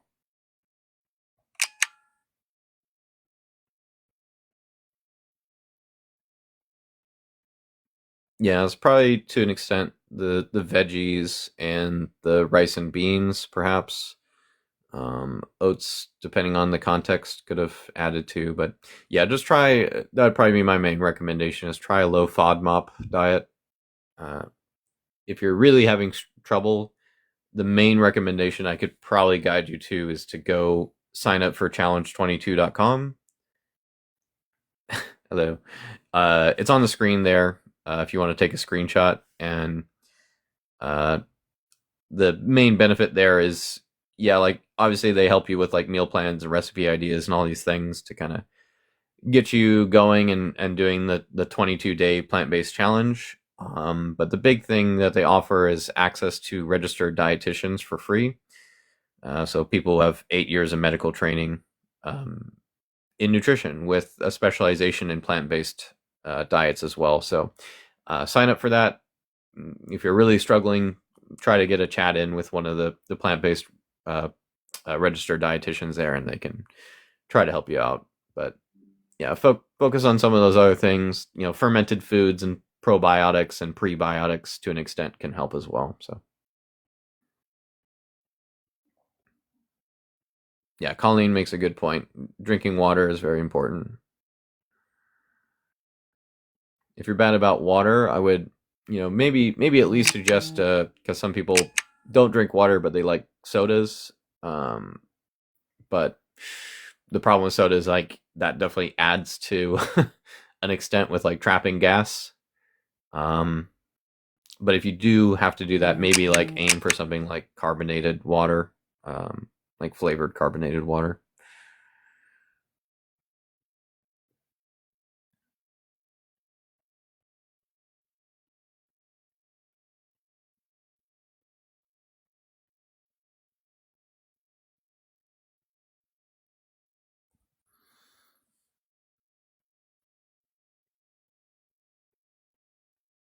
Caesar, you're kind of confusing vitamin A.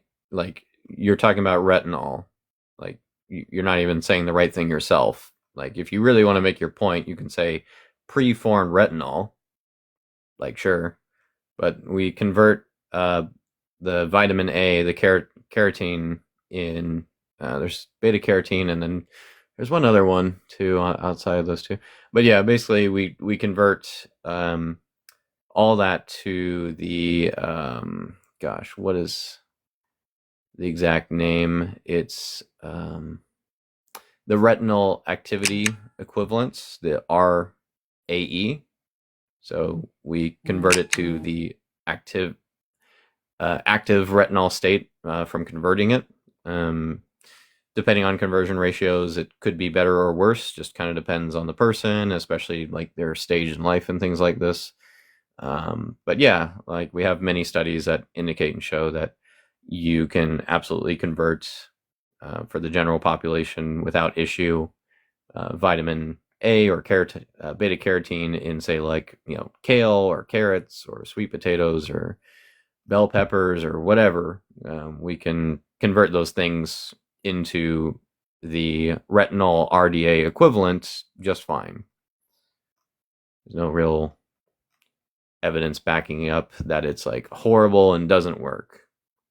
It's like for most people, beta carotene is absolutely a reliable and safe source of vitamin A when you're taking a sufficient amount, and especially with dietary fat. Like that's the other thing. You generally don't want to just like only eat like these vitamin A rich foods or beta carotene rich foods without any kind of dietary fat alongside it. The fat definitely helps since it's a fat soluble vitamin. And yeah, like people can have gene variations and very poor gut health and very like low fat diets that are problematic for it too, or other medical conditions that impair that nutrient absorption for them. And yeah, they could require a preformed vitamin A supplement. So that would be something to look at if it comes to that. But there's, in terms of like, yeah, any kind of like practical applications for individuals on a plant-based diet consuming these like varied beta carotene rich foods, like there's no real risk of not getting enough retinol. You'll be fine.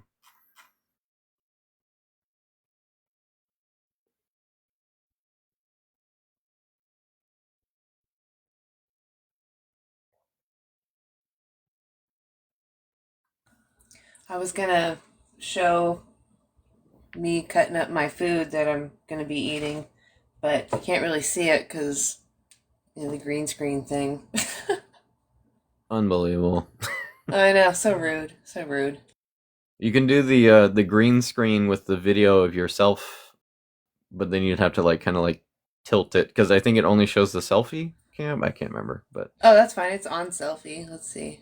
Oh yeah, so it's like the option. It's like almost like the person's face is like half covered with like a little white thing on the green screen option, and then there's like a little like their arm is reaching up. I think. Let's see. Is it under? It's under enhance, right? Where is enhance? There it is. I see it. Okay, effects. Green screen with the hand behind it. You said. Let me see if I can find an image to help myself remember. It is the image where... Shoot, this one doesn't have it. This one? Dang it. Oh, that's an outline. That one.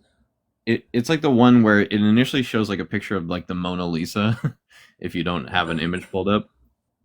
Let me see, I'm gonna just type in green. Yeah, you should have an entire tab called green screen, actually. Yeah, I know. That's true, huh? I don't know why I didn't swipe to that. I don't see a Mona Lisa one. Maybe I should just do what you said. It only shows it after you activate it. You'd have to like almost cycle through all. Oh, okay. Go move. I'll keep trying to. I don't see the Mona Lisa though. Like I see this one. That's it. Oh, there it is. Yeah. And then you put an image for the background, and then now you're there in the corner. Oh, nice. And you can move that and pick it up and move it around, that little picture of you. Awesome. Oh, cool. I don't know where to put me. Yeah. Upper left, I think. What's that? Can I shrink myself? Yeah. Little tiny me?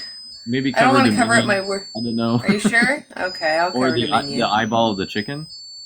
I feel okay. Sorry, chicken. Sorry, chick. Maybe the human? I don't know. Yeah, right? Oh, I made myself a cube. Whoa. I'm not... I don't know. Oh, there's... Oh, there we go. Interesting. We're learning things. I'll go up here. We don't need to worry about the end of Cronometer. We all get it. Yeah. All right, actually, you can make it bigger and just cover ChatGPT and Cronometer and give everyone. That's true. It's not super paramount. Those ones I didn't really think were. They're kind of fun They're tools, helpful. easy. Yeah, exactly. Kind of helpful. So yeah, cutting up some ginger right now. Oops. I was just cutting up mushrooms. This is just some of them there. Whoa. Mushrooms. Tempeh. Some criminy mushrooms. Yes. Some tempeh. Yep. And we're just cooking some rice, and then I'm just cutting stuff up.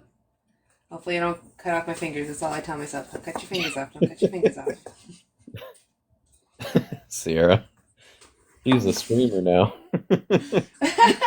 Yeah, that's what we do now. We just stream all the time. All the time. Whatever you're doing, just stream it. Just doing vegan lives while you're doing like the sleep streams. Well, Yeah. This is how vegans sleep comfortably. And have a live left on the entire time. Soundly, knowing that they're not paying for someone else's exploitation. Right.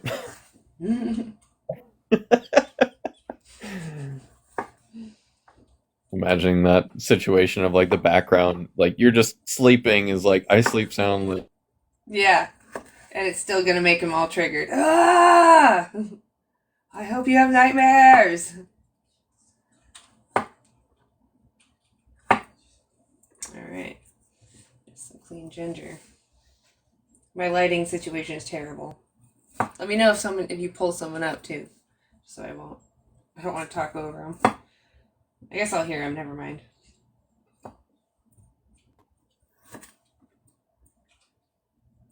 I have a peeler, but my thing lagged out. What dish are you making? Oh, we're just making rice and whatever vegetables we have in the fridge is always what we do. Gotcha. The lazy whatever's in the fridge meal. I was wondering if it was like going to be like a certain kind of, like I've recently I also use it alongside ginger, but I use a much lesser amount of it. But there's a root that you can usually find at Asian. Did I lose you? Oh, can you hear me? Oh, I got you now. I didn't hear anything after Asian market. Oh yeah, there's a root at Asian markets you can usually find called galangal roots, and it's like it's like this kind of like extra, almost like spicier, extra level of ginger in a way is the best I could describe it. I'll have to try that because we really like ginger. Obviously, a lot. Yeah. Frank wants you to stop mutilating the plants. Oh. You've gone too far. Yeah, I know. Yeah, I think about that every time. Like, do they actually consider that when they're cutting up their plants? No, nobody actually thinks that. It's a silly thing to think. Won't anyone that's think why of the carrots?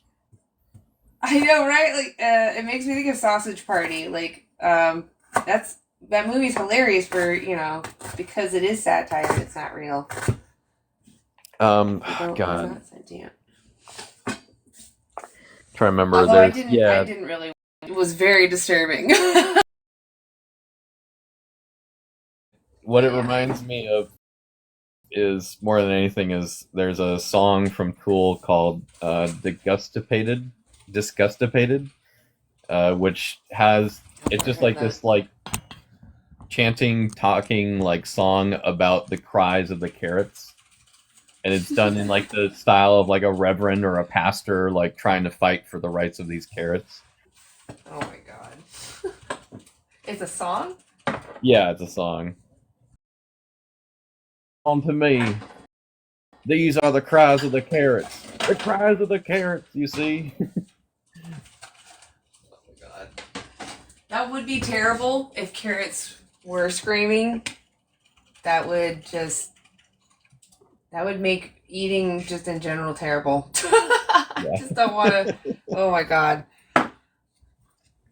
Maybe I'm alone on that. I just couldn't handle screaming vegetables while I'm cutting them up.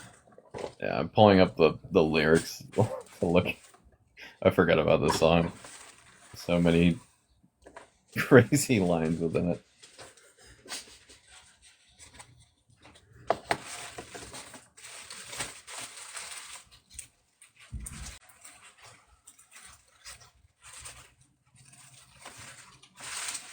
Kale, yeah.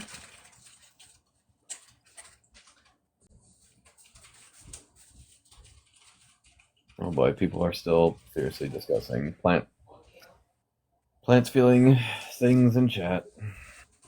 Oh boy. Oh, did you get the lyrics or could you not find them? Oh no, I do have them. Let's see.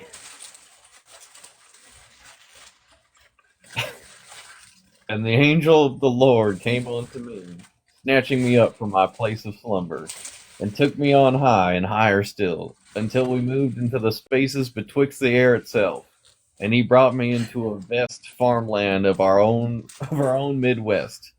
And as we descended, cries of impending doom rose from the soil. 1,000, nay, 1,000,000 voices full of fear and terror possessed by me then. And I begged, angel of the Lord, what are these tortured screams? And the angel said unto me, these are the cries of the carrots. The cries of the carrots. You see, Reverend Maynard, tomorrow is harvest day, and to them it is the Schmolocaust.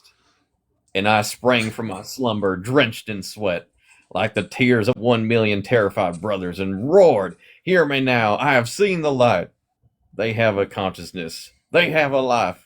They have a soul. Damn you! Let the rabbits wear glasses. Save our brothers. Can I get an amen?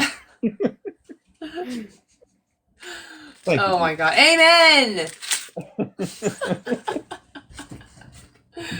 Wow. That is, those are interesting lyrics. Yep. I listened to it, I was busting out laughing. Yes! Is that artist vegan at all? I'm just curious. No, he's not, unfortunately. Damn. Sometimes they are when they come up with those kind of lyrics. Yeah. There's like maybe at some because this is an older album, so maybe he was exploring the thoughts of it at the time. Yeah. You know, sorry if that's loud. No, you're good. Kurt Cobain, right, had like the lyrics of like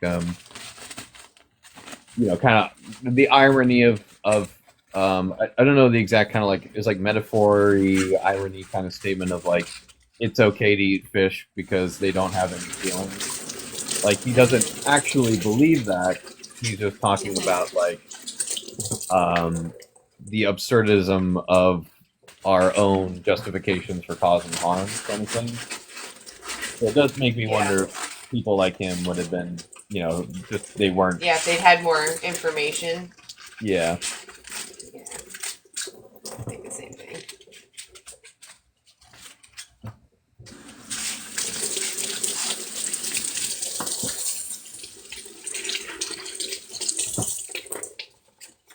Sorry if that water is really loud, or I don't know how loud it is. You're good.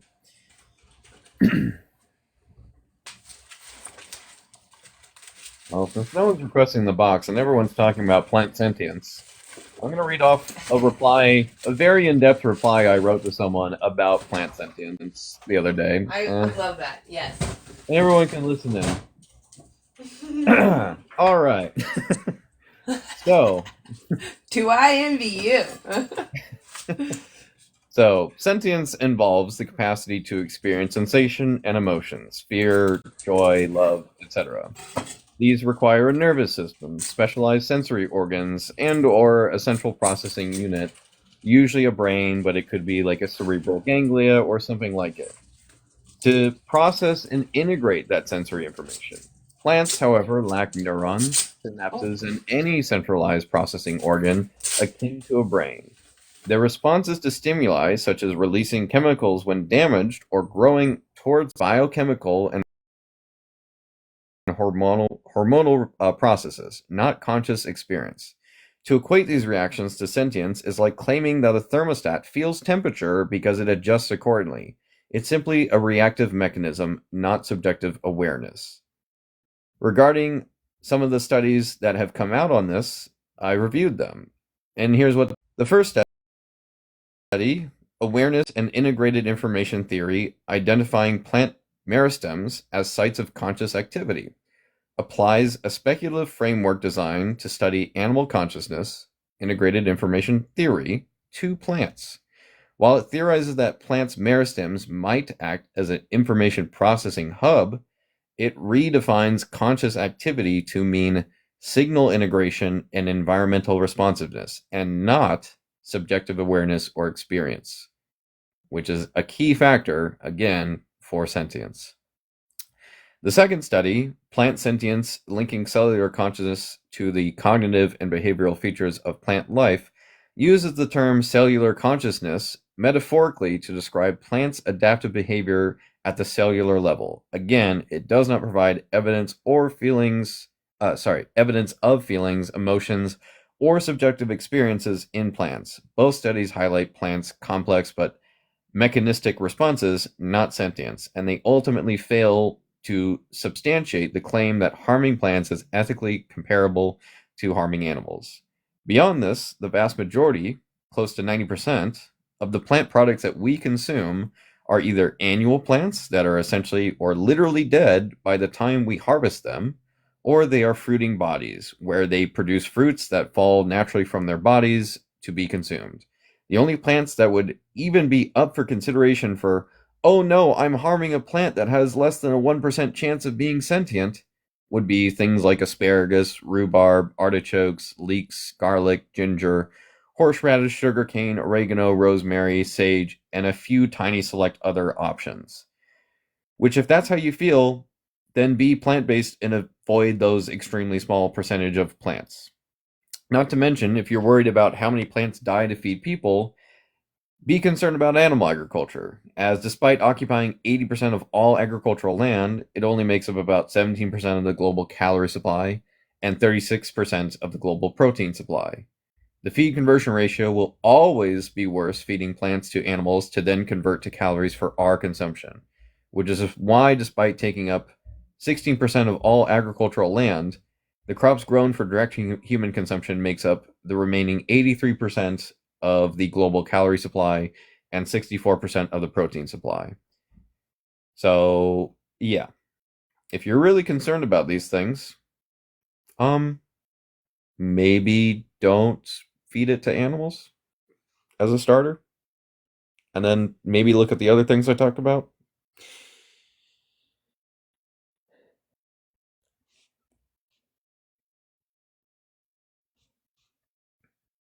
We got a wild Derek.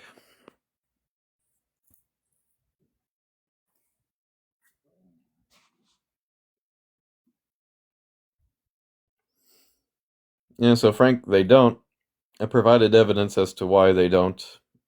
If you'd like further research on that and why you would be wrong about that, you can go look up a study called Debunking a Myth, Plant Consciousness. It fully envelops the concept that you're talking about and breaks it down as to why that is not possible. So, enjoy.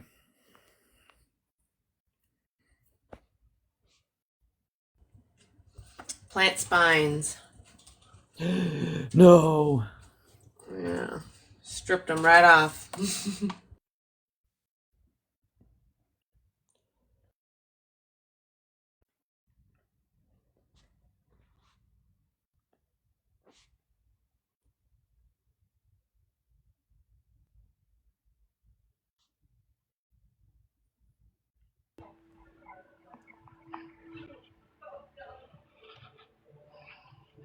Hello, Claudette. How old are you?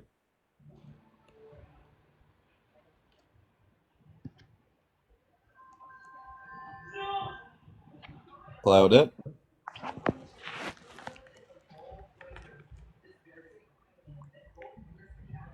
Claudette, are you there?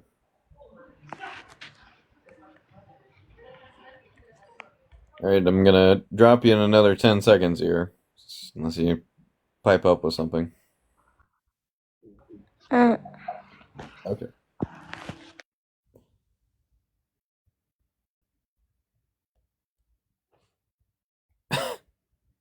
Claudette, how old are you? You can kick me. Alright. At least you were honest.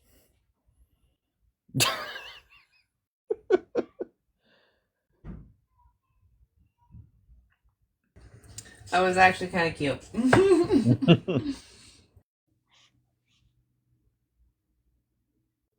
You can kick me. It did sound sad.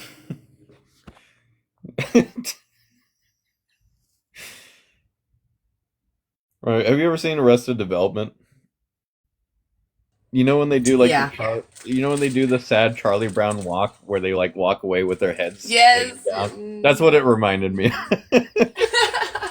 Yeah, it totally sounded like that. You can Yeah, that was kick me. Yeah. Oh my god. So, I was eating that ice cream earlier. It's from a place in Portland called Katie's. It's just called Katie's Vegan Ice Cream. And they also right now have these like white chocolate. They're really good. I have to stop myself, but my biggest disappointment going to Portland recently, because I went there in October, is there's no more homegrown smoker. Oh. Disappointed. Yeah, exactly. Yep. I miss that place. They had really good everything. I really like their milkshakes because not a lot of people make a good vegan milkshake. They're one of the few. The other one is Gnarly, so if you ever come down, go to Gnarly's. They're a good substitute. They're now in a bar, so they're not a food cart anymore. But they're the only other ones that I really love their milkshakes, and they have like phenomenal burgers that they're so fatty though, but they're so good. Yeah. I did have gosh, I'm trying to remember the name of the restaurant I went to when I was down there. There's a lot of them. Yeah. It's amazing how many vegan restaurants we have, but I don't know, it feels like people are really aggressive about people talking about animal rights here. Like the guy that I co-organize AV with got hit in the face with like a rock because he was just out there talking. Yeah, it's like I don't know. There's so many vegan restaurants. I don't know. Yeah, I mean, it just makes like trying to do real life activism just A little scary, yeah. way more concerning than it ever should be. We found a new spot that Horrible. has that actually has like patrol safety guards. Not I don't know if they're police, but they're at least like security guards around. Yeah. So it's a little safer, but I mean, going further south this year, because I also went to Los Angeles earlier in the year, and because I went to volunteer much earlier in the year at the Planted Expo in Seattle, and I got to meet like Dr. Michael Greger and a few different people. Oh, cool! I got to I was the really cool part is. So I showed up to volunteer, and she's like, "Oh man, what do we do with you? I got to put you on something. So I don't know what to put you in. Oh, we need someone to do the VIP check-in booth." I'm like, "What? Okay." So I got to check in a bunch of them. I got to check in Nimai Delgado, so I got to talk with him for a while. Oh man! Like he's definitely. I mean, it might have been weird, but did you get pictures? Yeah, I did. Yeah. Oh, that's awesome.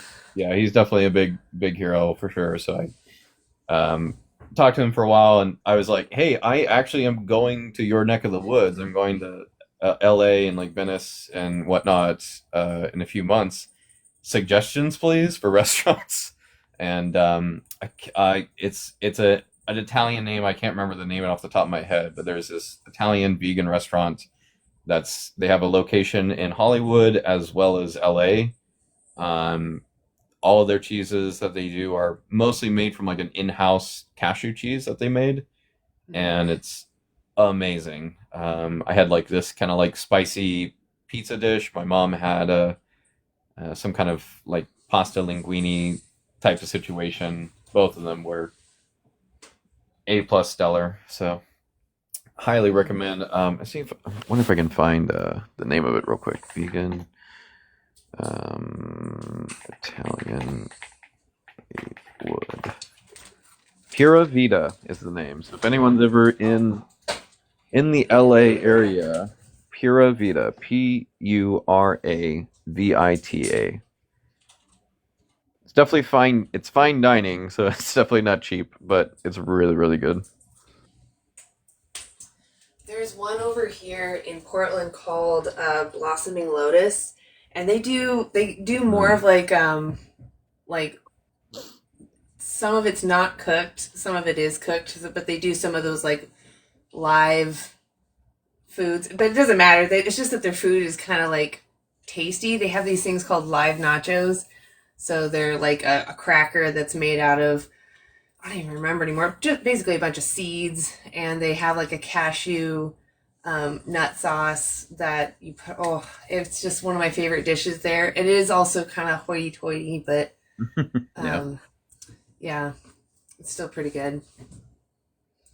But yeah, there's a lot more junk foods over here. So, and I want them to succeed, so I get stuck in this trap of wanting to always buy their food, but I'm getting unhealthy because it's all it's like fried stuff. Yeah, so it's a fine need line to go back to sometimes. like eating my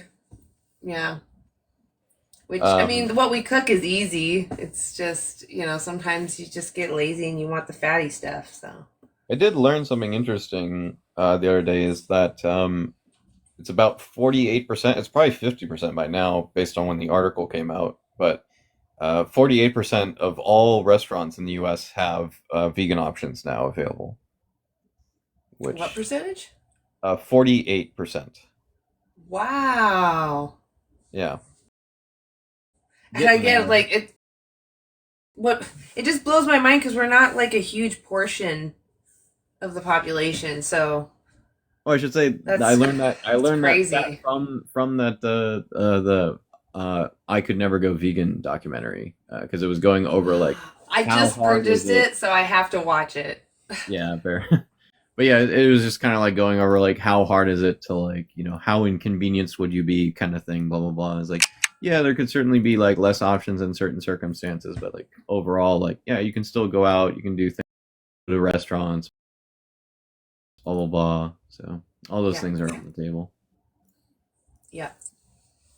For me, I think the hardest thing about being vegan is when people that I thought were my friends didn't want to respect my boundary of not consuming those things around me. Yeah.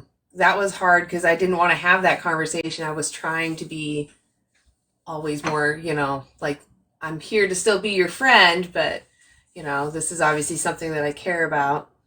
Yeah. Just, I don't know. That part got hard. Yeah, understandable. Yeah. Yeah, you kind of have like the varied take. Not it's not like it's not like a pledge, or maybe it is, but it's like the Oh yeah. abstaining from eating at tables where plant- animal products are being consumed or I know whatever. what is it called? Yeah. Plant treaty? But, yeah, something like I that. can't But remember. basically, yeah, like there's kind of like the two approaches is like doing that or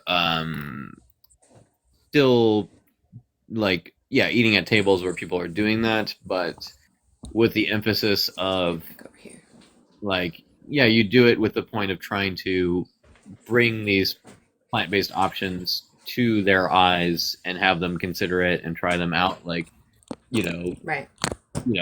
My brother, for example, is like starkly on the other side from where I am, and very much was like not in the realm of like wanting to try really like plant-based meat products and things like this. So I was surprised when like kind of like out of the blue he wanted to try the vegan roast thing that I had brought to Oh, that's cool. Thanksgiving this year. So yeah, it's like there's merits within it, and like I don't know if that necessarily opens the conversation completely, but at least doing something like that can help remove the stigma of like, oh, all that food tastes like crap. It's like, well, you literally had it with me the other week and you loved it. So like that's personally why I like will still be okay with it to an extent. Like I think there's certain like I don't know, I have had friends that like especially like it was like it was not really a close friend, but like a friend of a friend. They were from Argentina, so like very heavy meat, like cultural kind of thing going on there, really. And they had like a wedding after party, and I came to it, and then I like went inside where like a bunch of people were gathering around like the kitchen area, and like the entire like table was just like meat, just nothing but. And I was like, yeah, I'm Yep. Yep. I actually, that is actually the very reason why I struggle with going to my family stuff. Yeah. It's like I'm not trying to be rude to you guys, but this is like that bad. It's almost like this like threshold thing in a way where it's like, if it's like beyond that, like, or if it's beyond the amount.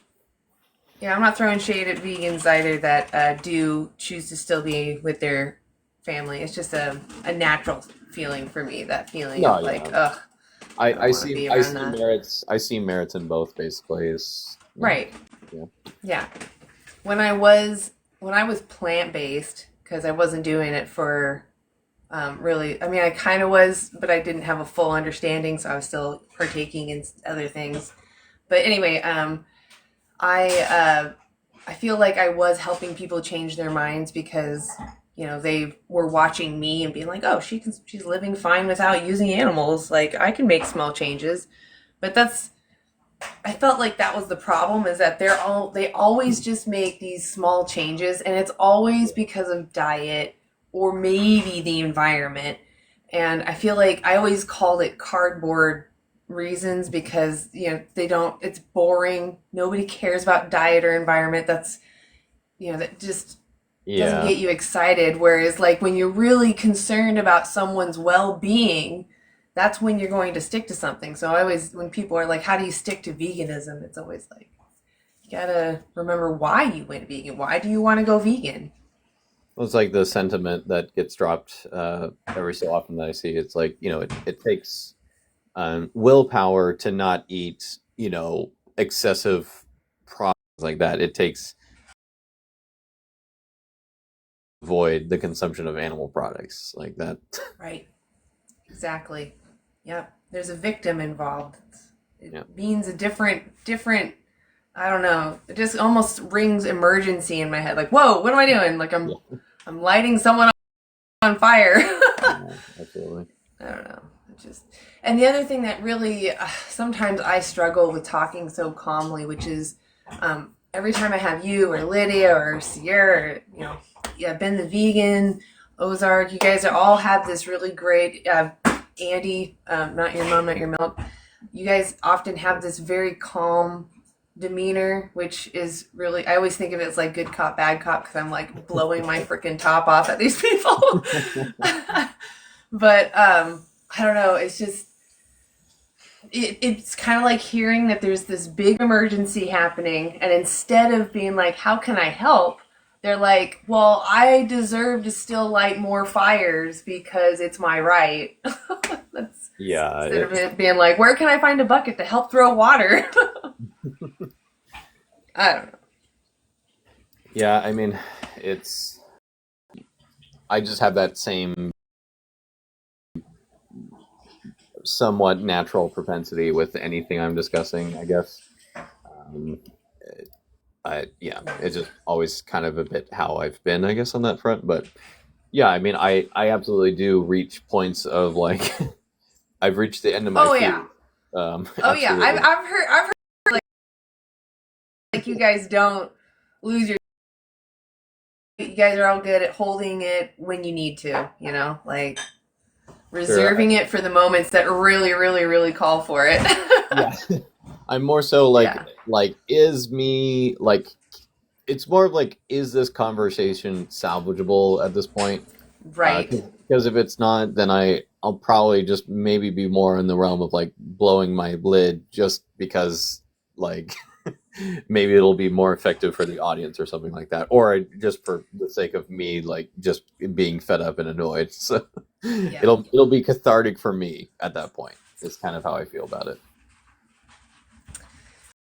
I try to do that, but when I'm like reviewing my videos, I'm like, oof, I lost my cool a little early there. But it's because I'm like, it's usually like the, umpteenth, guest we've had up. So at that point, I'm starting to run a little low on my fuel, and they're just blending together. Absolutely. And it's like, you're giving me the same when really it's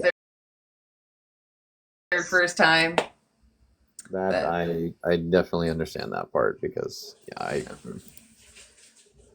no thanks. Yeah, that does happen to everybody. Yeah, it just everybody eventually has their point where they tap out.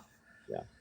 There's only so many of the plants have sentience you can tolerate in one day.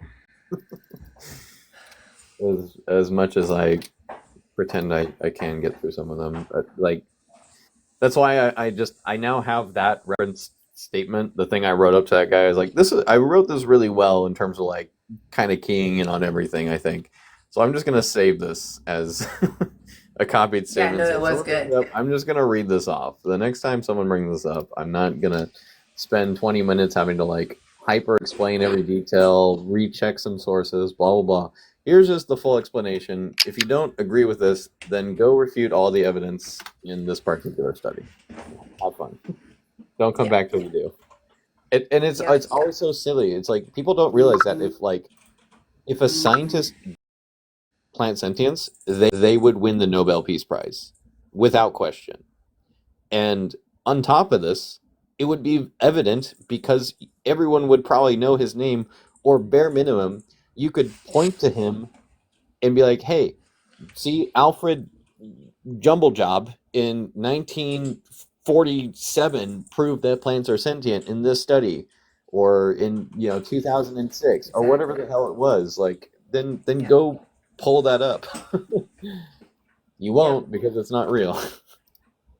Yeah. It sounds like every study that has ever actually confirmed some kind of weird phenomenon hasn't been repeatable. So. Yeah. Yeah.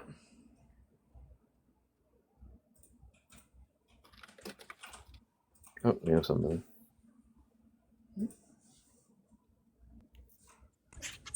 Hey! Hey, thanks for having me up. Hello, how old are you? I'm not really old, 39 years young.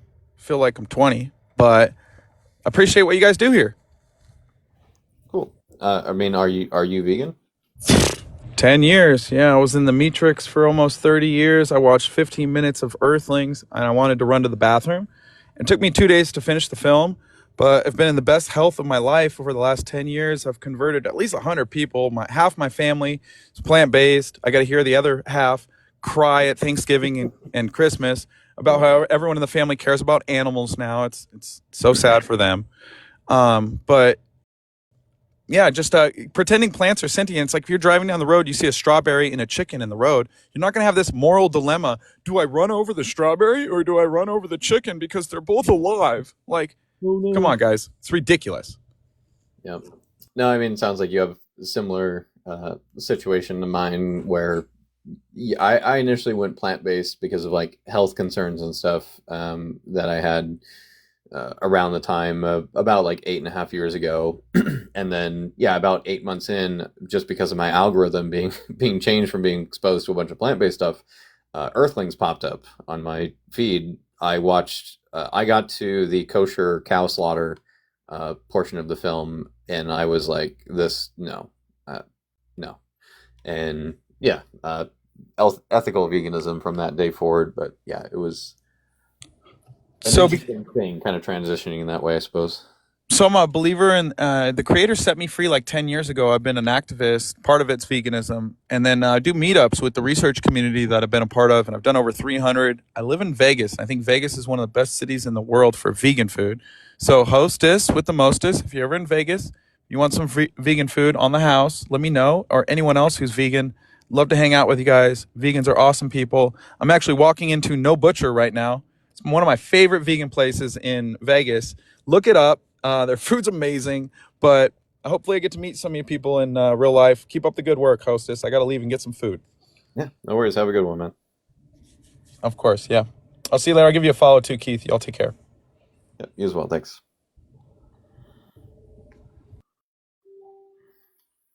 W guest. You love to see it. Clap, clap, clap.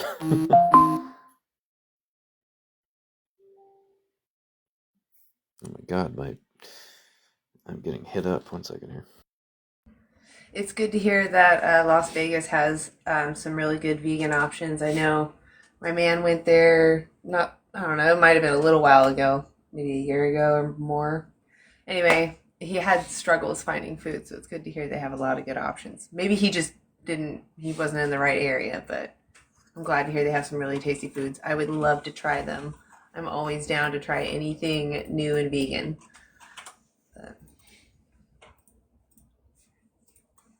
Keep seeing what is Frank saying?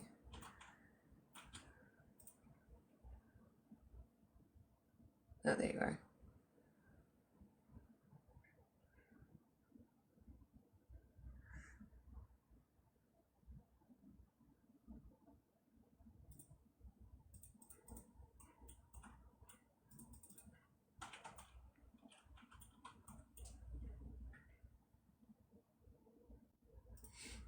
Frank's gonna win it, y'all.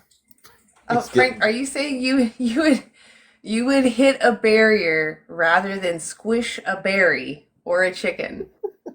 I mean, at this point, they're just clearly trolling, so it's kind of moot and beyond the point. That's why I've stopped replying to them. That sounds really funny, though. Yeah, not a berry. Ah! Genuinely hilarious if someone would actually do that. Like that is something that you would see in like a comedy film. In the future. Exactly. In like a vegan future, like where we're making fun of how we were in the past. We could have this like movie about olden day carnism or something. It's like, don't look out for that berry.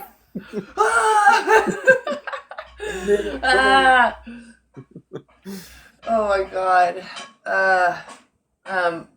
Where I grew up, there's a horse chestnut tree, and cars run over those all day. Not a care in the world. Yeah. Not the chestnuts, come on. Not the chestnuts. Yeah. Ugh.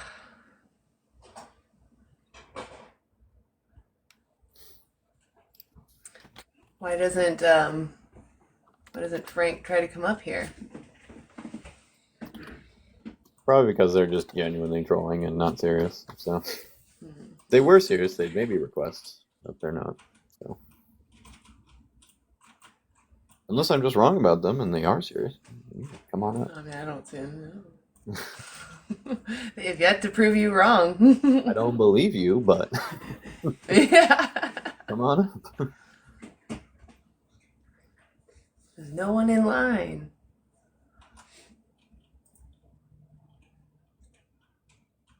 I mean, you don't even know my heritage just because my skin is very pale. You don't know anything about me.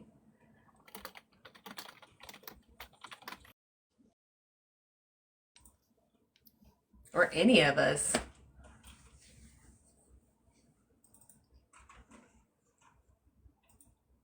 I mean, I'm out of the books because I told everyone I'm Scottish earlier, so. Yeah, that's true. I mean, it doesn't even matter though. I haven't done like a full ancestry chart, so I don't know like everywhere I'm from. Yeah. Yeah. You can't judge people by their color. You don't know their backgrounds. Yep. You're just making blanket statements. Are you a child? Because that's what it's sounding like, Frank. You sound like a child.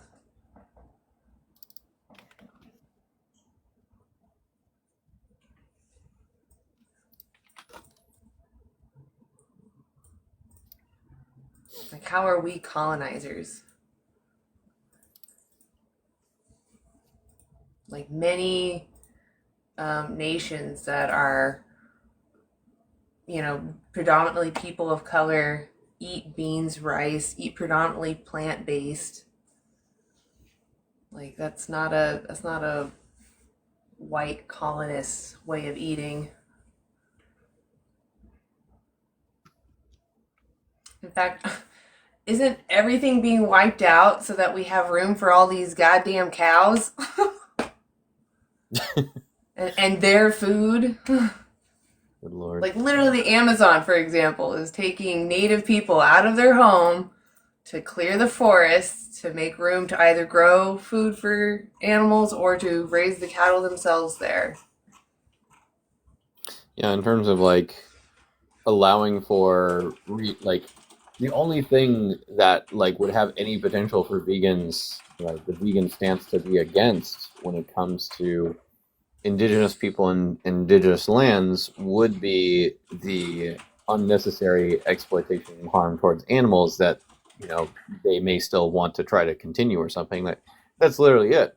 Otherwise, we would be like, if the world was run by vegans, we would be like one of the only kinds of like groups of people at that point where we would actually want to return land to you. We would want to restore those kinds of things back to how it was originally historically owned to you and things like this. Like that's a complete misconception of veganism altogether, is not understanding that certain level of intersectionality where we would we care about people, but we also care about animals. So it's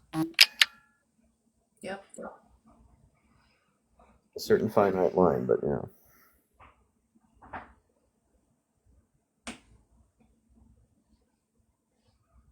I don't know what the Trail of Tears has to do with anything in 2.0.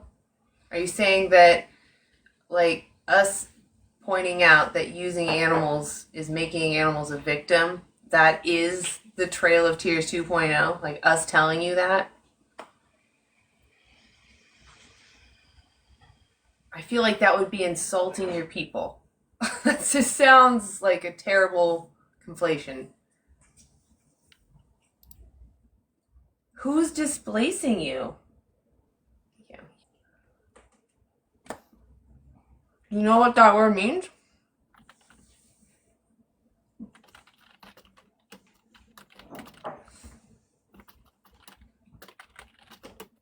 They displaced your people to make room for cattle. They wiped out buffalo to make room for cattle and other farming.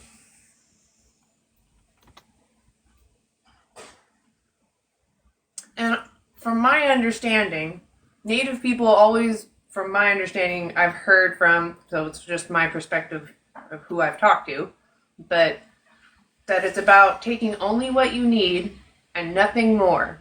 And if you can get everything you can from plants, then why are you taking more for just your taste, pleasure, entertainment? Doesn't that go against what your ancestors were preaching?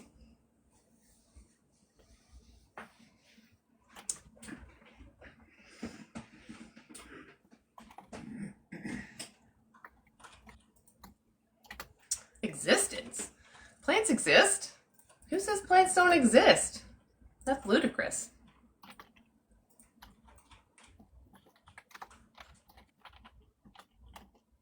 Dress up, process, guys. I don't know what that means.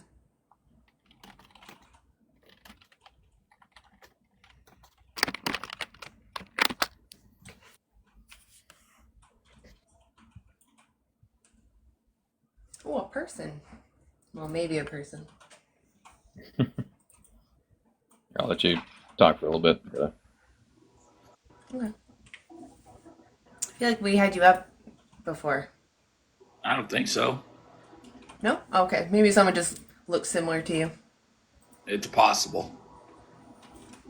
Okay. So, can you tell me, do you know what veganism is? Or what your ideas of the it? total, well, I mean, from what I understand, it's the total absence of eating anything animal related. Like, Okay. just plants, stuff like that. That's something that vegans do. Do you know why vegans might avoid using animals for their food or any purpose? I mean, I've heard different theories before. Go ahead and tell me what you think. Well, I mean, they just don't want to eat like anything, they just want to let animals be, basically. I mean, like, why would we care about letting animals be? Like, what is it about them that we care about? Life. Okay. Do you know what sentience is?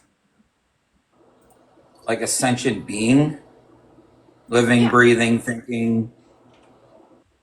Yeah, exactly. Yeah. So someone experiencing the world, right? Making preferences on those experiences. Okay. So if animals, do you agree animals are sentient? I do. Okay. Well, then I guess what morally justifies you using them? I mean, what morally justifies you, ruining a lot of acreage and killing a lot of animals to get soy to plant these, things that a lot of vegans eat. Okay. I could take that and point it right back at you because humans only eat 7 to maybe 11% of the soy. Like 80% of it is going to animal feed. So you're the cause of all of the soy and the monocrops.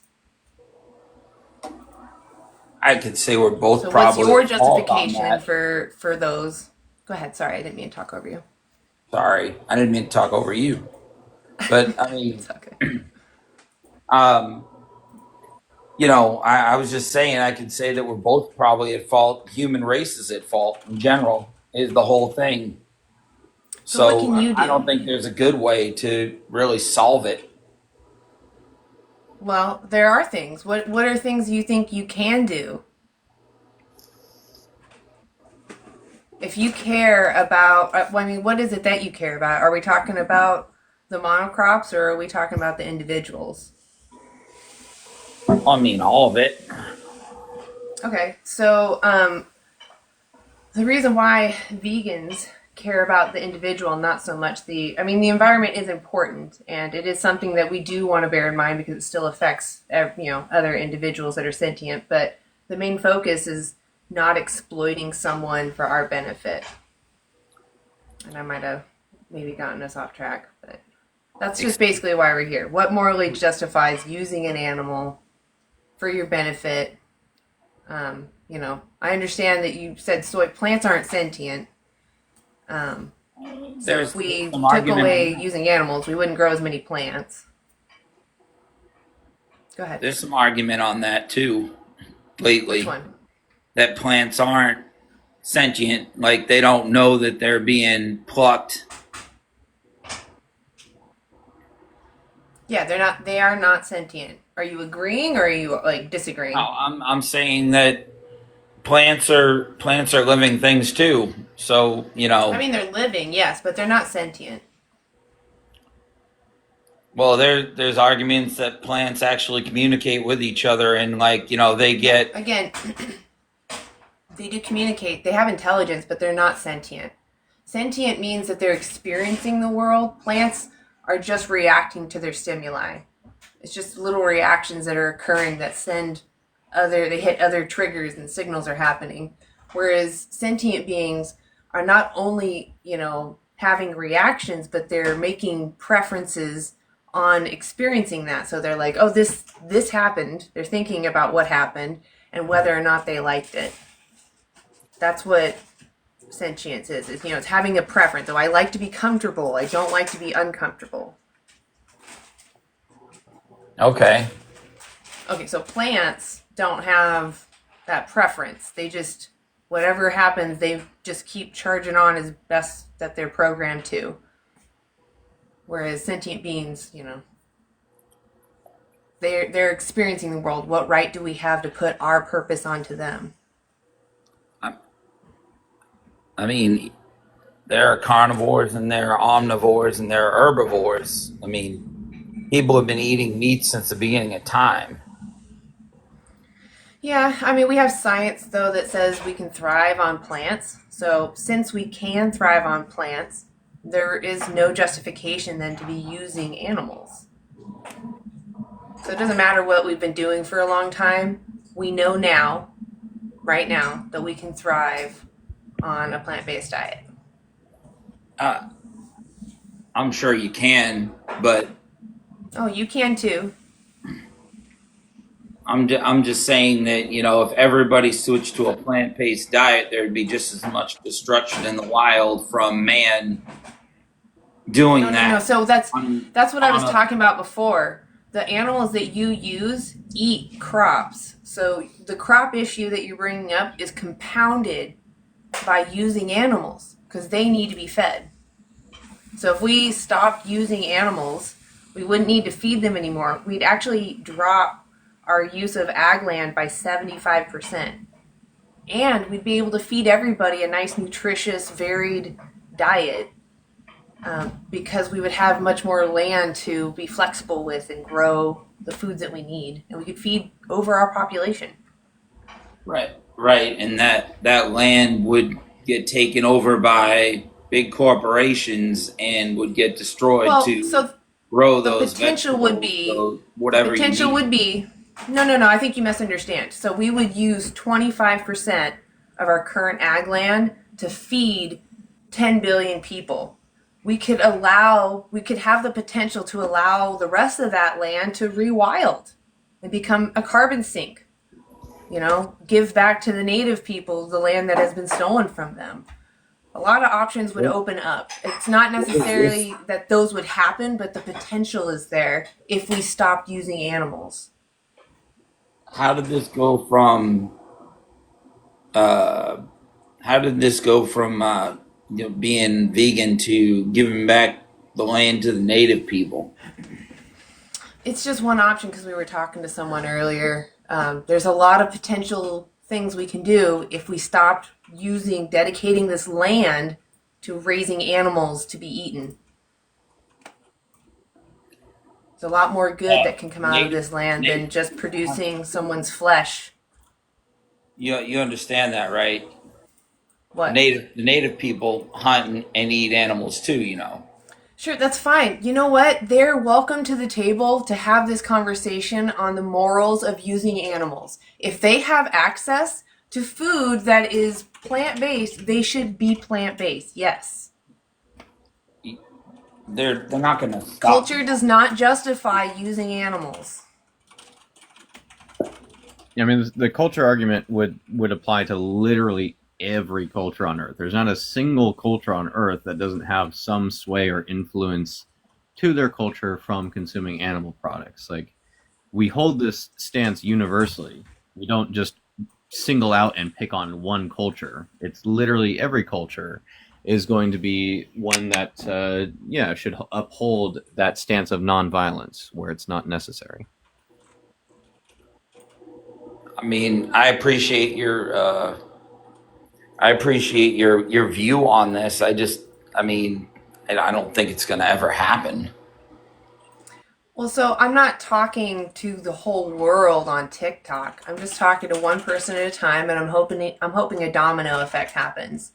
You know, when I had this realization that animals are sentient, that they have the capacity to feel joy and suffer, and that it's unnecessary to use them, you know, I wanted to share that information that I learned with those around me.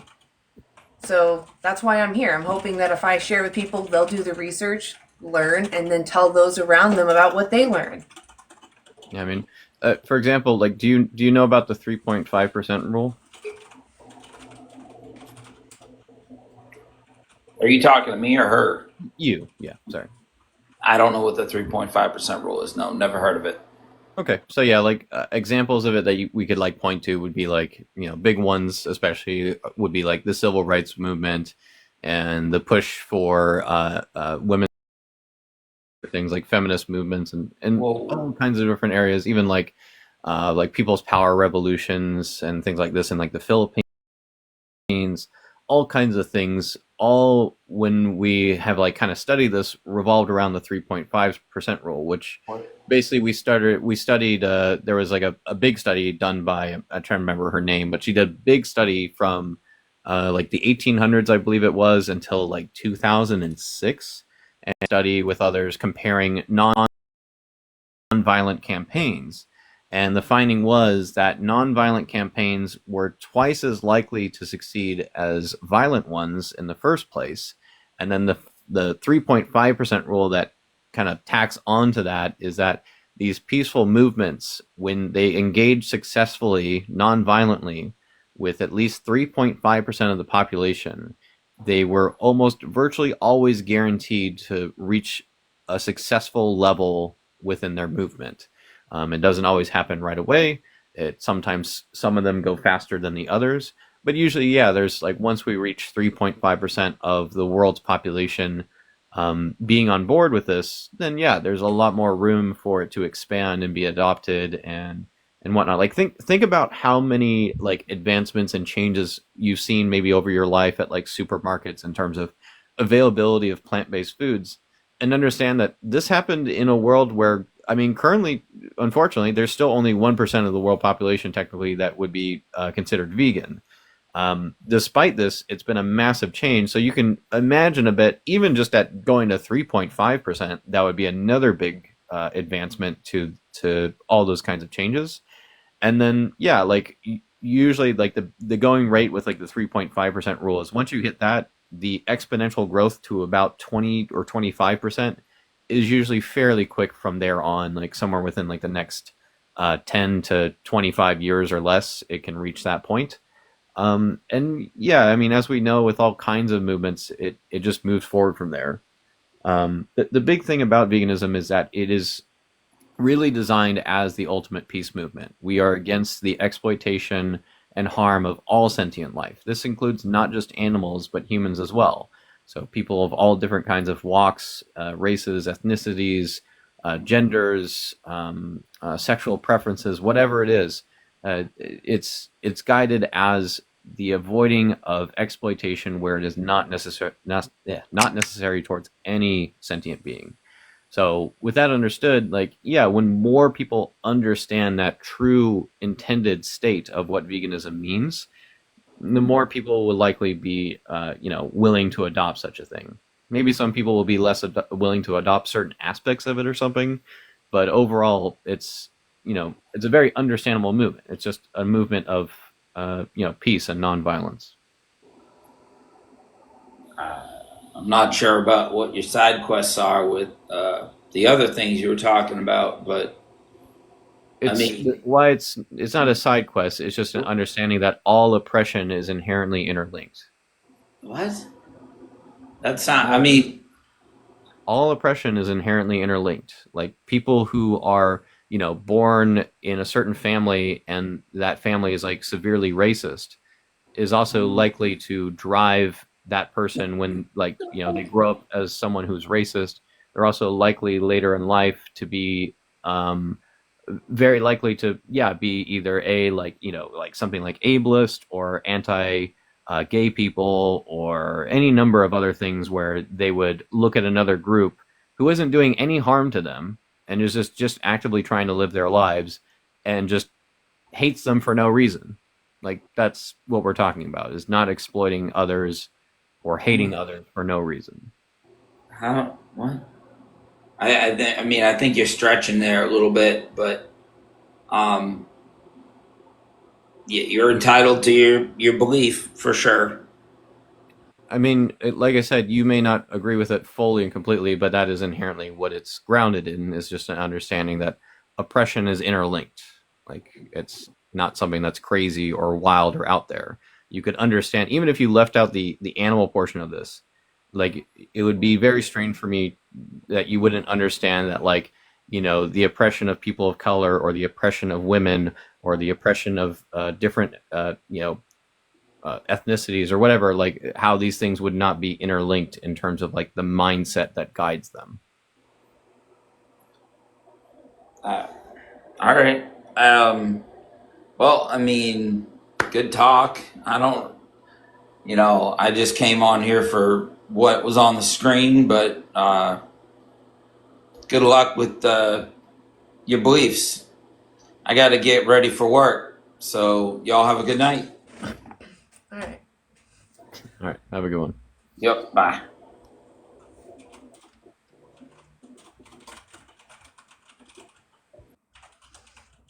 Yeah, I don't know. I still didn't hear his moral justification, but yeah, nothing really kind of came across there. Oh well. Yeah. I don't know. Everyone should, if you're buying your flesh, especially from, it doesn't matter, a farm of any sort or a store, you're asking for someone to be exploited for you. That's just all there is to it. Even if you're hunting these animals, that's still exploitation. And if you wouldn't tolerate that for yourself, like, why are you putting someone else through that?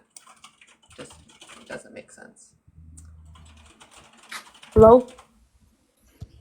That's a no. Yeah.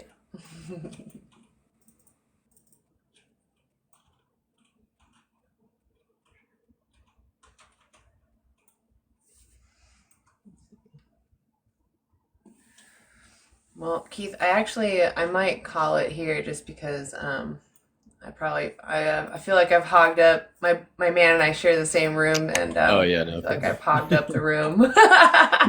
Yeah, that's fair. But I don't know, maybe we should work out. I don't know if you're up for this, but maybe we could talk about doing something more often where like we can tag team, because I feel like part of why I don't come on more often is just because it gets overwhelming. Like I say, I start to get burned, feeling the same 100%. Excuses. But if you ever want to schedule something, that's no issue with me. Because I mean, same for me. Like I eventually, want to like duck out too, but exactly. Doing it 100% on my own is a struggle bus sometimes. Yeah, no, it's hard. It's a lot because you're just getting people spamming and not listening, like Frank over here. Frank, everyone has tried to talk to you and you just keep spamming in all caps. Unwillingness to listen is far more problematic than whatever problem you have with us. So maybe try talking to people calmly and rationally instead of just blowing up with pure emotion. Yeah, exactly. Open your mind, just look at some options. Why do you need to inflict harm on someone? Like, what's the point?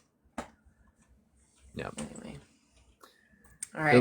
Well, Yeah. All right. Well, I appreciate everyone being here. Like I said, I think I'm going to end it here. But thank you for coming up, Keith. And thank you for all the mods and the vegans in the chat holding everyone accountable.